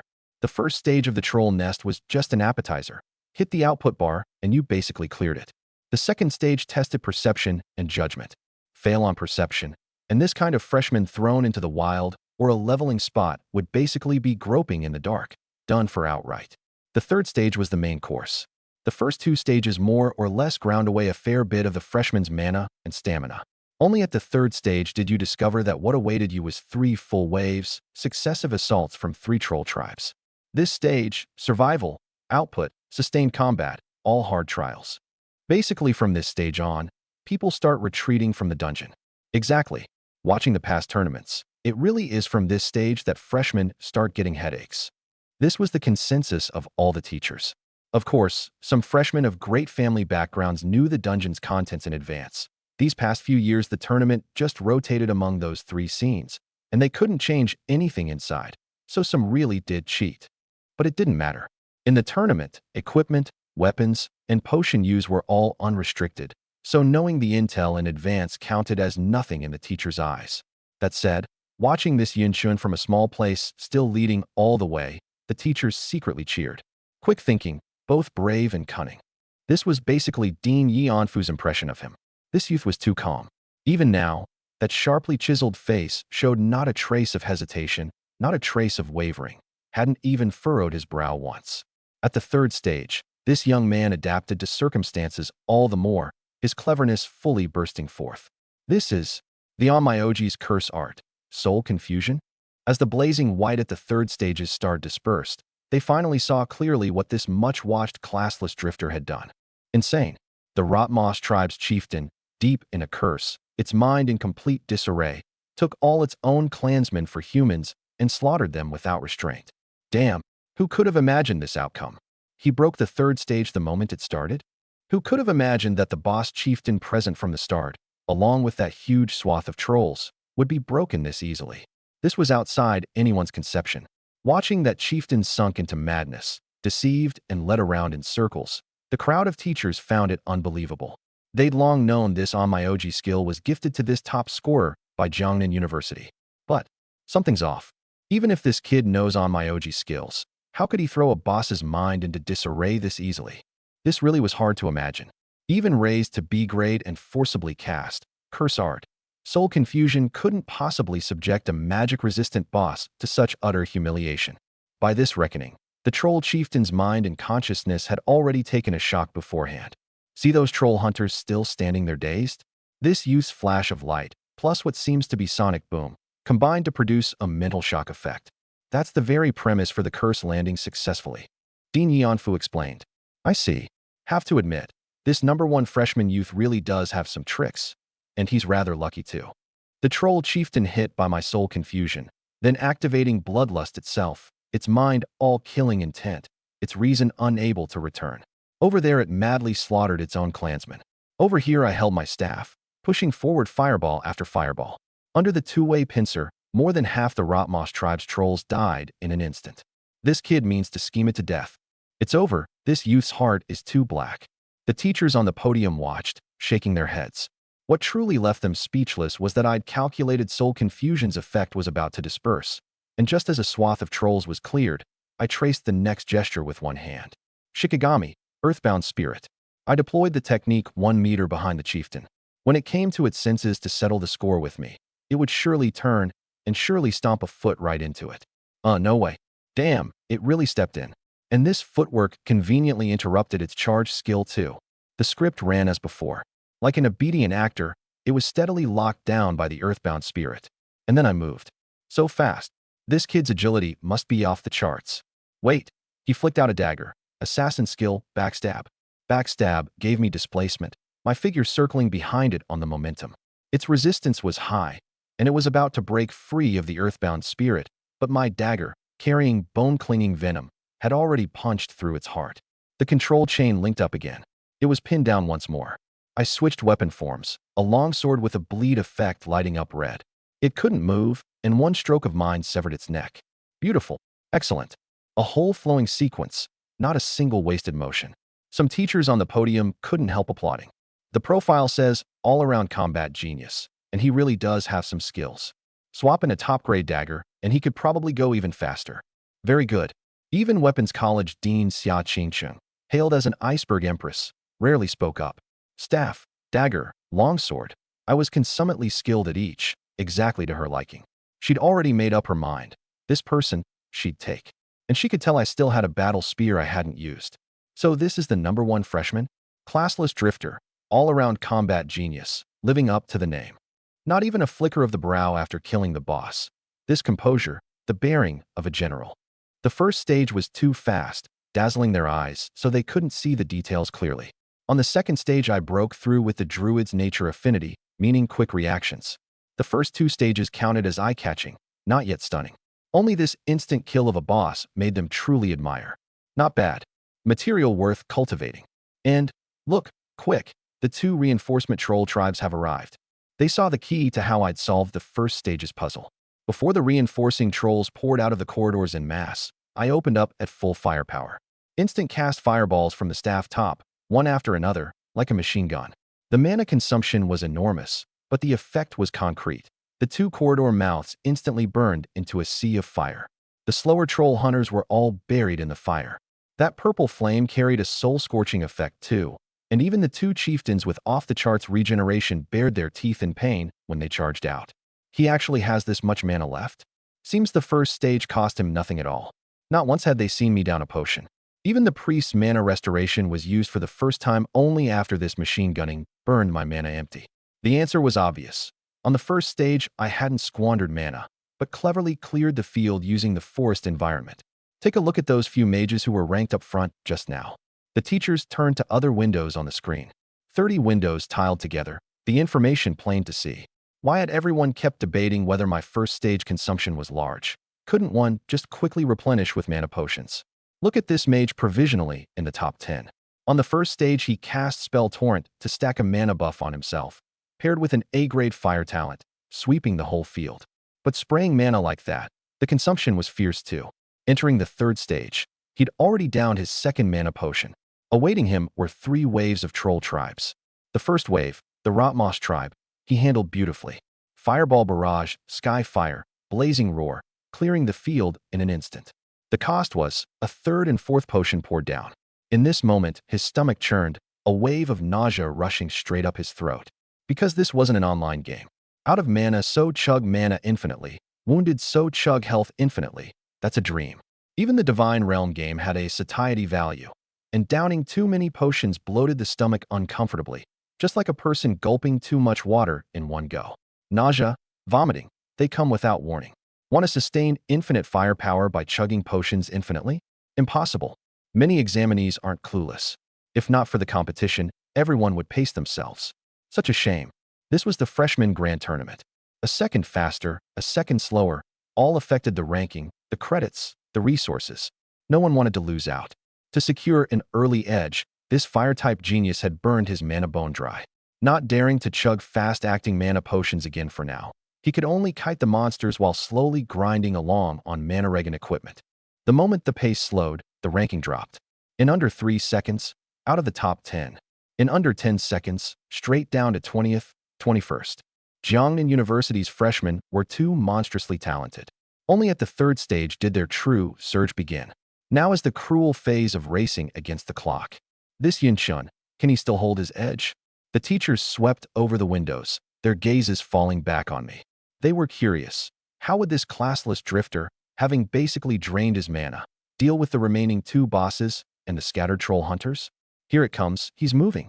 Inside the dungeon, longsword in hand, I bolted straight for the Vicious Fong tribe chieftain, currently the most bedraggled. The Vicious Fong tribe, as the name suggests, had a mouthful of black fangs. Right now this chieftain was half kneeling on the ground, both hands frantically slapping its whole body, trying to put out that soul-scorching purple flame. Yet the wounds burned by the flame had already healed. Regeneration too monstrous. Otherwise these 2 headstrong bosses wouldn't have dared charge out of the sea of fire. Its expression sank, sensing me. Roar! Its right hand scooped up the long-handled battle axe on the ground, and without the slightest hesitation, brought down a chop straight at me. Though half kneeling and lower by a good bit, it still had a height advantage over a human, and as the axe came down, a whole stretch ahead fell into shadow. Mighty and heavy. The air itself was warped under the pressure, as if to cleave this patch of sky in two. Half kneeling hampered its power, but banking on its size, it insisted on this chop. Die? In its head the image of me smashed into pulp had already surfaced. But the expected sound of flesh didn't come. Clang. A muffled clash of metal burst from where I stood. Its pupils shrank abruptly, seeing me holding the sword two-handed, forcibly blocking this axe. Its strength was genuinely great. The moment this thought passed, the force of its chop slid to its lowest point. Die. I spat out a single word, my cold eyes having already seized this fleeting opening. Its strength spent, it hadn't yet readied its next move. My blocking hand suddenly snapped forward. A supremely brilliant counter after a block. The parry riposte. Something swordsmen, demon swordsmen, and warriors should all know, yet few could pull off. Bang! The chieftain, old force spent and new force not yet risen, felt only a numbness in its arms, its long-handled battle axe knocked flying from its grip. Its weapon gone. Fatally, its right arm was swept aside too, wide open down the middle. Its heart, its face, all its fatal vitals bared to me. Kick a man while he's down. Assault. A small displacement, and I closed in on its face. Whoosh! The formation breaker longsword thrust forward. This blade edge, glowing scarlet and icy through and through, pierced its fire-blackened armor like slicing cake, precisely punching through that still-beating heart. Before it could even spurt blood, I'd already withdrawn the blade, my figure drifting lightly back, dodging that mouthful of blood. Its heart gone, and pinned by Crimson Fiend, so it couldn't regenerate. The death sentence was already set. It couldn't even stand, its towering frame crashing down to the ground. Cool. That was practically an instant kill on a troll chieftain. Beautiful. That block was used gorgeously, and you truly have to be confident to the extreme to dare play it that way. The deans and teachers were all jolted. Blocking. The most basic of melee skills, yet to this day, few play it well. Blocking meant using your weapon to stop an enemy's attack, negating the damage. But it tested reaction and strength to the extreme. Block too early, and it's pure decoration, even giving the enemy a chance to circle behind. Block too late, and the attack's already landed on your body. When experts trade blows, it's all in an instant. No time given to react. Between melee fighters, at most no more than a second. But while closing in at high speed, I forcibly halted my figure and, in an instant, parried that chop. The block, perfect. Damage fully negated, and the strength was fierce enough too. Then came blocking's true essence, the block riposte. The ordinary version was to block with a shield and swing back with the sword in the other hand. Too mediocre, showing none of the difficulty. The parry riposte. This was the more complex follow-up that tested strength and technique. A parry riposte had to knock the opponent's weapon flying, stripping the enemy of their means to resist. This was no easy feat, but I pulled it off. Very impressive. Perfect timing, not a fraction off. The troll chieftain's old force was spent, its new force not yet born, and in that instant of transition, one parry riposte, borrowing the block's momentum, easily knocked the weapon flying from its grip. At this, even the courtside weapons college dean Xia Qingcheng, cold as an iceberg, let out a breath. With this consummate combat technique, the weapons college, he must come. Poaching, out in the open. The war college's dean Yanfu immediately shook his head. Yin Chun is both brave and cunning, his fighting spirit so fierce, practically born for slaughter. For a seedling like this not to enter our war college would be a criminal waste. The Elements College's Lin Hechuan wasn't about to be outdone either, seizing the opening. You're all right, but Elemental Burst is the power he most ought to master. As long as he comes. Even if the classless drifter path doesn't work out down the road, I'll personally guarantee him the hidden profession Elemental Envoy as a fallback. Whoa. At these words, the teachers erupted. The Elemental Envoy. That was a mage's second class change, and an extremely rare hidden profession at that. Aside from 3 known inheritance paths, it couldn't be touched anywhere else. One of those paths was held in Lin Hechuan's hands. This treatment was weighty enough. Yanfu was unhurried. A hidden profession, is it? If it doesn't work out for him, I've got several hidden class change secrets in hand too. He can take his pick then. The old dean had the highest seniority, and the resources in his hands were rivaled by few across all of Jiangnan University. Xia Qingcheng, backed by the Jiangnan Xia family, was no small force either. Yet she couldn't be bothered to speak up, retreating back into her iceberg empress norm. She wouldn't squabble like a child. The Tactics College dean didn't get involved at all. Obviously, that college mostly trained civil officials, so how could a combat #1 like me possibly go there? As for the Subprofessions College, no need to even mention it. And me, on the screen, hadn't stopped for a single second. Having finished off one chieftain, the remaining troll chieftain boss gave a furious roar, cast war cry, and the fighting spirit blazed up in the minds of the surrounding troll hunters. An area buff. My slaughter all the way through had long since infuriated it. Bloodlust. Its towering frame billowed with a faint red mist, its eyes scarlet as if about to drip blood, the Burning Thorn tribe chieftain's flame patterns flowing beneath its skin, the whole thing like a steaming volcano, charging madly toward me. I didn't take it head on. Under Bloodlust, all its stats surged, its crit and armor break both terrifying, with lifesteal on top. Add in that those troll shamans in the back casting voodoo and healing weren't all dead yet. Trade blows head on. No need. My mana was still a bit over a point from full, so I simply withdrew the staff into my spatial backpack and gripped in both hands the 2 silver guns I'd bought over the break. Slide step. The gunslinger's prerequisite skill, a silky little displacement, grazing past its charge by a hair's breadth. Take it head on, and even with my not inconsiderable stats, I'd suffer some damage. But on my face, not a trace of panic. As if this dodge had no element of luck at all, as if it were simply meant to be evaded. Bang, bang, bang. The same moment I evaded, I squeezed the trigger, 3 bullets boring into the brows of 3 troll hunters. Fervent Pursuit began stacking. After the awakened talent all-rounder evolved, this passive grew much stronger. Bullets landing stacked kill intent, and at a full 25 stacks, move speed and fire rate rose 75%, with high armor break attached. 6 stacks. In a blink, 6 heads bloomed. The frenzied chieftain crashed down, and to greed for 1 shot's worth of damage, I held half a beat longer. Then aerial shot, twisting my body airborne, again dodging by a hair's breadth. As I dodged, I casually detonated a few more heads. The courtside teacher's pupils all went wide. Was this even human? I danced a waltz in the monster pile. The chieftain, hysterical, chopped axe after axe, all cutting through empty air. And every dodge of mine cut it perilously close. All to greed for 1 or 2 more damage stacks. Once is luck. Dodging like this again and again wasn't luck. Looking at this cold face of mine, without a flicker of a ripple, the teachers knew perfectly well. It was all under control. 16 stacks. 19 stacks. 21 stacks. The returns of greeting for damage snowballed larger, kill intent stacking faster, move speed and fire rate rising with the tide. Bang, bang, bang, dragging after images to dodge a string of voodoo strikes. I casually swapped in a new magazine. As usual, I'd brought no potions into this dungeon. My 7-slot backpack, auto-expanding 1 slot every 2 levels, was stuffed with magazines, enough for me to fight. Bang, bang, 2 point-blank shots, 2 troll shamans headshot. In this moment, kill intent hit a full 25 stacks. Under the 75% boost, I was already beyond what fast could describe. Like a bolt of lightning, my figure flickered out of existence before the chieftain, and in under half a second I'd circled to the far rear, dropping every last troll hunter. As if entering an unguarded land. The chieftain wanted to shield its clansmen, but it couldn't even touch the hem of my clothes. Watching its subjects fall one by one, itself led around in circles by me, its attacks all missing, it grew more and more frantic. Roar. Another furious roar, war cry cast again, a last stubbornness, wanting to give its clansmen a sliver of a chance to resist. Useless. Its skills nearly all missed. Ghost-like, I headshot another dozen odd, and every troll monster scattered around dropped dead. The vast hall held only me in it, plus shell casings and black empty magazines across the ground. This despicable human. Its mind was probably exploding.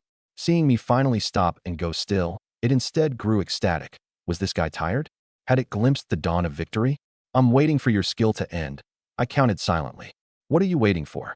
The dual guns dropped back to my waist, and the withdrawn, enchantress, formation breaker, returned to my hand. 3, 2, 1. Over. It had just struggled out of its sweet dream when it felt its boiling blood rapidly cool. Bloodlust had ended. But the moment bloodlust ended, a boss had a weakened window, all stats dropping a notch. This was exactly what I was waiting for. Before it had even officially ended, I was already off. Clang. Drawing the blade from the staff, switching to longsword form. Its heart roared, but its blood plunged cold, divine power draining away, buffs all dispersing, its 4 stats dropping a notch. Its eyes couldn't even keep up with my speed. Its dynamic vision had collapsed too. Not good. It instinctively swung its axe in resistance, the broad axe carving a beautiful arc of light. This strike, I met head-on. Bang. Metal clashed, the scarlet longsword slamming into the broad, massive axe. Not a trace of a standoff. In an instant, its broad axe chipped out a great notch and flew from its grip. No blocking skill, no power technique, no gimmicks. I relied purely on my supremely high-strength stat, overpowering by force. Just that simple. In the weakened window, its every stat was already below mine. A matter strength alone could solve. What technique was there to speak of? Its weapon gone. It had lost all means to block, with only death left. Whoosh. Assault, closed in on it, the scarlet longsword running through its heart. Before it could spit blood, I'd withdrawn the blade and walked off, a great gush of blood spurting from the wound. Its regeneration couldn't withstand this kind of fatal wound. Still less could it withstand the Crimson Fiend effect that countered it. And in the end it toppled dejectedly, unwilling. Third stage. 3 bosses, 3 troll tribes, a horde of troll monsters, all cleared. Third stage, over. Boom. The gate to the next stage slowly opened outward at the limit of vision. The final stage, the ultimate challenge, had come. I didn't hesitate a second, charging straight in. This guy. Too absurd. You were all just saying he suits being a mage. I say he was born to be a gunslinger. Outside the dungeon, the teachers' minds were full of images of me never missing a shot, every shot a headshot. Most crucially, the bullets were accurate, and the footwork was even more consummate. Every hair's-breadth dodge of the chieftain's axe made people can't help but nod. All-around combat genius, truly worthy of the name. He plays even the dual guns this smoothly. No wonder he insisted on the classless drifter path. Only by not changing class can he switch to all kinds of weapons and skills at any moment. At the end, my finishing it off by overpowering with strength made their eyes light up all the more. Good grief, crushing it to death with pure strength. Even in the weakened phase, a troll chieftain's 4 stats are ultimately a notch above a same-level humans. A boss is a boss in the end. This is enough to show Yun Shen's strength stat is far from weak. Great strength smashing bricks. Great strength bullying monsters. The utterly weakened Burning Thorn tribe chieftain died the same way as its old companion, following in its footsteps. At this moment, a sword edge was running through that troll's heart. Of course, that was a matter of a few seconds later. First, let's talk about that crowd in the spectator seats. They all say a classless drifter's stats grow fatigued in the late game. How come I don't see it? That's overhyped. At this point, a teacher finally couldn't sit still, standing up to pour cold water. Compared to second and third class changers, a drifter loses at least a heap of free attribute points and skill points every level in the late game. That's a fact. His name was Xie Yongyan. Right now it's a small level 15 dungeon, so you can't see the gap. Wait a few more levels, and he'll be edged out by same level freshmen. This is indeed true. Some began to chime in. Jiangnan University's freshmen were each monstrously talented, and hidden professions could take more attribute points every level, an advantage drifters didn't get. So when the War College and Elements College deans were poaching him, they both left me a fallback. He can change class anytime he wants. But if he's going to change now. Xie Yongyan added a line. Change after level 20, and the attribute points lost earlier can't be recovered. But if he changes class, doesn't over half of his awakened talent go to waste? Right? His talent is glued tight to the drifter path. The topic drifted entirely off course. A crowd began lamenting my worrisome prospects. The atmosphere excruciatingly awkward. Finally, a teacher turned hostile. For all your talk, he's still first, with an absolute edge. That Xie family kid of yours is only fifth right now. Xie Yongyan's expression sank. I understood why he was anxious. The Xie family was a great clan of Tian'an City, and his nephew had been placed under high hopes, only to fail to even hold on to provincial runner-up, kicked down to third by me, the parachuted-in top scorer. How could he not hate it? But this was a university, without so many convoluted turns. War College Dean Yanfu came out to smooth things over. Whether the drifter path works is his choice. A road he walks himself. As things stand now, after the third stage's edge is still widening, still leading the pack. Here it comes, the final stage, someone called. The ultimate boss fight. Handle this well, and first place is basically locked. He's gone in. It all comes down to this last stretch. Inside the dungeon, there was only me. Tap. I charged through that suddenly opened gate. Inside was a magnificent palace. High up sat a throne, on which sat a colossus even bullier than a chieftain. Bone armor, a horn bone helmet, a pair of fangs jutting from its mouth, savagery radiating all over. Monster, troll grand chieftain. Grade, gold. Level, 18. Skills. A sweep of appraisal, and the skills were still a hard nut to crack. Sensing me, it snapped its eyes open. Human, irreverent wretch, intruding on my palace, and you still don't kneel. It could speak human tongue. Not unusual. I ignored it. Before it had even finished speaking, I'd already begun my pre-battle prep. The long sword had been returned into the staff before I entered the fourth stage. Bloodburst. The monk's basic skill, raised to B+ grade by my awakened talent. For 20 seconds, all stats rise 100%, with attack speed, move speed, and armor penetration all up 85%. The cost? After 20 seconds the buffs zero out. All stats drop to 30%, and you're weakened for 2.5 minutes.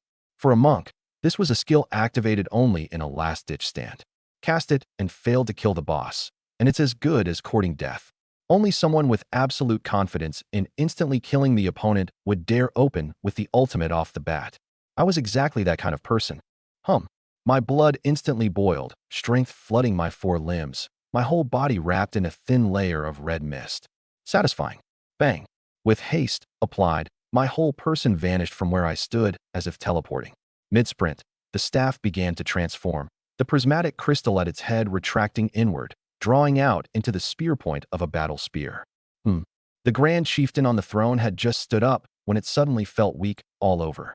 Weaken, an A-grade skill. It lowered its physical and magical dual resistance, slashed all its stats, move speed, and attack speed, and even discounted its equipment bonuses. This was Jiangnan Province's greatest gift to the exam's top scorer. Damn it, its expression turned ugly. Right after, I raised a hand for a flash of light, the whole palace swallowed by white light. It closed its eyes, but didn't panic. It had the talent, peerless perception, able to lock onto me by spirit even with eyes shut. My figure was crystal clear in its mind. And then, the next instant, I vanished completely from its perception. Without a trace. Even my scent was gone. Vanished into thin air. But in under half a second, a death threat exploded in its mind. Not good. Its combat instinct maxed out, and it abruptly realized it had walked into a death trap. A figure jumped into its eyes, appearing at arm's reach distance. I'd closed to its face in an instant, from dozens of meters away. True teleportation. Divine blink. an S-grade divine skill. Teleporting through the void, 0 wind-up, instant activation.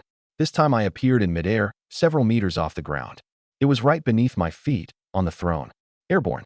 Battle spear in hand. My strongest burst skill was coming. Aerial combo. The spear struck like a dragon. Squelch. Squelch. Squelch. Squelch.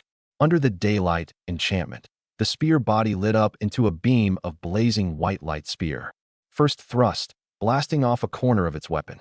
Second thrust, and its weapon flew straight out. Third thrust, its bone armor burst open. The terror of aerial combo lay right here. As long as it hit continuously, each thrust fiercer than the last, every thrust stacking 60% damage. The fourth and fifth thrusts came down, and it was drenched in blood, utterly mangled, its bone armor shattered to dregs. Except for the first two thrusts, where it could still raise an arm to block. The rest were a tsunami slamming its face. Even the arms it raised to block blown to ruin. The sixth thrust, the light spear punched through its heart. Its breath deflated. But I hadn't landed yet, with enough surplus force for 2 more thrusts. Squelch. The seventh thrust, through the skull, its helmet shattered to nothing. Then, my strength bottoming out, I forced out an 8th thrust. The final thrust. A 120% damage boost, like a blazing white comet, tearing open heaven and earth as it crashed down. Bang! A tremendous boom. Its entire upper body was blown to nothing, the throne beneath crumbling to pieces along with it. I landed, my strength utterly spent. From divine blinks leap into the air to withdrawing the spear, under 3 seconds, an 8-hit aerial combo. Fiercer than that 6-hit at the Goblin Dungeon last time. Don't underestimate 2 more thrusts. The final one produced a heaven-rending, earth-splitting effect outright. Blood burst doubling, plus weaken slashing it. This gold boss was, from start to finish, an ant crushed beneath me. My loadout now was already different. Enchantress, Formation Breaker. 2 silver weapons, my bullet caliber all upgraded. My skills all qualitatively changed thanks to my awakened talent. My force stats nearly doubled. That's why I could squeeze out that 8th thrust at the moment of exhaustion. The boss fell. Dungeon cleared. Laughably, my blood burst still had over half its time left. Ding. Congratulations, first-year freshman Yun-chun, on successfully clearing the troll nest. Difficulty level, Nightmare. Clear time, 14 minutes, 27 seconds. Result recorded. Please claim your dungeon clear reward shortly. It's over. There wasn't much expression on my face. In my head, I was still replaying those few seconds, thinking about which link I could shave a bit more time from. I'm a person who fixates, pursuing perfection. Even a fraction off won't do. Outside the dungeon, the ceremonial platform erupted. 30 holographic screens tiled together in the air, but everyone's eyes were nailed to the one in the upper right. That was my view, the final stage. This was going all out. Opening with blood burst. That's boldness. Finally, we get to see this kid's ultimate output. I'd like to see just what skill a classless drifter can use to rival advanced skills and power. Back at Donyan High, I'd cast blood burst the moment I opened, and got doubted by a whole crowd. But at this top university, no one doubted me. On the final stage, everyone who dared instant kill a boss opened this way. A drifter's biggest shortcoming is just one thing: no decisive advanced skill. Xie Yongyan started nitpicking again. The combat technique's not bad, sure, but advanced profession skills only obtainable through class change. He'll never learn them in his life. No one refuted it. This was a fact. He's moving. It's weakened. The top scorer's reward. Huh. Envious. A-grade skills were secrets not passed on, treasured like gems at every university. Plenty of teachers didn't even have them, itching with envy. Here it comes again. I raised a hand for a flash of light, the whole screen washing white, blocking everyone's view. At this critical juncture, seeing that I'd already charged in, only for this move to come, plenty of teachers below were already cursing inwardly. But boom after boom in the screen slammed into their hearts like beating drums. Everyone's expressions sank. This kid had used his ultimate. The white light dispersed, and my tall figure rose airborne. The battle spear in my hand turned into a beam of blazing white light spear, slamming into the enemy one blow after another. Aerial combo. The warrior's basic skill, which teacher present didn't recognize it. I see, clever. By stacking the combo count, he turned a mere aerial combo into a lethal ultimate. This guy really delivers surprises. An 8-hit aerial combo. Airborne. 8 thrusts. The momentum seamlessly linked. In the pre-second class change warrior records, almost no one could pull off something like this while weightless and suspended, swinging the spear while forcibly holding oneself from dropping too hard. I did it, relying on physique and sense of balance. Each thrust fiercer than the last, paired with blood burst, and the weak and afflicted troll Grand Chieftain died on the spot. Whoa! A wave of gasps below. Excellent. Even Dean Xia Qingcheng, dubbed Iceberg Empress, called out her praise. Not bad. War College Dean Yianfu nodded. The current clear first place is his. He reckoned inwardly that this had probably refreshed the record of all past years. Xie Yongyan, who'd spoken too soon just now, had a frozen face. This drifter had no advanced profession skills, sure, but he'd played a basic skill to an effect more absurd than a profession's ultimate. With such a domineering combo, he'd forcibly crafted himself an ultimate. Genius-level imagination. The third-class change warrior instructor, that big man of giant blood, admired from the heart. A drifter lacks advanced burst, so he plays a basic skill to the extreme. I'm impressed.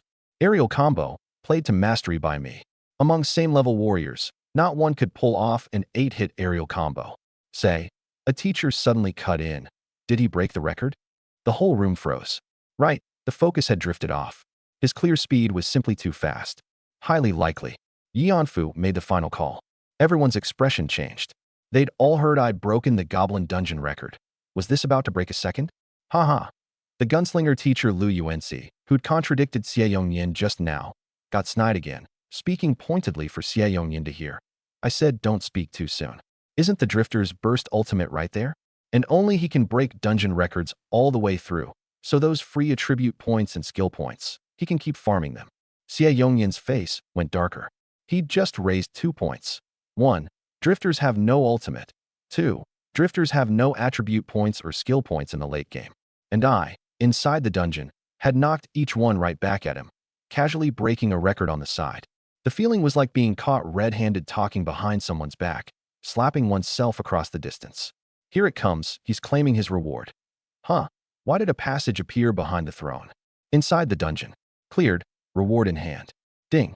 In view of the cleared difficulty, nightmare. The clear time of 14 minutes 27 seconds, rated SSS grade. Congratulations on becoming the new first place record holder of this dungeon.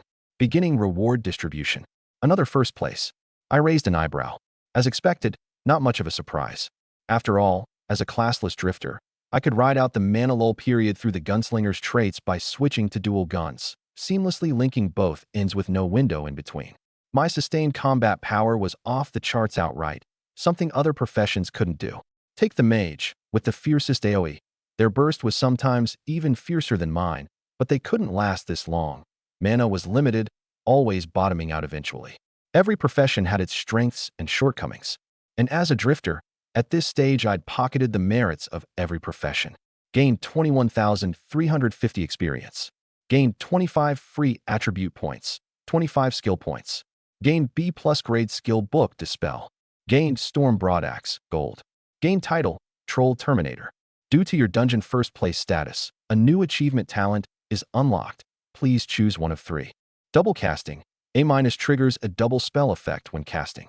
Empowered Strike Aura. A- attack speed plus 30%. Every third attack adds 80% damage. Battle Frenzy. A- attacking the same enemy consecutively. Each time attack speed plus 4%. No cap. A choose one of 3 new talent. Here again, all 3 were A-, and each was top-notch. I saw Empowered Strike Aura again. In the last talent reward, I'd chosen the latter between Empowered Strike Aura and Rapid Casting. This good thing had popped up again, and my instinct was to pick it. Wait, double casting seems even sweeter. I already had Rapid Casting, and stacking on double casting would send my lethality straight up. Hesitating a few seconds, I sighed. I could only wait to pick Empowered Strike Aura next time, and quietly selected double casting. Selected double casting. A golden light merged into my mind, an epiphany rising from within, more magical patterns forming in my body too. I knew now, as long as I willed it, my next spells could all be double cast. Let's try. Formation Breaker switched form, the battle spear becoming the staff. Instant cast, and 2 blazing purple fireballs formed simultaneously at the staff head. So this is double casting. My heart stirred. Mana didn't cost much more. Double casting only consumed the mana of a single fireball, worthy of an A- talent. On this one line alone, my firepower coverage and AoE at this stage doubled outright at minimum. If I went and fought the third stage again now, the record time would drop further. Pity. A dungeon's clear reward could only be claimed once, no next time, still less repeat claims. Otherwise, I really could exploit a bug, repeatedly breaking my own record to claim new talents. Reality had no such loophole. I began tallying the rewards. The SSS grade plus first place experience bumped me to level 16. Leveled up to 15, gained 3 free attribute points, 3 skill points. Leveled up to 16, gained 3 free attribute points, 3 skill points. Level 16, 1530/15,000. The 25 points plus the 6 from leveling, 31 points dumped evenly, and my 4 stats rose another small notch. Strength 87, Constitution 87, Agility 85, Intelligence 86. Not counting weapon bonuses. Dispel, B+ purifies an enemy target, removing beneficial magic effects on it. A decent skill, a small upgrade for me. The gold battle axe I shook my head at. Personally didn't like it. Its use was minor, backpack space was limited. I'd take it to the school store or auction point to offload later. Warriors could use great axes too, and a gold 2-star wasn't bad. Might trade it for some enchantment materials. The new title, Troll Terminator, adds 35% damage against the troll race. Alright, time to head back. The green wild set's effect was potent. A few seconds out of combat, and stamina, health, and mana all returned, with even blood bursts after effects lightened considerably. Just about to exit, I glimpsed a passage that had appeared behind the throne. An entrance that hadn't been there before. A hidden stage, fine by me. Hidden stage rewards weren't outstanding, just some experience and equipment, no record and no talent. But for me now, an extra bit of experience was no loss either. I lifted my feet and headed for the entrance. Outside the Troll Nest dungeon, below the silver secret realm gate, the first person to walk out of the dungeon emerged. Excellent. Shui Hongfang looked around. The whole square was empty, with only him standing there alone. Didn't this prove it? He was the first. The gloom that had weighed on him for nearly a month all dispersed in this moment. That damnable Yunshun had stolen his top scorer title, stolen the glory that should have been his. But today, in a head-on collision, he'd fairly and squarely knocked the other guy down. As expected, the classless drifter was a crooked, heretical path. Blazing his own trail? It had fallen apart in no time at all. A clown in the end. Ecstatic, he clenched both fists, turned to face that row of deans and teachers on the ceremonial platform, and raised his right hand high, declaring that he was the true #1 freshman, the true uncrowned king. From today on, no one would remember any Jiangnan province runner-up. The defeated Yinshun would only be branded a deformed product born for exams. But just as his confidence swelled, waiting for a hall full of applause, his brow suddenly furrowed. I was happily farming monsters inside the dungeon, utterly unaware the outside had already erupted.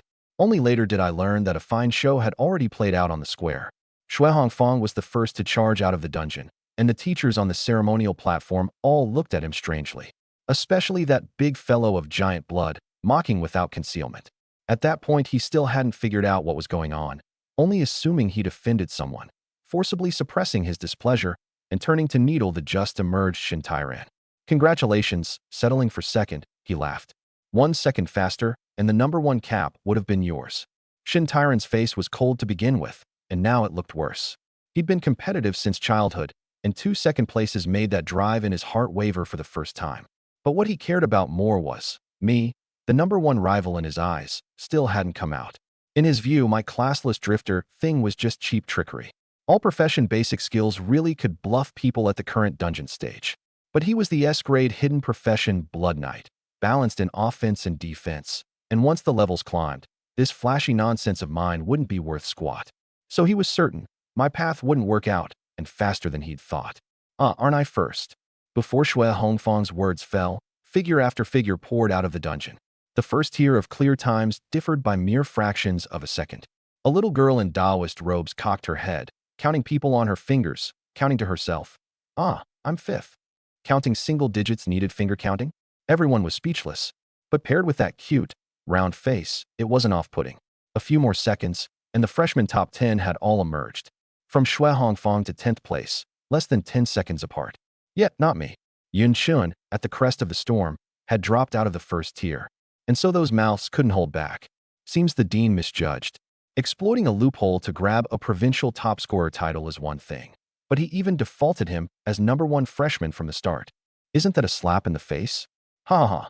Maybe he'll get his head forced down and be made to change class by the teachers later. If drifters were really that strong, would it take this many years to get to him? What was Dongyan City's media hyping about? Without predecessor or successor, the nerve. The Shui family's relative by a different surname, nicknamed French Fry, scurried over eagerly, looking all around for me the moment he arrived. Not finding me, he was overjoyed. Congrats, brother Shui. I said all along you're the true #1. That guy's undeserving. I suggest you file an appeal. Brother Shui's so impressive. The #1's dorm is that mansion at the mountaintop. The credits are more than double the runner-ups, and the resources are top tier. Shui Hongfang nodded slightly, looking natural, though inwardly quite pleased. That Yinshin still hasn't come out. So freaking hilarious. French Fry was a loudspeaker, mocking unrestrained. 20-some seconds passed, and I was still nowhere in sight. Just then, the Taoist-robed little girl looked up at the holographic screen overhead and froze. Huh. Why is Yinshin still inside killing monsters? And why is his dungeon scene different from ours? One sentence, and Shui Hongfang, Shen Tairan, and several others changed expression, all snapping their heads up in unison. In the 30-tiled windows, my figure conspicuously appeared inside the troll dungeon. Only the scene was completely different. This is, Shui Hongfang's pupils shrank violently, his mind buzzing. A hidden stage. In this moment, he understood everything. Why the teachers had looked at him so strangely. It turned out he'd flattered himself. He wasn't the first at all. The true #1 freshman was still inside a hidden stage farming monsters. So he's the one who's first. The Taoist-robed little girl counted on her fingers. Then I went from 5th to 6th. Out of the mouths of babes. But those words landed on Shui Hongfang's face more mockingly than anything. He was still second. He seems to have broken the clear record. How is that possible? Is this guy sure he didn't cheat? Can cheating trigger a hidden stage? The conditions are so harsh. Which of you met them? An uproar. They all knew in their hearts. To enter a hidden stage, I'd most likely taken no damage the whole way and broken the record too. Quiet. The teachers on the ceremonial platform grew impatient. Wait quietly for the results. All of you, no noise. The square instantly fell silent. For the college assignment ceremony to follow, all the instructors responsible for leading freshmen had come, precisely to pick people. No one dared make another sound. 7 minutes later, Nanyang Square's dense crowd of over 2,500 was so quiet you could hear a pin drop. Everyone who'd soloed the Nightmare Dungeon 3 minutes ago had emerged, all waiting here, for me to finish farming the hidden stage.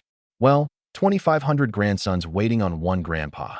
Someone mocked self-deprecatingly. Complaints aside, the rankings were out. #1 freshman, still that classless drifter. Surprise, indignation, admiration, disdain, all sorts of emotions churned in every heart. Another half-minute. Countless pairs of eyes fixed on the dungeon gate. I walked out. Pale light armor, not a trace of blood on it. Having soaked inside too long, a cold, biting, killing intent spread from me involuntarily. Several people who'd been curiously craning their necks met my gaze and inexplicably shivered, hastily shrinking their eyes back. Excellent. Dean Yeon Fu on the ceremonial platform beckoned. Come, stand at the very front. I calmly walked to the very head of the whole freshman formation. The #1 spot. The eyes of Shui Hongfang, Shen Tairan, and the whole lot were complex enough to wring water from. I pulled out my phone and glanced. The school system had already acknowledged it. #1 freshman, 5,000 credits deposited. But I furrowed my brow. The record-breaking clear reward had been settled, so why hadn't my cheat's divine tier reward stirred yet? By rights, having secured first in the freshman grand tournament, I should have received an S-grade divine skill. Could it be? The freshman grand tournament wasn't over yet? On the ceremonial platform, Dean Yeonfu said a few brief words. The next second, his gentle tone suddenly turned sharp as a knife. Among you, some are undeserving of their name. Some obtained dungeon intel in advance by cheating and made full preparations. So this current ranking isn't real at all. It doesn't reflect your true combat power. The crowd below instantly erupted. Cheating. Undeserving. Rankings that don't match. Sentence after sentence flew out like knives. Who was he talking about? Great family science? Those who bought intel through gray channels with money? Or me? The freshman grand tournament's second event begins now. The dean's voice sank. To the arena stages. Show your true skills. Root out the biggest phony in your heart and challenge him. Win and take his credits. Lose and all your credits go to him. Before his words fell, the square's ground rumbled. 20 circular arena stages rose up from underground. Disciplined corps members in red uniforms filed in, 20 of them each standing on a stage as referees. In the distance, several medical teams stood by, plainly guarding against fatalities. Yet not a single person below answered. What? The dean sneered. Not a dungeon dive, but a real, no-holds-barred clash, and you chicken out? Let me give you a set of figures. Over the past 3 years, our Jiangnan University graduates' fatality rate is 24.68%. Of every 4 of you, 1 will die on the front lines in the future, certain death. Last year, a teacher at our school led third-year students on a mission, and the whole team perished, not one came back. So, what did you come to Jiangnan University for? Told to take the stage and challenge, and you don't dare? Or is it that you're all frauds, all shrinking cowards, your grades all from cheating, not daring to step up and lose that face? Starting now, those ranked lower may challenge those ranked higher. The final event of the Freshman Grand Tournament officially begins. Light and turbo from all directions, holographic screens lighting up in the air. Data streams poured down like a waterfall, and in under a second, all the post-dungeon rankings materialized. He's actually 157th. A lower-ranked freshman recognized a guy far weaker than himself and, without a word, charged onto the nearest arena stage. I challenged number 157. The adjudicator's gaze shifted, landing on a short student in the distance. What are you standing there for? Number 157, on stage. That student's face went white, as if mourning a parent. To buy dungeon intel, his father had sunk quite a bit of money. Who could have imagined this freshman challenge match, which had never existed in past years, would materialize out of nowhere today? That second-stage perception trial had forcibly dragged a large batch of people's rankings down. The bought intel was all wasted in their hands. The moment the opportunity came, the guys in the back immediately howled and rushed forward, challenging those in the front one after another. 20 arena stages filled with people in a blink. High up on the ceremonial platform, the deans and teachers coldly watched us freshmen perform. Winners laughed aloud, losers cursed with heads bowed. This suddenly thrust upon freshman challenge match had only one rule. You could only challenge those ranked higher than yourself, plainly put, rooting out phonies. So at this moment, as first place, I was instead the idlest one. I couldn't challenge downward, couldn't snatch anyone's credits. The cheat had indeed calculated it right. The freshman grand tournament wasn't over yet. No wonder the reward hadn't settled until now.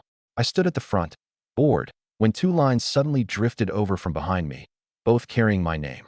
I challenged the most undeserving first place, Yun Chun. On one stage, the freshman who just instant-killed number 63 pointed at me right in front of everyone. On the other side, a male brawler who just stepped onto an empty stage wasn't about to be outdone either, shouting at the top of his lungs. I challenged first place Yun Chun too. Referee, I may not have shouted first, but I came onto this stage specifically for him. He's mine. I set the rule first. The one who'd instant-killed 63 blew up on the spot. What rank are you? I'm 35th. Listen to me, scram. Referee, I took the stage first. The whole of Nanyun Square, originally noisy as a market, instead quieted down now, pairs of eyes sweeping back and forth between the 2 challengers. So hilarious. Yun Chin's so pitiful, these 2 don't take him seriously at all. The dignified number 1 freshman fought over and haggled for like a bid at auction. In the end, the referee gave the opportunity to the one who'd instant-killed 63, on the grounds that he'd shouted earliest. Maybe that last fight had been won too easily. Maybe Dean Yanfu's words had led him astray. In any case, this arrogant freshman of mediocre perception, frantic, who'd nearly torn the second stage tunnel apart, raised a hand and pointed at me in the distance. You cheater! Did you cheat on the second stage too? Who told you the hidden stage method? Get up here. Let me teach you good and proper. You test-grinding trash who only knows how to do exam problems. What real combat power beyond exams means. The most gratifying scene of the freshman challenge match had come. In a short span, I, first place, had been called out one after another. The onlookers were tickled pink. From the day I enrolled, I, the classless drifter, had never gotten a moment's peace. Cheating accusations or small-town test grinder, all sorts of conspiracy theories flew about. Everyone else had changed class, and I alone stood apart, holding the top spot. It'd be strange not to be resented. What do you think his mood is right now? Probably cursing up a storm inside. A dignified first place being challenged is one thing, but by someone ranked in the dozens, isn't that plainly doubting his strength? True, so right. For a top 10 to challenge first place still counted as saving face.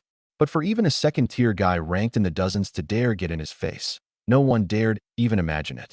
Onlookers didn't mind a bigger scene, and the challenges due to start on several stages came to a halt. Even more unexpectedly, on another empty stage, a lanky, bespectacled man raised his hand. I challenged first-place Yinshin to 39th. Swept up by this scene's grab-what-you-can atmosphere, plus egged on by friends, he, who disliked me to begin with, stepped up. This refined, bespectacled man was named Kuliangtsa, and he really did have a bit of history with me. He and his parents had been greeted by netizens for quite a while because of me. We were both from Dongyun City. His father was chairman of Dongyun City's largest company, Tianshin Biopharmaceuticals, worth 100 billion. After I became Dongyun City's only provincial top scorer, this largest local company didn't offer a cent. I hadn't planned to accept any corporate donation or commendation to begin with, but the media loved fanning flames. Tianshin Pharma looks down on Yunchun. Drifters don't go far, not worth investing in. All sorts of insinuations. Later, when it was dug up that the chairman's son was also a fresh graduate, the discussion blew up even more. To be fair, Tianshin not donating was purely because the chairman, who'd had a son late in life, was egged on by that son, and then simply played dead and ignored it. This playing dead got Dongyun City's forums cursing them repeatedly for being black-hearted. Kuliangtsa's own phone number was even dug up by zealous netizens and got blown up for quite a while. This was his grudge with me. Of course, it was entirely one-sided on his part. I had no idea about the aftermath, and even if I had, I couldn't be bothered to deal with it. 3 people coming at me together, and the scene grew completely lively.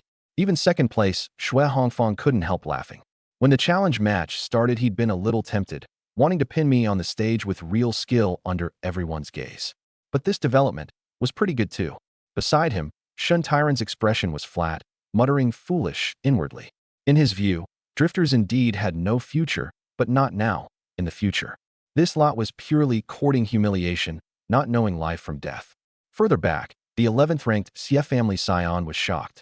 He'd just been about to be the first to raise his hand and challenge me, only for the teacher Xie Yongnian on stage to warn him with a line of mental transmission. Don't court death. Wait, court death? Hadn't the dean's words just now insinuated that first place was the biggest phony? But Xie Yongnian left those words and swept off, his face having stayed ugly, quite furious. So the Xieclan scion below naturally didn't dare stir any thoughts of challenging. Thinking it over this way, that drifter was probably strong beyond limits in actual combat. Whether the dungeon's 16-core exam or a field challenge, he was a genuine, bona fide first place. On the ceremonial platform, the teachers looked down at the duels on each stage. The storm's center inched toward me, and Elements College Dean Lien Hechuan laughed. Those words of yours just now seem to have caused a bit of a misunderstanding. It's fine, just consider it grinding his willpower, War College Dean Yi Anfu said mildly. There really were quite a few who'd cheated in the dungeon. In today's era of resource monopoly, fewer and fewer poor students could test into Jiangnan University, and those from small places like Dongyun City were rarer still. Even Kuliangtsa, originally a Dongyun native, had studied in the provincial capital. Those who'd gotten dungeon intel in advance or bought info through gray channels were mostly the moneyed and powerful.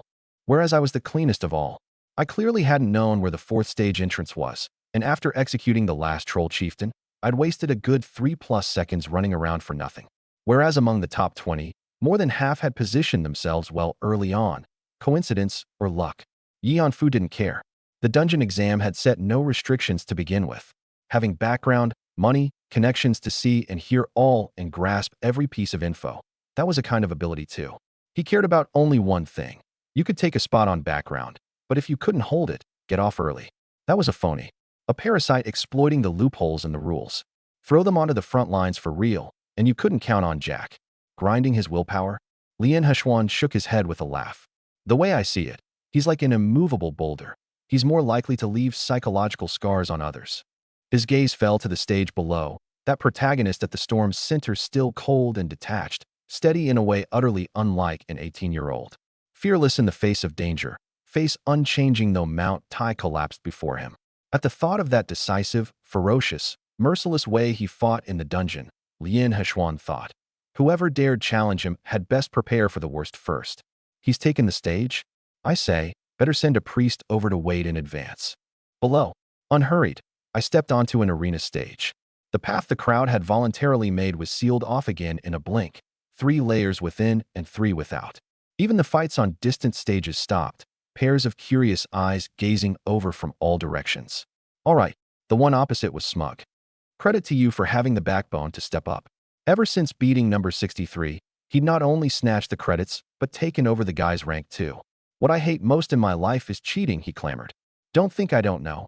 Many of you figured out what the second stage was in advance, and only an honest guy like me barreled in head first. But you'd never guess how I cleared the maze. I forcibly flattened it with magic, tearing nearly the whole maze apart to walk out. An uproar below. This guy tore down the underground maze. Way too reckless. Just how fierce was his magic? Seeing the sharp intakes of breath below, this self-styled honest guy, Brute, laughed all the harder. Then his sharp gaze swept to me, and he was slightly startled. First place actually used a staff, same as him. This first place spot of yours, he raised his staff. I'm taking it for sure. Referee, begin. The referee activated the arena stage. To prevent the energy from spreading below, a transparent protective shield instantly covered the whole stage. At the stage's center, holographic numbers took shape, beginning the countdown. 3, 2, 1. Begin. At almost the same instant, the two of us raised our staffs simultaneously. Mage versus classless drifter. And both had chosen staffs, of all things. Was the drifter going to contest casting speed and magic power with someone? The eyes below all went wide. The elemental fluctuations on stage surged abruptly, taking shape instantly, each wrapped in astonishing momentum, howling as they collided. So fast. Both sides instant cast. A first-class change mage could instant cast magic, unimaginable outside, only seen in a place packed with geniuses like Jiangnan University.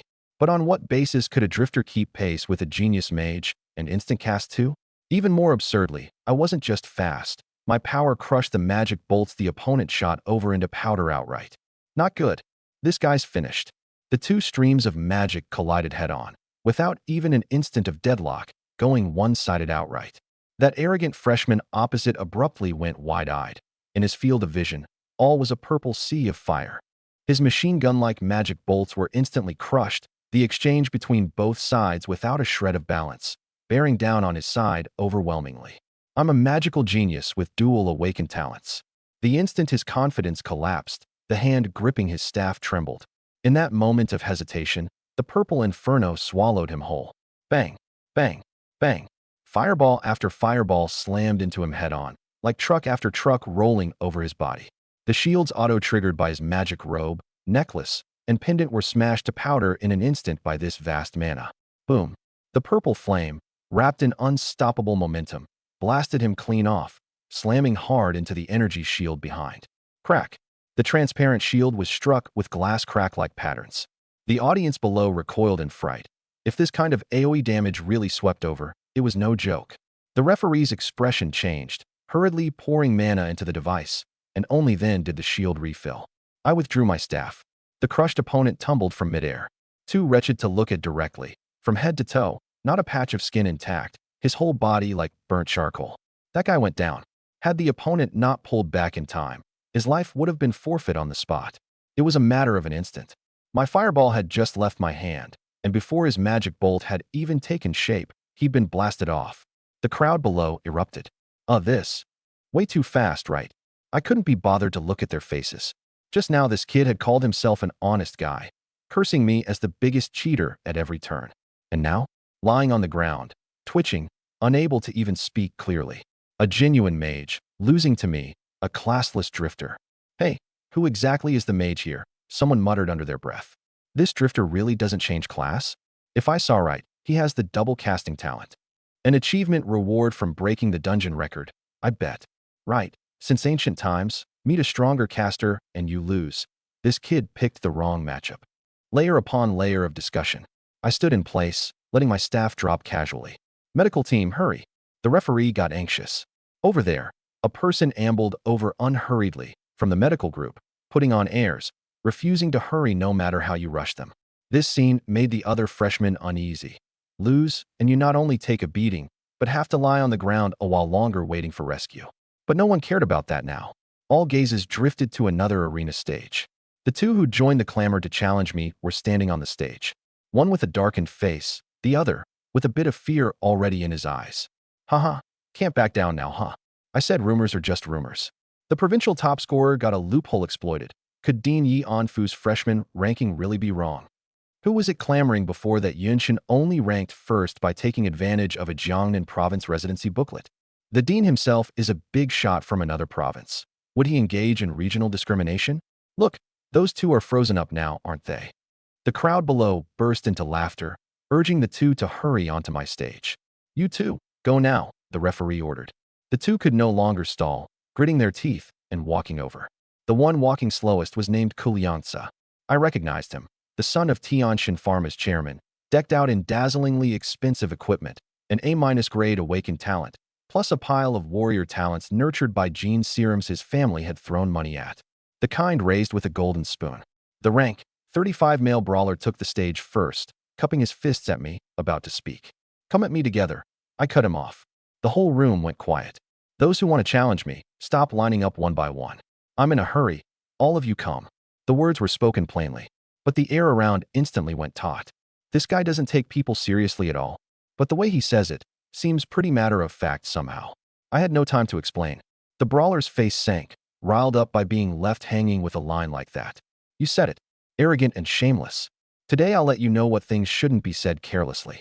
Kuliangsa, on the other hand, brightened, his steps immediately quickening, righteously leaping onto the stage. The brawler frowned. He hadn't planned to team up. A win wouldn't be legitimate. Split the credits. Opponents 5,000 credits, half each. Kuliangsa spoke first. The brawler froze, the refusal at his lips swallowed back. Face important, or 5,000 credits important? He was rank 35, and even after fighting till now had only 800 credits. He said nothing more. Tacit agreement. 1 versus 2. The referee didn't block it either. Everyone was here, so he activated the device outright. The countdown floated in midair. A rank 35 brawler, a rank 39 warrior, both close combat experts. Begin. 2 figures burst out simultaneously, instantly vanishing from where they stood. Having seen the power of my instant cast magic, they didn't dare stand and take it. Pincer. Kuliangsa roared. 1 left, 1 right, momentum maxed, charging straight to my front. I didn't move. Just let them charge. Arrogant, someone gasped below. A staff-wielding mage letting himself be closed in on. Wasn't that courting death? Huh. The brawler's high-speed grapple, his figure accelerating again, both arms flung wide, waiting to wrap me in a suplex. The latter half of Kuliangsa's assault abruptly sped up, closing to arm's reach in one go. 2 blades were about to land on my collar. Too slow, I said. Those 3 words down, and the eyes of both changed at once. No. I leapt up on the spot. The brawler's basic skill, air tread. The kick off the ground was fast as teleportation, their eyes utterly unable to keep up. Most fatally, the target was gone, but the unstoppable momentum of their charge couldn't be reined in. Bang! The 2 of them slammed solidly into each other, half their bodies colliding. Holy crap! A wave of cries below. I fell from several meters up, flames surging beneath my feet. It's trample. What fierce momentum! My steps slammed the ground hard, ignoring part of the armor, with intense stun attached. Leap into trample, a full descent from the heavens combo. The 2 had just collided into a heap when that heavy pressure overhead bore down. Boom. A large chunk of the ground caved in, becoming a pit. The smoke and dust dispersed. The 2 of them stacked in the pit, equipment damaged, faces grimy. Having taken this stomp head-on, both sunk into a 2-second stun, becoming lambs for slaughter. I planted a foot on their backs, staff pressed to their heads. Enough. You've won already. The medical priestess below, having just finished treating that freshman burnt to black charcoal, was thoroughly irritated. Give our medical team a little less work. Her gaze was already glaring at the referee, urging the call. You win. The discipline corps referee, not wanting to offend the medical department either, pronounced it on the spot. A second of silence. The crowd below completely erupted. Instant kill. Instant kill again. And 1 versus 2.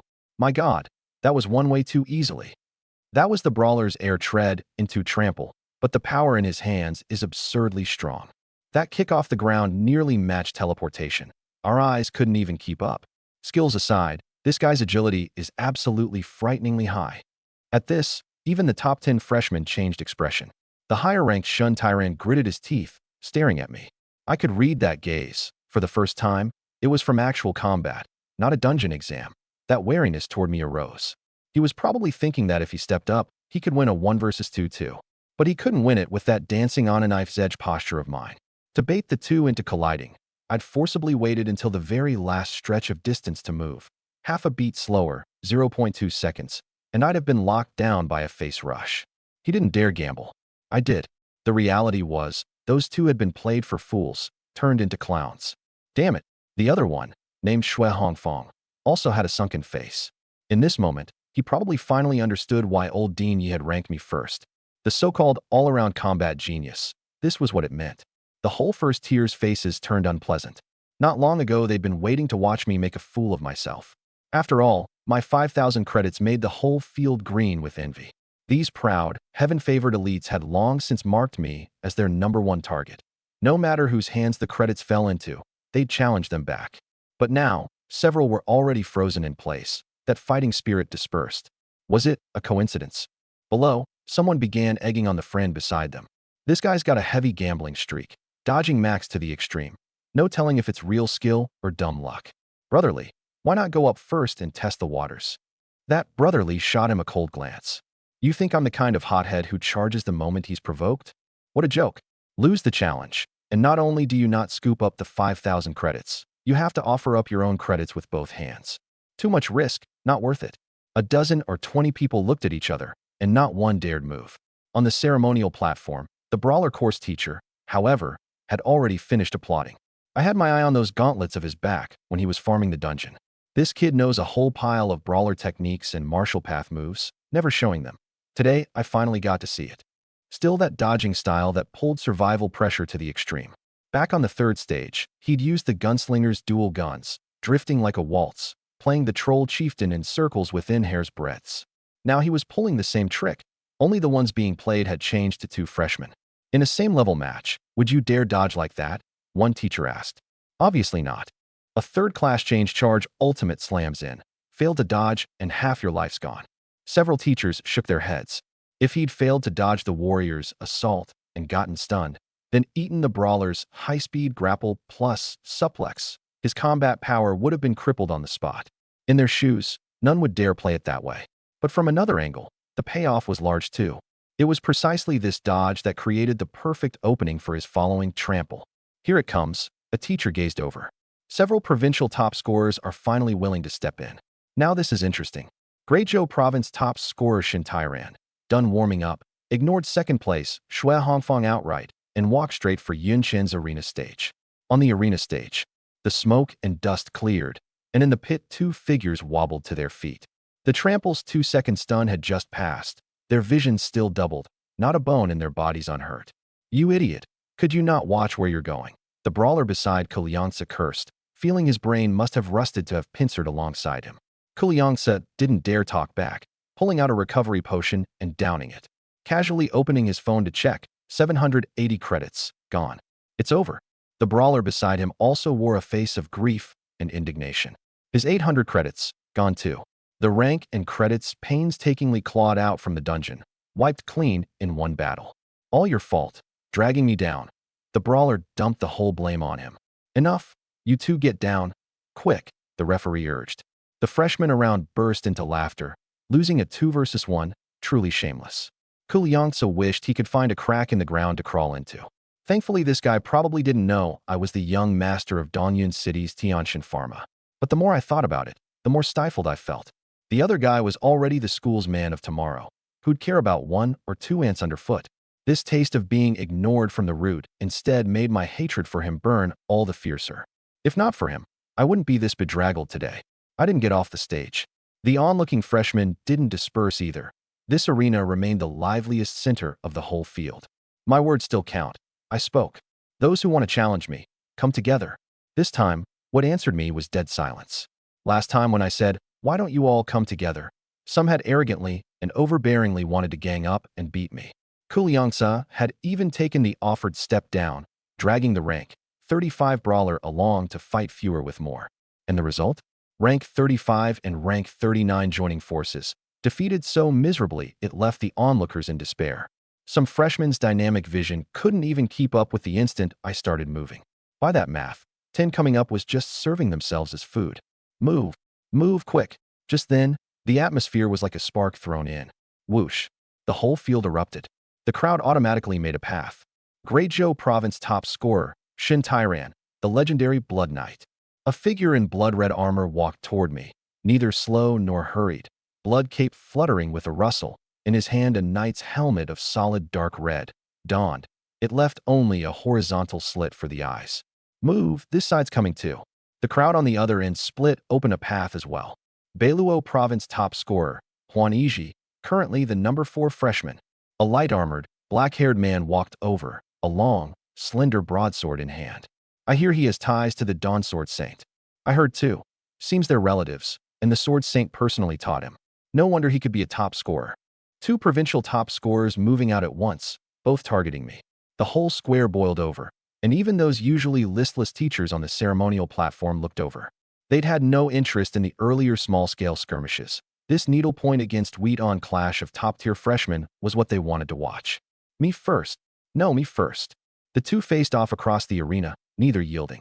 I insist on my will. The rigorously self-disciplined Shun Tyran finished speaking and took a step forward. I couldn't care less about your will. Huan Iji stepped forward too. You can come together. I cut in. The stalemate broke.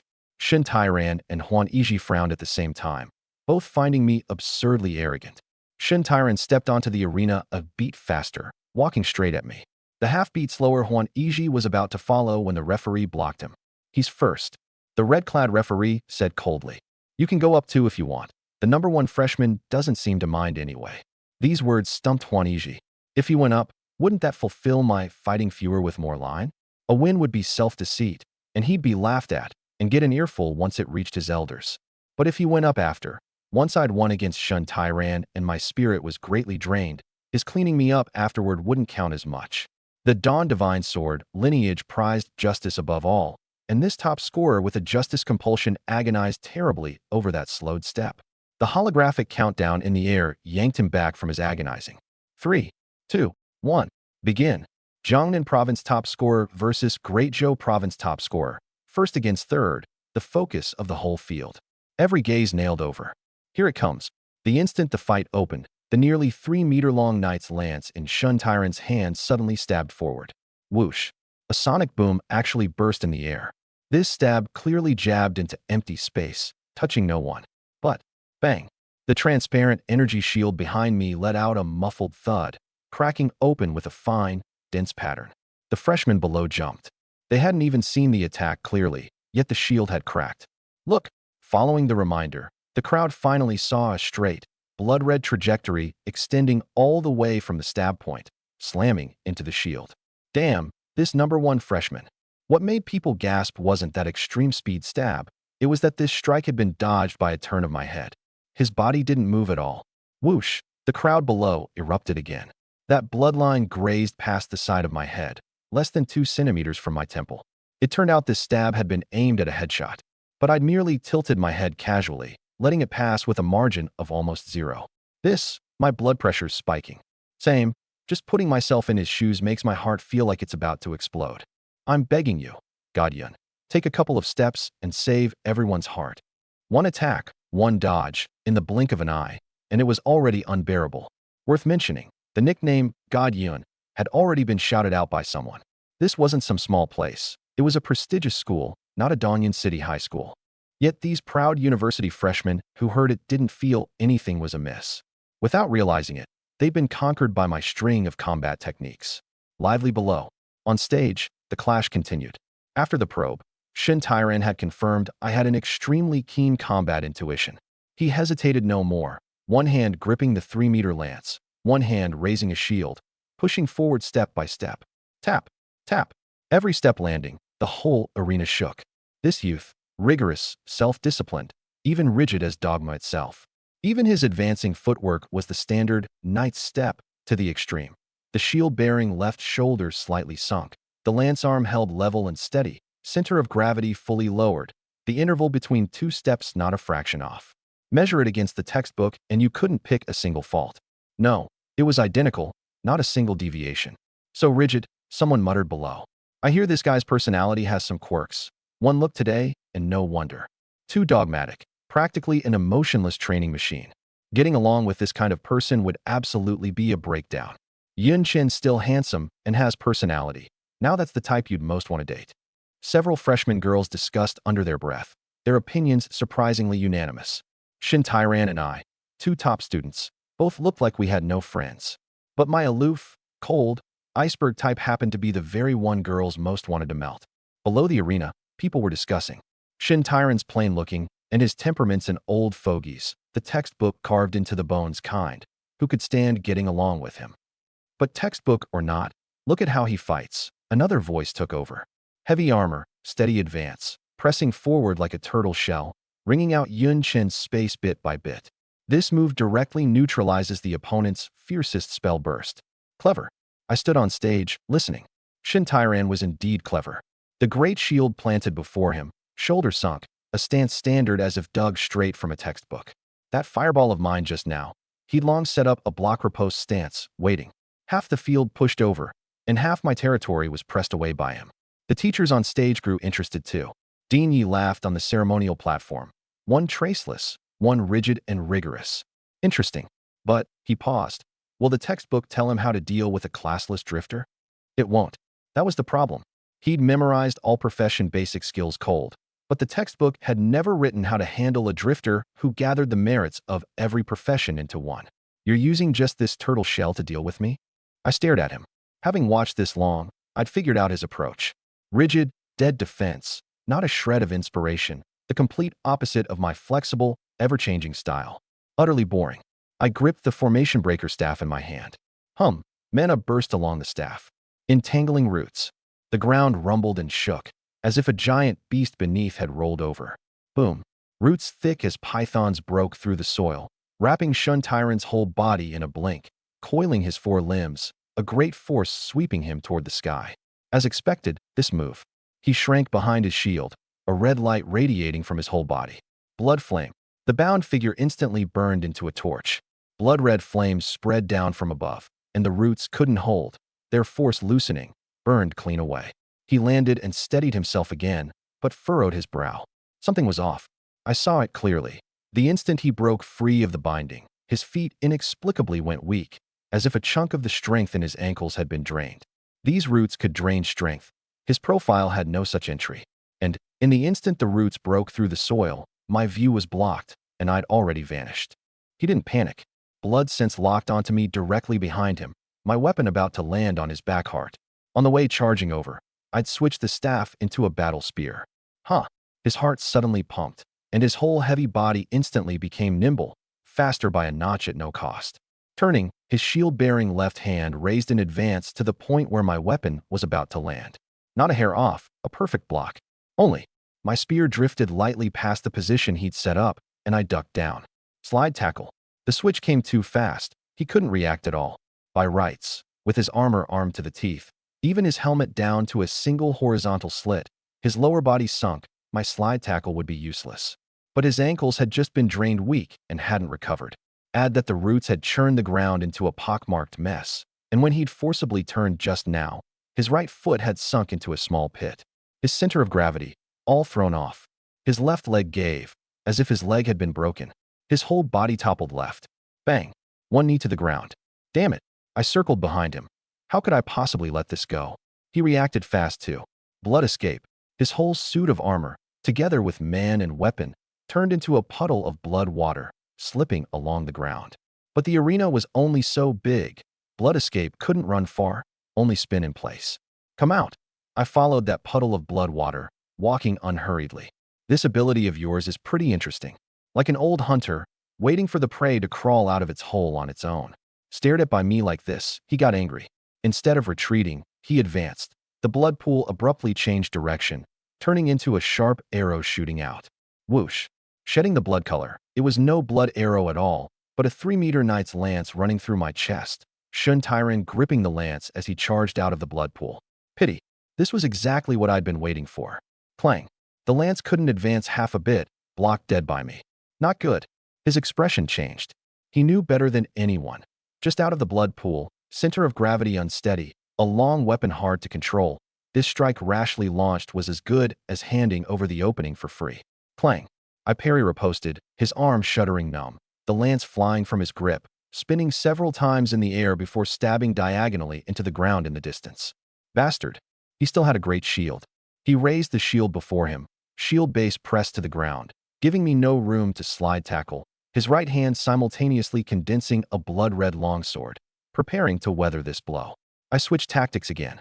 When that pressure slammed onto his shield, only a gale remained. I'd vanished from before him once again. Again. He probably couldn't figure it out, even racking his brain. How could a person halt his whole body's momentum at full charge and change direction and vanish in a blink? The textbook hadn't taught this. This time it wasn't a slide tackle. Below, I'd left him no room. But overhead, undefended. Air tread. The brawler's skill. My forward-charging body suddenly kicked off the ground, halting its momentum and rising into the air. A 360-degree flip in the air, and mid-flip I kicked his iron skull along the way. Not much damage. Humiliation maxed out. Borrowing the spin, I circled to his back. Utterly undefended. Assault. The spear struck like a dragon. The battle spear under the daylight. Enchantment turned into a blazing light spear, slamming into his back. Crack. The armor's plating broke and caved on the spot. No block. This force was like a train slamming in from behind. Boom. His whole body flew out like a cannonball, halting only when it hit the boundary shield. PFF. He landed and spat a mouthful of blood. That puddle of blood surged. As long as he willed it, he could still condense a weapon, apply blood mist. But feeling the spear glare press to his lower back, he sighed and released his strength. I concede. Defeated, thoroughly convinced. Fighting on would only be asking for more humiliation. Winner, Yun Chun. The referee announced the result. The head-on collision of number 1 and number 3 freshmen came to a close just like that. Shin Tyran, passive almost the entire time. The crowd below fell silent for a dozen-odd seconds. Then the applause started. Sparse at first, then joining into one. Beautiful. Too beautiful. Brother Yun's combat technique is unheard of. I genuinely can't find words to praise him. Truly impressed. That dodging of mine that grazed attacks by hair's breadths, that footwork of instantly halting and instantly changing direction from a full charge, they couldn't comprehend it. Had they done it themselves, they'd probably snap their waists on the spot. Those little skills, now a brawler's, now a druid's, now a warrior's, too absurd. Freshmen who couldn't follow my movements could only pick a few drifter skills as topics of conversation. Some spoke up for Shun Tyrant too. At first some were hyping that turtle shell of his as flawless, neutralizing Yun Chen's spell barrage, and the result? They underestimated the drifter. Can't blame him. The textbook didn't write how to handle a classless drifter. In an atmosphere of worshipping the strong, the loser naturally got stepped on. Don't get cocky. A voice spoke up coldly. Blood Knight is a hidden profession, only just gaining momentum, and he's only level 15. Once the advanced skills are gathered, then we'll talk about who's higher and who's lower. The moment the Blood Knight hidden profession had debuted, it did carry an eerie yet sharp, domineering edge. The freshmen below erupted, getting thoroughly wrecked by Brother Yun at the current stage, so you can only find redemption in the future, huh? Believe it or not, I'm stating a fact. Stop arguing. I'm a man from the future. Ahem. The future is my domain. Scram. I couldn't be bothered to listen to their nonsense. But one thing I noticed, without realizing it, the cries of Brother Yun and God Yun grew more and more. That crowd of teachers on the ceremonial platform was hotly discussing me too. His physique is too absurd. His flexibility is beyond imagination. Most crucial is that innate combat intuition. No one can envy that into existence. This kind of talent, they said, even they themselves didn't have. Except, of course, for that peerlessly elegant iceberg empress of the weapons college, Xia Qingqing. Dean Yanfu couldn't sit still. Give it another half hour, let the challenge match end. He was anxious to recruit. Elements College's Lian Heshuan reminded with a laugh, don't rush. That little Dawn Divine sword still wants to go up, and the other provincial top scorers surely won't just sit there watching the show. He wasn't wrong. That crowd of top students had stared at me for a good while, wanting to find a loophole, a weakness to target. Yet until now, not one had dared come up. Might as well let them go up one by one. A teacher spoke.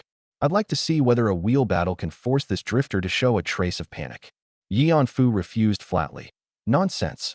The school doesn't cultivate only him. But what dissatisfied him was that this crowd of front-row freshmen was so busy eyeing my 5,000 credits and hunting for weaknesses that all dozen-odd arena stages sat empty. The challenge match was about to become my solo show. He stood up and roared. What are you all standing there for? Especially the first tier. Hurry up and start challenging. The named freshmen instantly collected themselves. A rank 10 raised his hand. I challenge number 6. The opponent was a harmless-looking, innocent-faced little Taoist girl. Is it me? She pointed at herself. Aren't I fifth? Her little head was full of confusion. Then the next second she suddenly got it. I remember now. At first the one who was second thought he was first, but the real first was still in the hidden stage, so now everyone's rank has to shift back one. She explained it so clearly that, not far off, Shui Hongfang's face twitched. At the thought of how he'd just come out of the dungeon and raised his hand to the empty square declaring, ascending the throne as king, only to be met with a wave of mocking gazes, he was mortified even now. I challenged number 2. This shout pulled Shui Hongfang back to reality. It was the just-defeated Blood Knight Shin Tairan, who downed a potion and raised his hand, coming for him. Sorry, my credits are gone. I need to make them back, Shin Tairan stated plainly. Shui Hongfang's face went black. What was this supposed to mean? Really treating him as a soft persimmon to squeeze? Really thinking his 2,500 credits were a sure grab? This lot of provincial top scorers ignoring him one after another. The fire in his heart couldn't be suppressed no matter how he pressed it. Watching me handle things so effortlessly on stage had him stifled to begin with, and now being treated as a soft persimmon made him angrier still. Fine. First take this Great Zhou province top scorer to warm up, and once I'd fought another match and my momentum was drained, he could seize the chance to trample this Jiangnan province top scorer underfoot. Whoosh. Another wave of clamor. Number 4, Beiluo province top scorer, the Dawn Sword lineage's Huan Yiji, had already stepped onto the stage and begun warming up. On my side, a figure gripping a long, slender broadsword faced me. You sure you don't need to recover? Huan Yiji frowned. I could tell. He thought my kind of extreme dodging was too draining on the spirit, that sustained combat was a heavy drain. No need. I gestured for him to make his move. I said, you can come together. The words had just fallen when another person got into position early, waiting for the next round. Number 5. This woman's so gorgeous. Damn, she's actually of elf blood. Only then did the crowd notice that the hooded, robe-draped woman had a pair of pointed ears, her face serene and elegant. Beautiful and formidable, Shinya province's female top scorer, a bona fide female academic ace. Her name was Nicole, with the noble silver moon elf blood flowing in her veins, awakened talent escalade. Even for those used to seeing foreign race blood, such a beauty standing there still set hearts swaying. This kind of bloodline is born with higher force stats than us, and gets more attribute points and skill points on leveling up. Stop talking, the fight's starting. On stage, Huan Yiji's response was to advance, sword in hand. Tap. One step landing, his body drawing out afterimage after afterimage. He'd activated haste, outright, striding swift as flight to hack at me. Come. The broadsword in his hand suddenly burst with a dazzling pale gold luster. Hum. The luster grew, stretched, turning into a golden sword glare 4 or 5 meters long. Whoosh. He lunged and swung, the sword glare crashing at me like the resplendent might of heaven. In under a second, several golden glares swept across the earth, plowing out chasms outright, splitting the energy shield behind into several breaches. So upright and domineering. This power, worthy of the rumor that the Dawn Sword Saint taught him personally. Someone below grew excited. The so-called Sword Saint was a swordsman's 4th-class change ultimate profession. The Dawn Sword seed inherited by that Dawn Sword Saint of the Xinlong Nation was now appearing at Jiangnan University's freshman match. Could the 3rd-generation Dawn Sword Saint be among us? Highly possible. Huan Yiji is righteous and conservative, never acknowledging his origins. But look at this sword glare. Dare you say he has no relation to the Sword Saint? That crowd of freshmen who'd had gripes with me before sneered. See that? The 3rd-generation Sword Saint walks a broad, smooth road. What's a classless drifter got left in the future? Hold off on the stomping. See if your Sword Saint can even land a cut on Godyan first. On stage, resplendent sword chi shot out one after another, chasms everywhere, the shield broken with several breaches. But with such dense Dawn sword chi crashing down, I was completely unharmed. Whoosh. The sword glare was about to cleave me in two. I'd likewise activated haste, dodging easily, leaving only a blurred afterimage where I'd stood. SHHHCK. The meters-long sword glare cut the afterimage to pieces, not touching a shred of substance. Huan Yiji gritted his teeth and pressed forward. He refused to believe he couldn't touch me. But watching me stroll leisurely like this, not a flicker on that cold face of mine, he grew all the more frustrated. Huh. He roared, and the sword glare surged. Just now it was 4 or 5 meters. In this instant it stretched to over 10 meters long. The next moment, this 10-plus meter golden light swept horizontally, like a ship-cleaving blade wrapped in a vast shockwave. It covered the whole area, plainly not letting me dodge anymore. Boom. The shield violently trembled. Had the referee not replenished the mana in time, it'd have exploded on the spot. The shockwave leaking from the gaps drove the front row, onlooking freshman back half a step. Look! Dodged again. Unable to dodge horizontally, I went vertical, borrowing air tread. I escaped his ultimate in that hair's breadth gap. Again, Huaniji had long calculated I'd leap airborne. This was exactly what he'd waited for. Whoosh. This time it wasn't a horizontal sweep, but an oncoming moonlight slash, the 10+ meters sword glare tearing open the sky. Anyone else risen midair couldn't dodge it at all, only serve as a target. Pity, for a drifter like me with an endless stream of little skills, thinking that way was a grave mistake. Midair, I used a trample. I'd demonstrated this move before, but this time the meaning was completely different. Beautiful. A wave of cheers below. Like I'd been hung with a 1,000-pound weight, I plummeted abruptly, barely dodging the rising sword glare. Even fiercer, before landing, I forcibly interrupted the skill and, midair, immediately linked into an assault. What kind of maneuver is this? The crowd was startled, and a teacher who'd just sat down in the distance shot to his feet again. Like a celestial descending from beyond the heavens, I plummeted to dodge the slash, interrupted the skill, and assaulted midair, all in one seamless flow. This tactic switch was fast to the extreme, an antelope hanging its horns, leaving no trace. Whoosh. My figure under haste shot forward, speed at its absolute peak. Clang. The instant the sound of the blade leaving its sheath cracked out, Huaniji knew it was bad. Not good. I looked at him. The 10+ meter sword glare was long and unwieldy. He couldn't retract it, nor could he block. This was the fatal flaw of such an ultimate. My figure had already covered him, the scarlet sword edge grazing past his face. He tilted his head to dodge. Survival instinct, astonishingly fast, but still half a beat too slow. The blade cut open his light armor, half his shoulder instantly bursting into a bloom of blood. This sword I held back. It had originally been aimed at his head, but the celestial descent wasn't over. The same moment my right hand swung the sword, my left hand had already clenched a fist. Splitting my mind between two, both moves issued at once, without a shred of hesitation. First fist, the brawler's basic skill. Force condensed forward, crit, and armor break doubled. Boom. The fist slammed into his left shoulder, and with a bang, Huaniji flew out like a cannonball, tumbling several somersaults on the ground, finally slamming hard into the shield. His strength cut off, that 10+ meter ship-cleaving blade dispersed along with it. Next, I pronounced the result outright. Cough, cough, cough. Huaniji crawled up from the ground, both shoulders crippled, swaying, unable to stand steady. He gave a bitter smile. He understood I'd gone easy on him just now. Otherwise, that sword would have been his head, and even if he'd fluked a dodge, there was that fist waiting. Inconceivable, truly bold. He shook his head. I've lost, and thoroughly convinced. He could tell I'd learned no profound techniques or tactics, relying entirely on combat intuition.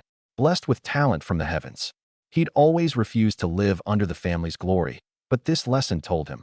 Without the Dawn Sword seed, he was nothing. Lost, he murmured, walking off the arena. Had the medical team not stopped him, there was no telling where he'd have drifted off to, spirit scattered. On the ceremonial platform, the teachers were dazed. Good grief, this won't leave psychological scars, will it? Dean Yeonfu waved a hand, wearing an old hand's look. Relax, a bit of grinding. He's a youth. Take enough beatings, and he'll walk out of it, as he grows older. His tone shifted, his eyes full of interest. That one-man celestial descent combo, beautiful.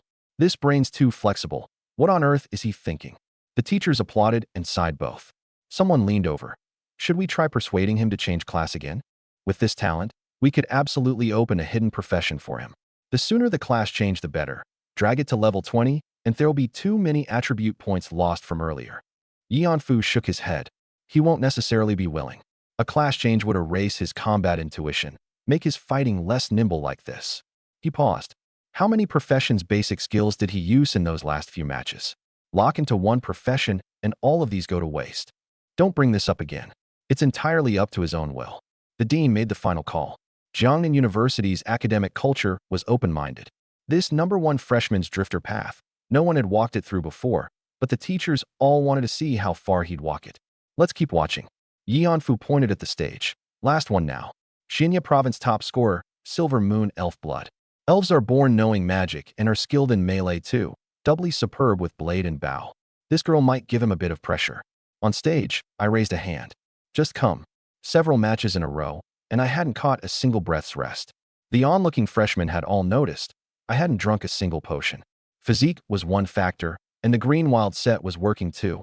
A few seconds out of combat, and stamina, health, and mana auto-recovered. Endurance maxed out. More important, no one had given me real pressure.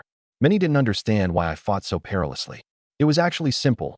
You dodge an attack by a meter, I dodge it by a centimeter too. Since we both dodged, why waste extra stamina?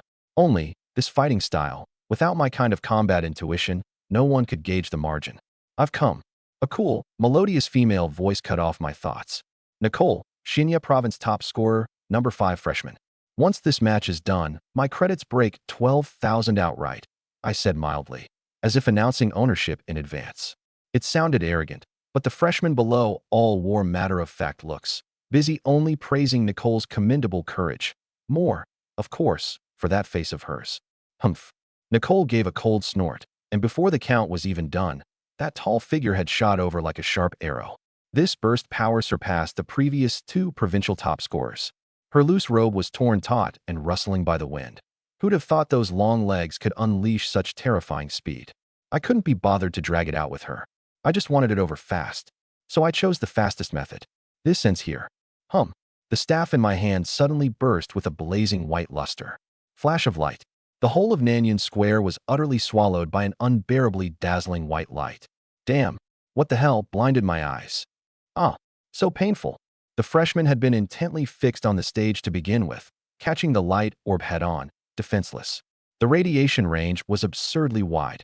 Even people at the 19 neighboring arena stages raised hands to shield their eyes. Who'd have thought someone would deliberately dump a pile of skill points into a common skill flash of light, forcibly raising it from E- to B-? Absurd. Too absurd. Even fiercer, this light carried a slight mental shock. Low levels had no mental resistance at all, and a crowd was pierced to tears while also dizzy and nauseous. On the ceremonial platform, the teachers knew perfectly well. How many people had this move sunk in the dungeon exam? In the earlier matches, everyone had subconsciously guarded against it, afraid of eating this hit from overconcentrating. The most absurd part is, it's got double casting stacked in 2. Looking now, if a crowd of freshmen had shamelessly gone up together just now, this one hit would have wiped them all out. Nauseating as it was, the teachers were genuinely impressed. The eyes were the most fragile part of the body. No matter how many levels you gained, you wouldn't dare stare straight at the sun overhead. This move others couldn't even learn.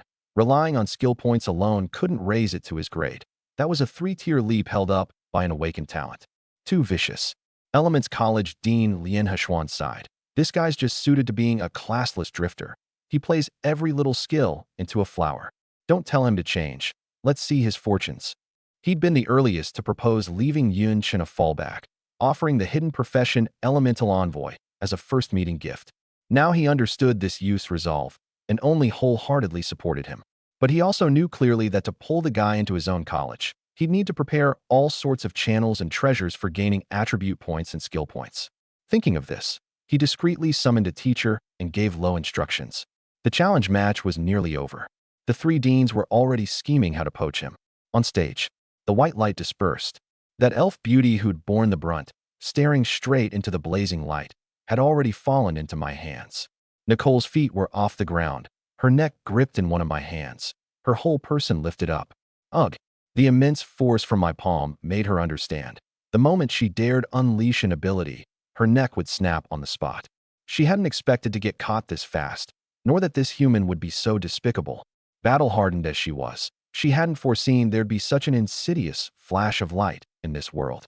Just now she'd charged the fastest, a pair of sharp eyes locked dead on every weakness of my body, her mind having already laid out where the silver moon swordplay would stab.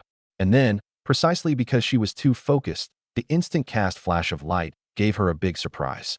Her eyes nearly blinded, her mind buzzing. She'd lost my trace in one go. By the time she recaptured it by perception, it was too slow. Having charged too fast, at this close distance, it was as good as delivering herself into my mouth. And so came the scene before me. Her hood had fallen, a head of silk-like silver hair spilling down. Perhaps unable to catch her breath, that luminous face flushed red, paired with eyes pricked to tears by the light, carried an indescribable flavor. She struggled, both hands gripping tight the right hand with which I clutched her neck. Nicole's vision finally recovered, those hazy eyes staring down at my face from above, memorizing every feature, nose and eye, as if to carve me into her bones. It was this guy who'd bullied her. In the whole Silver Moon Forest, no one dared bully her like this. Angry and frantic, she patted my forearm with both hands, conceding. I let go. Thud. Her whole body crashed to the ground, her posture bedraggled as a duck's, and she glared up at me fiercely. But all I left her was a view of my back.